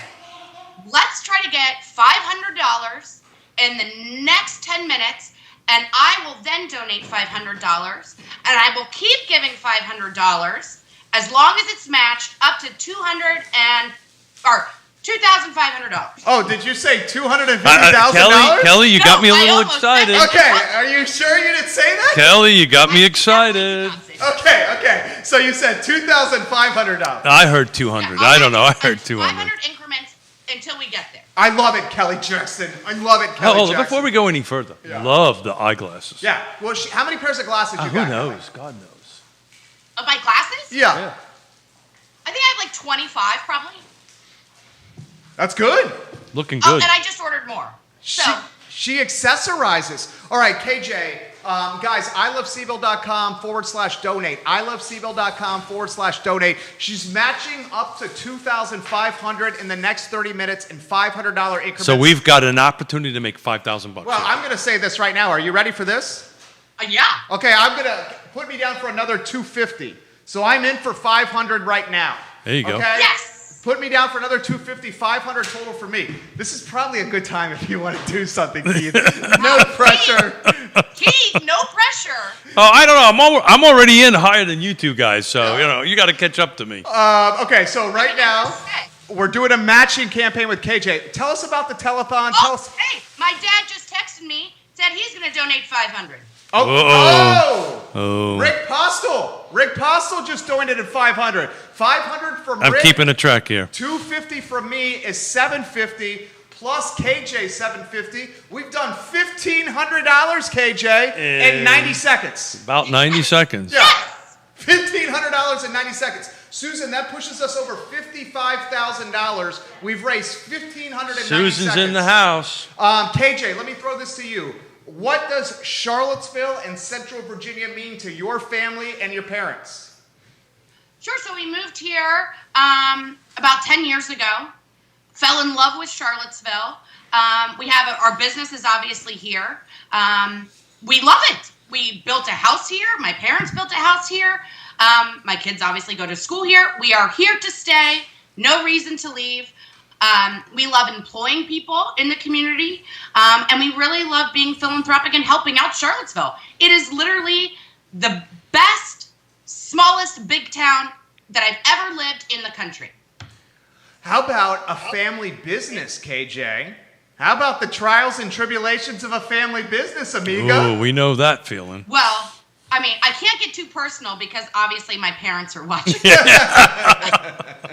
No, we love it. We are so supported here in Virginia, all across the state. We love it so much. Working with your family can be difficult, but I think it's the best because you know who you're working with. You know you can trust them. They know everybody has their best interest at heart. So I love it. She's awesome. Kelly Jackson, co-star of Women Changing Our World. Give us some insight of what you like, what you've enjoyed about the telethon so far. Yeah. And our buddy Keith Smith is ready to fire some questions at you as well. Oh, okay. And then I have a drinking game for us to play. Oh. It is cocktail hour. Okay. Okay. Well, I think we need more alcohol I loved then. Neil. I'd never heard him before. I loved his music and his storytelling. I thought he was hysterical. The Drunken Noodles. I love that restaurant so much anyway. But I didn't know his story, so I thought that was like so great to hear that. And then I can't remember the name, but the husband and wife older couple who were playing, I thought could not be. Kelly, watch the older thing. Martha and Don. And Kelly Jackson, are you ready for this? Here we go. Our director, Judah Wickower. He just pledged, what'd you pledge, Judah? Our director, Judah Wickower, just pledged $250. So that's another 500. Thank you, Judah. $250 from Judah, $250 from me, $500 from Rick. We're at 2 G's right now. Is that right, KJ? That's right. We're at $2,000 in 4 minutes. I can't wait to hear your drinking game, amiga. Okay. So I have 2 choices for you guys to play. Do you want to play Truth or Drink? Or 2 truths and a lie? Okay, I cannot believe what I just saw. Are you ready for this, Kelly Jackson? This is my mouth is on the ground. Are you ready? Okay, Ann Garrity just gave $300. Okay? Yes, are you ready for? I swear to God, what I'm about to say is true. Are you ready for this? Yes. Greg Slater just pledged $5,255. No bullshit, I swear. Bam! Greg Slater just pledged $5,250. Since Kelly Jackson of Women Changing Our World and the locally owned Panera Bread has come on this show, and she's been on the show, I can tell you the I need time you to limit. repeat that number. She's been on the show for 6 minutes and 50 seconds. In the 6 minutes and 50 seconds Kelly Jackson has been on the show, we've gotten a $5,255.92 donation from Greg Slater, a $255.92 donation from Judah Wickower, a $306.54 donation from Ann Garrity. I gave $250, and Rick Postle pledged $500. This segment might be the best segment yet. What's the total? I can't keep track. That's like $8,000. I'm counting. I'm a little slow. I'm trying How to does this make you trying feel, to double KJ? things up here. Well, listen, I think it is not me, but I am wearing my lucky shirt. It says, "Save the Winos." My lucky shirt. So I say it's the shirt. And I think people really care about Charlottesville. They do. They do. So the show is yours. I'm going to stop talking. You be the number 1 host. I'll be 2. He's 3. What are we doing? Okay, we're going to play 2 truths and a lie. Okay. Okay, so I'm going to say 3 things. You have to pick out which one is the lie. If you get it wrong, you drink. Okay. And then it's your turn. Okay, so you're saying it to me, and then I say it to Keith, and then Keith says it to you? No, you and Keith both try to figure out which one I'm lying about. Okay. Got it. Got it. And if So that you means I get it got to wrong, really pay you attention. Okay, let's do it. Okay. I've been arrested twice. I've lived in 7 different states. And I have gone to over 27 live concerts. We need to know which one is a lie. Which one's a lie? Okay, so here's what I know about Kelly. Okay, Kelly is mischievous. She likes to have fun. She likes to hang out with her friends. She enjoys music. She likes to party. She's a mom. She's responsible. She's a business owner. Getting it. I'm gonna say, I think you have been arrested twice. I don't think so. I think she's been arrested twice. No, I think she's so smart that she can get herself out. Well, and she also knows her parents are watching, so Yeah. she may not want to. Yeah, I don't. Okay, so you want to say I say she's been arrested twice, but are you going to overrule me and say that's the lie? But no, it depends. You guys can guess different things. Whoever think- doesn't get it right has to. Okay, So I do my own, and you do yours. So I'm gonna say the arrest is lie because she's such an awesome person. I could not think that she was ever arrested. So that's just what I'm going with. I'm going to say this: you have not lived in 7 states. Yeah, that's probably it. Jerry, you drink. Oh no! Damn it! Have you been arrested? I will not answer if it's more or less. The answer is that 2 times was not correct. All right, she's been arrested 22 times. I'm just admin. So I just got embarrassed. really lucky. I just got really lucky. I'll drink again. Damn it. All right, do us another one. No, now it's your turn. And Keith and I guess. Okay. All right. 3, right? Yeah, 3. Oh, God. Okay. My first kiss was in the 7th grade, Jessica Pasco. Okay. I then tried to do a kiss that wasn't a kiss just on the lips. And she's like, no, we're in 7th grade, Jerry. My favorite beer is the Ghost from 3 Notched. And I have only taken 1 vacation in the 13 years since I've launched this business. It's the beer. What do you say, Keith? The problem is I know what it is, so it's really unfair. I know it's the vacation. That is absolutely. Hold it. True. No, The that's the vacation true one. is Hold it. I got my dyslexia kicked in. I was going with the true. Oh man, I don't know. You got to pick the lie, Keith. Yeah, you I know that, but he's so darn tricky. I don't. This is a trick. Yeah. Oh, repeat them one more time quickly. I don't even think I'm gonna. Jessica Pasco was my first kiss. Got it. My favorite beer is the Ghost, Dave Warwick, 3 Notch Brewing Company. And I've taken 1 vacation in 13 years since launching this business in 2008 of May 31. Kelly, I think I'm going to go with the beer on this one. Damn it, you guys know me too I think I'm going to go with the beer. You have to drink twice now. Oh, God, my favorite beer is the Minuteman from 3 Notch. Why did I say that to you? After I said it, I lost a bet to her about the national championship, and she brought the beer to me. That's why you knew, right? I won the bet. All right, I'm drinking twice. Hey, now we're really going to see what Keith Smith's about because he had no idea this game was happening. No, I had no idea. And right now, he has to come up with 3 things. Jackson. I'm going to let you see Keith And Smith. I'm not a good liar, so I got to figure She this. wants to see you, Keith. She wants to see you. Well, first of all, Kelly, how we doing? Look at you. What an awesome person. I actually sat in my driveway for like an hour and a half and had an awesome conversation with her. She's a lot of fun. Okay, so here's my 3.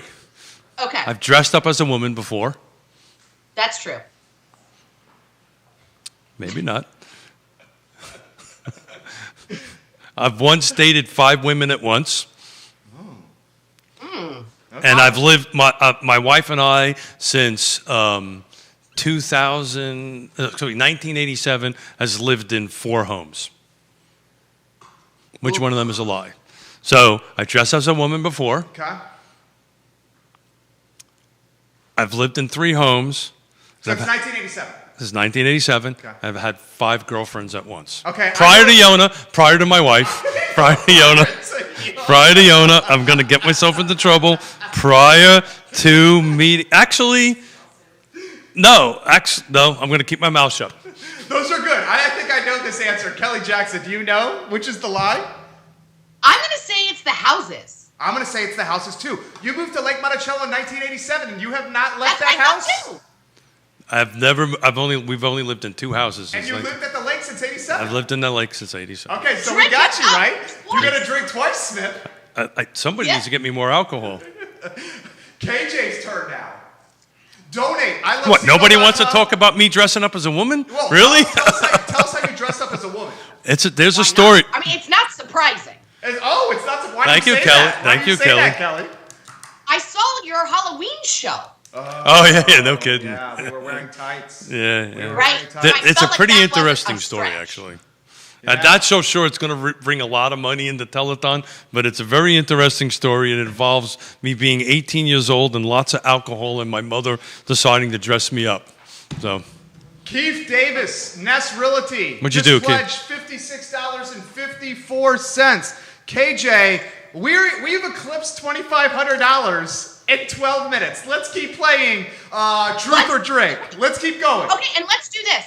Anybody who donates, the first person who donates $100 or more, the first one, I will do a Panera catered dinner up to $100. Ooh, did you hear that? that's a 1-to-1 match. Yeah, if you donate $100 to a good cause and it's a taxable The first donation, the first person that gives $100 right now, Panera Bread will return the favor with $100 of catered party, affair, whatever you want. $100. The first person donate. Donate right now through iloveseville.com/donate. I think we're at like $60-some thousand.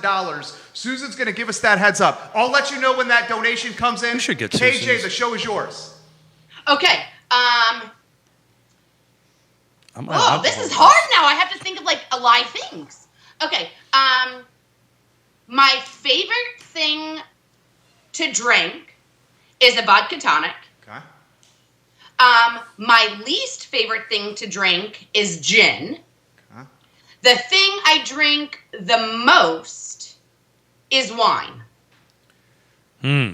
Wow. Your favorite thing to drink is a vodka tonic. Your least favorite thing to drink is gin. Your favorite thing to drink is wine. What does your shirt say again?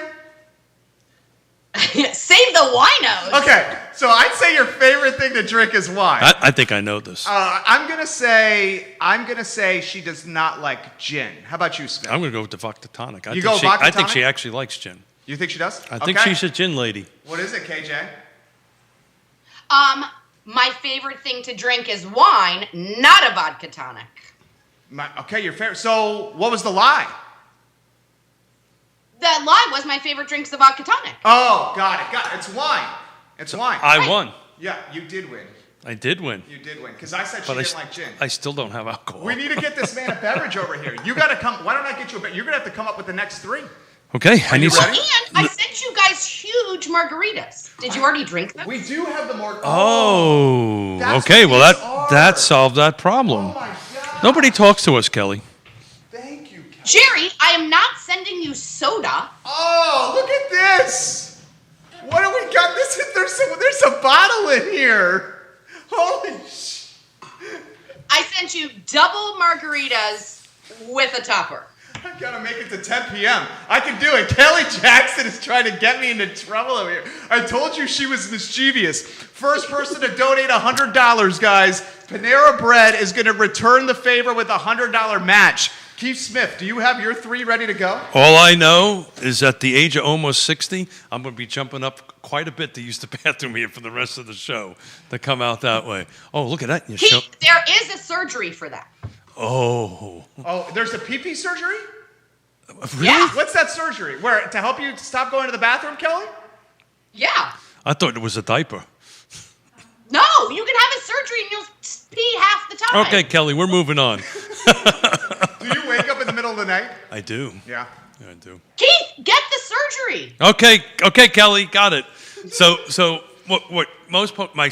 I'm the oldest of 5. My sister that's 2 years younger than me. Her name is Kelly, and I'm having a conversation with my little sister. Is what I'm doing right now. So what am I supposed to be doing here? I'm telling lies Yeah, now? you need to give 3. Oh, 2 God. truths and 1 lie. God, I kind of told some of the best stuff here. I got to give that little thought. Did you go already? I have not. Do you want me to go? You go while I think. Okay, Kelly Jackson, are you ready? I'm ready. Okay. My favorite thing to do in the world, besides spending time with my family, is racket sports. I have lived in 2 homes on the south side of Charlottesville, down 5th Street Extended, and I enjoy running to stay in shape around the city of Charlottesville to watch the community grow and evolve. Those are my 3 things. You have never lived off of 5th Street. What do you got? I'm thinking the running, but I might be wrong. Okay, what do you got? What's the lie there? I'm thinking the running is the lie. The running is the lie. The running is the lie. I'm thinking- I used to live, I got a rental at the Villas at Southern Ridge, right around the corner from you, and I used to live in Redfields, right around the corner from you. No longer do there. You were right. I love my side of town. Yeah, that side of town's great. I love my side of town. I'm never leaving. Well, I built a house, so and like I said before on your show, my house is always for sale. I am willing to stay on this side of town. If someone wants to buy my house, I will buy it. I will build another. You got like 7 real estate firms watching you right now. So if that comes to fruition, it might be because of the show. Smith is writing his 3. Are you ready for Keith Smith's 3, KJ? Okay, I can't wait. I can't wait. Keith, are you ready? My friend Jen just texted me. She said she's pledging now. Cool. Jen is pledging now. Is she going to pledge the 100? I don't know what she's going to pledge. And she said she's doing it because she loves me. Thank you, Jen. Oh, KJ. making it up. Hey. We still got you? Are we frozen? We're good. Oh, there We're we go. good. Okay.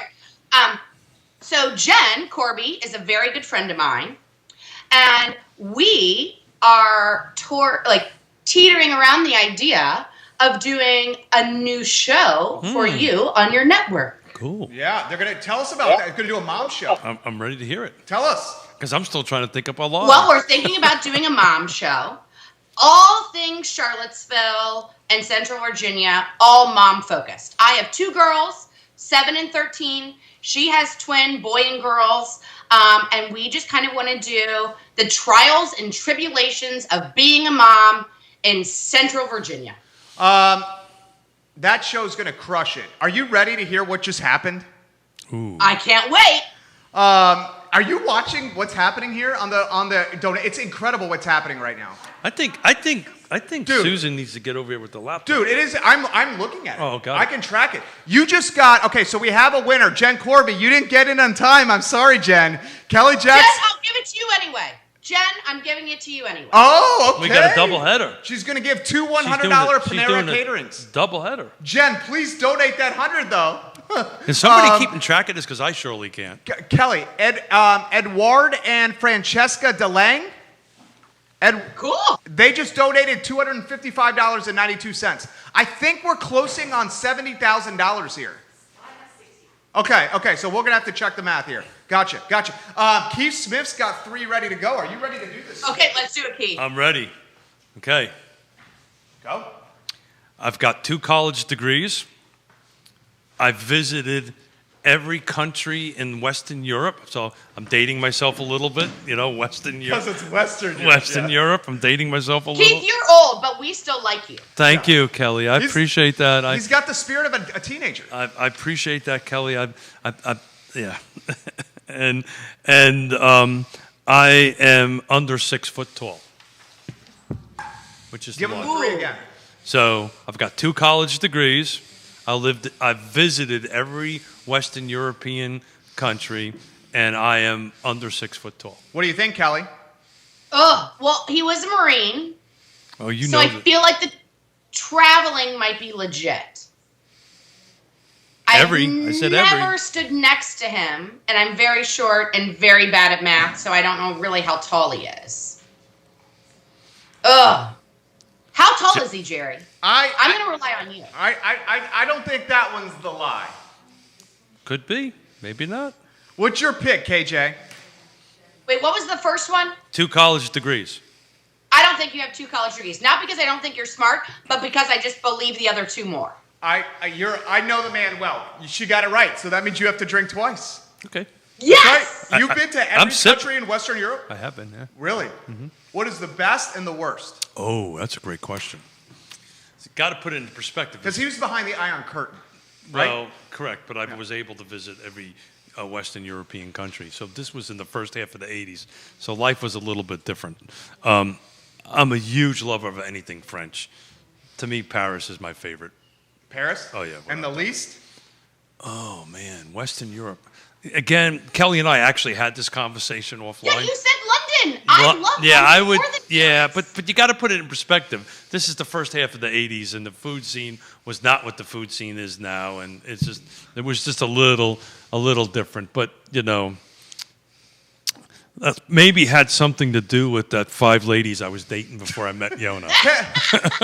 Kelly, do you want to hear the story of how Keith Smith managed 5 ladies? I kind of do. Poorly. I don't know. No, do you know what? I don't. I don't think I did because pretty I good. respect his wife, Oh. and I would not want my husband to talk about his past dating. Well, I'm okay. things My wife and I online. are okay with this. I was dating 5 women. 5 women at the time. Met my wife and dumped them the next day. I love it. Literally. Hey, Keith, we have the same story. My husband was dating somebody for 2 years. We met. He wanted to get together in college. I said, sorry, you have a girlfriend. He broke up with her 3 hours later and then called me back to hang out. And Kelly Jackson, that was at a fraternity party, if memory serves correct. That is very true. Well, what is Adam Jackson's game like? Game? Bad. No, it's not bad. Your husband's game is not bad. He won you. Well, I would it was imagine. bad. What did he say? It was bad. Do you want to hang out? And I said, no, you have a girlfriend. He called me back an hour later and said, I just broke up with my girlfriend of 2.5 years. Do you want to come and hang out? I have to tell you, that's like the worst line ever. Do you want to hang out? She just said it was a bad line. I didn't hear that. I'm sorry, I lost that.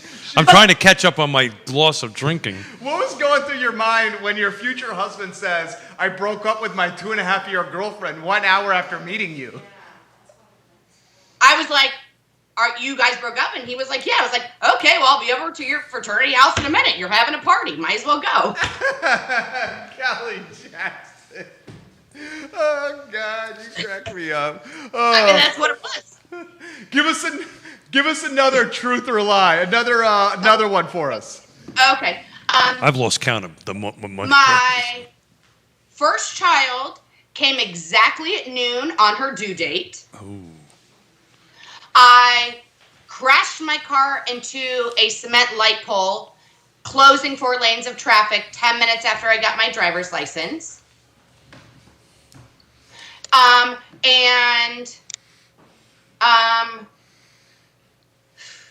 Let me think. My favorite sport activity is volleyball. What do you think, Keith? I'm going to say you've crashed that car. I'm good with that. That's a yes. I'm going to say your favorite sports activity cannot be volleyball because you're not that tall. Oh, How can you play volleyball if you're not that tall? So, Kelly, I'm at a disadvantage here because I know the answer. Kelly, are you 5 foot? 5'2"? I'm pushing like 5'2.5". Okay. What was the first? Okay, there's no way in hell this girl's favorite sport How much is you want volleyball. to bet? You want to bet $1,000? You want to bet $1,000 with No, me? I'm gonna shut up and Okay, drink. that her favorite sport activity is volleyball. At 5'2". Someone's gonna lose. It's not so fair. do it. It's not fair because I know the Someone's answer gonna have to it. pay. Okay, so I'm gonna say it's volleyball is a lie. What do you say? The rec? What was the first one? I missed the first What was the first one Keith says? My first child was born exactly at noon on her due date. What do you got? Ooh. I'm saying it's volleyball. Your first, Are you making the bet? We're not. No, he doesn't want to make the bet. No, because it's not fair. Because I know that you're wrong. Oh, you know her favorite sports activity is volleyball. I know that for a Okay, fact. so then it's got to be first child or the accident. Yeah, and I'm thinking first child. Were you a setter in volleyball? Is that what you were? No. Because you were not an outside hitter, Kelly Jackson. You were not an outside hitter at 5'2.5". Were you the center on the team? Is that what you were? I did play volleyball. Actually, I was in Division III in high school. I was the #1 server in the state of Missouri. Really? Yeah. I had no idea. And I was an outside hitter. This is absolutely amazing. Keith, what are you thinking over here? Well, I had it at a disadvantage because I knew about that whole 1.5 hour conversation in the parking lot. So yeah, I just knew that she would be awfully dynamite in that center position. So did we win, or did somebody win or lose here? Did I miss that? I think I lost. Did I lose, Kelly?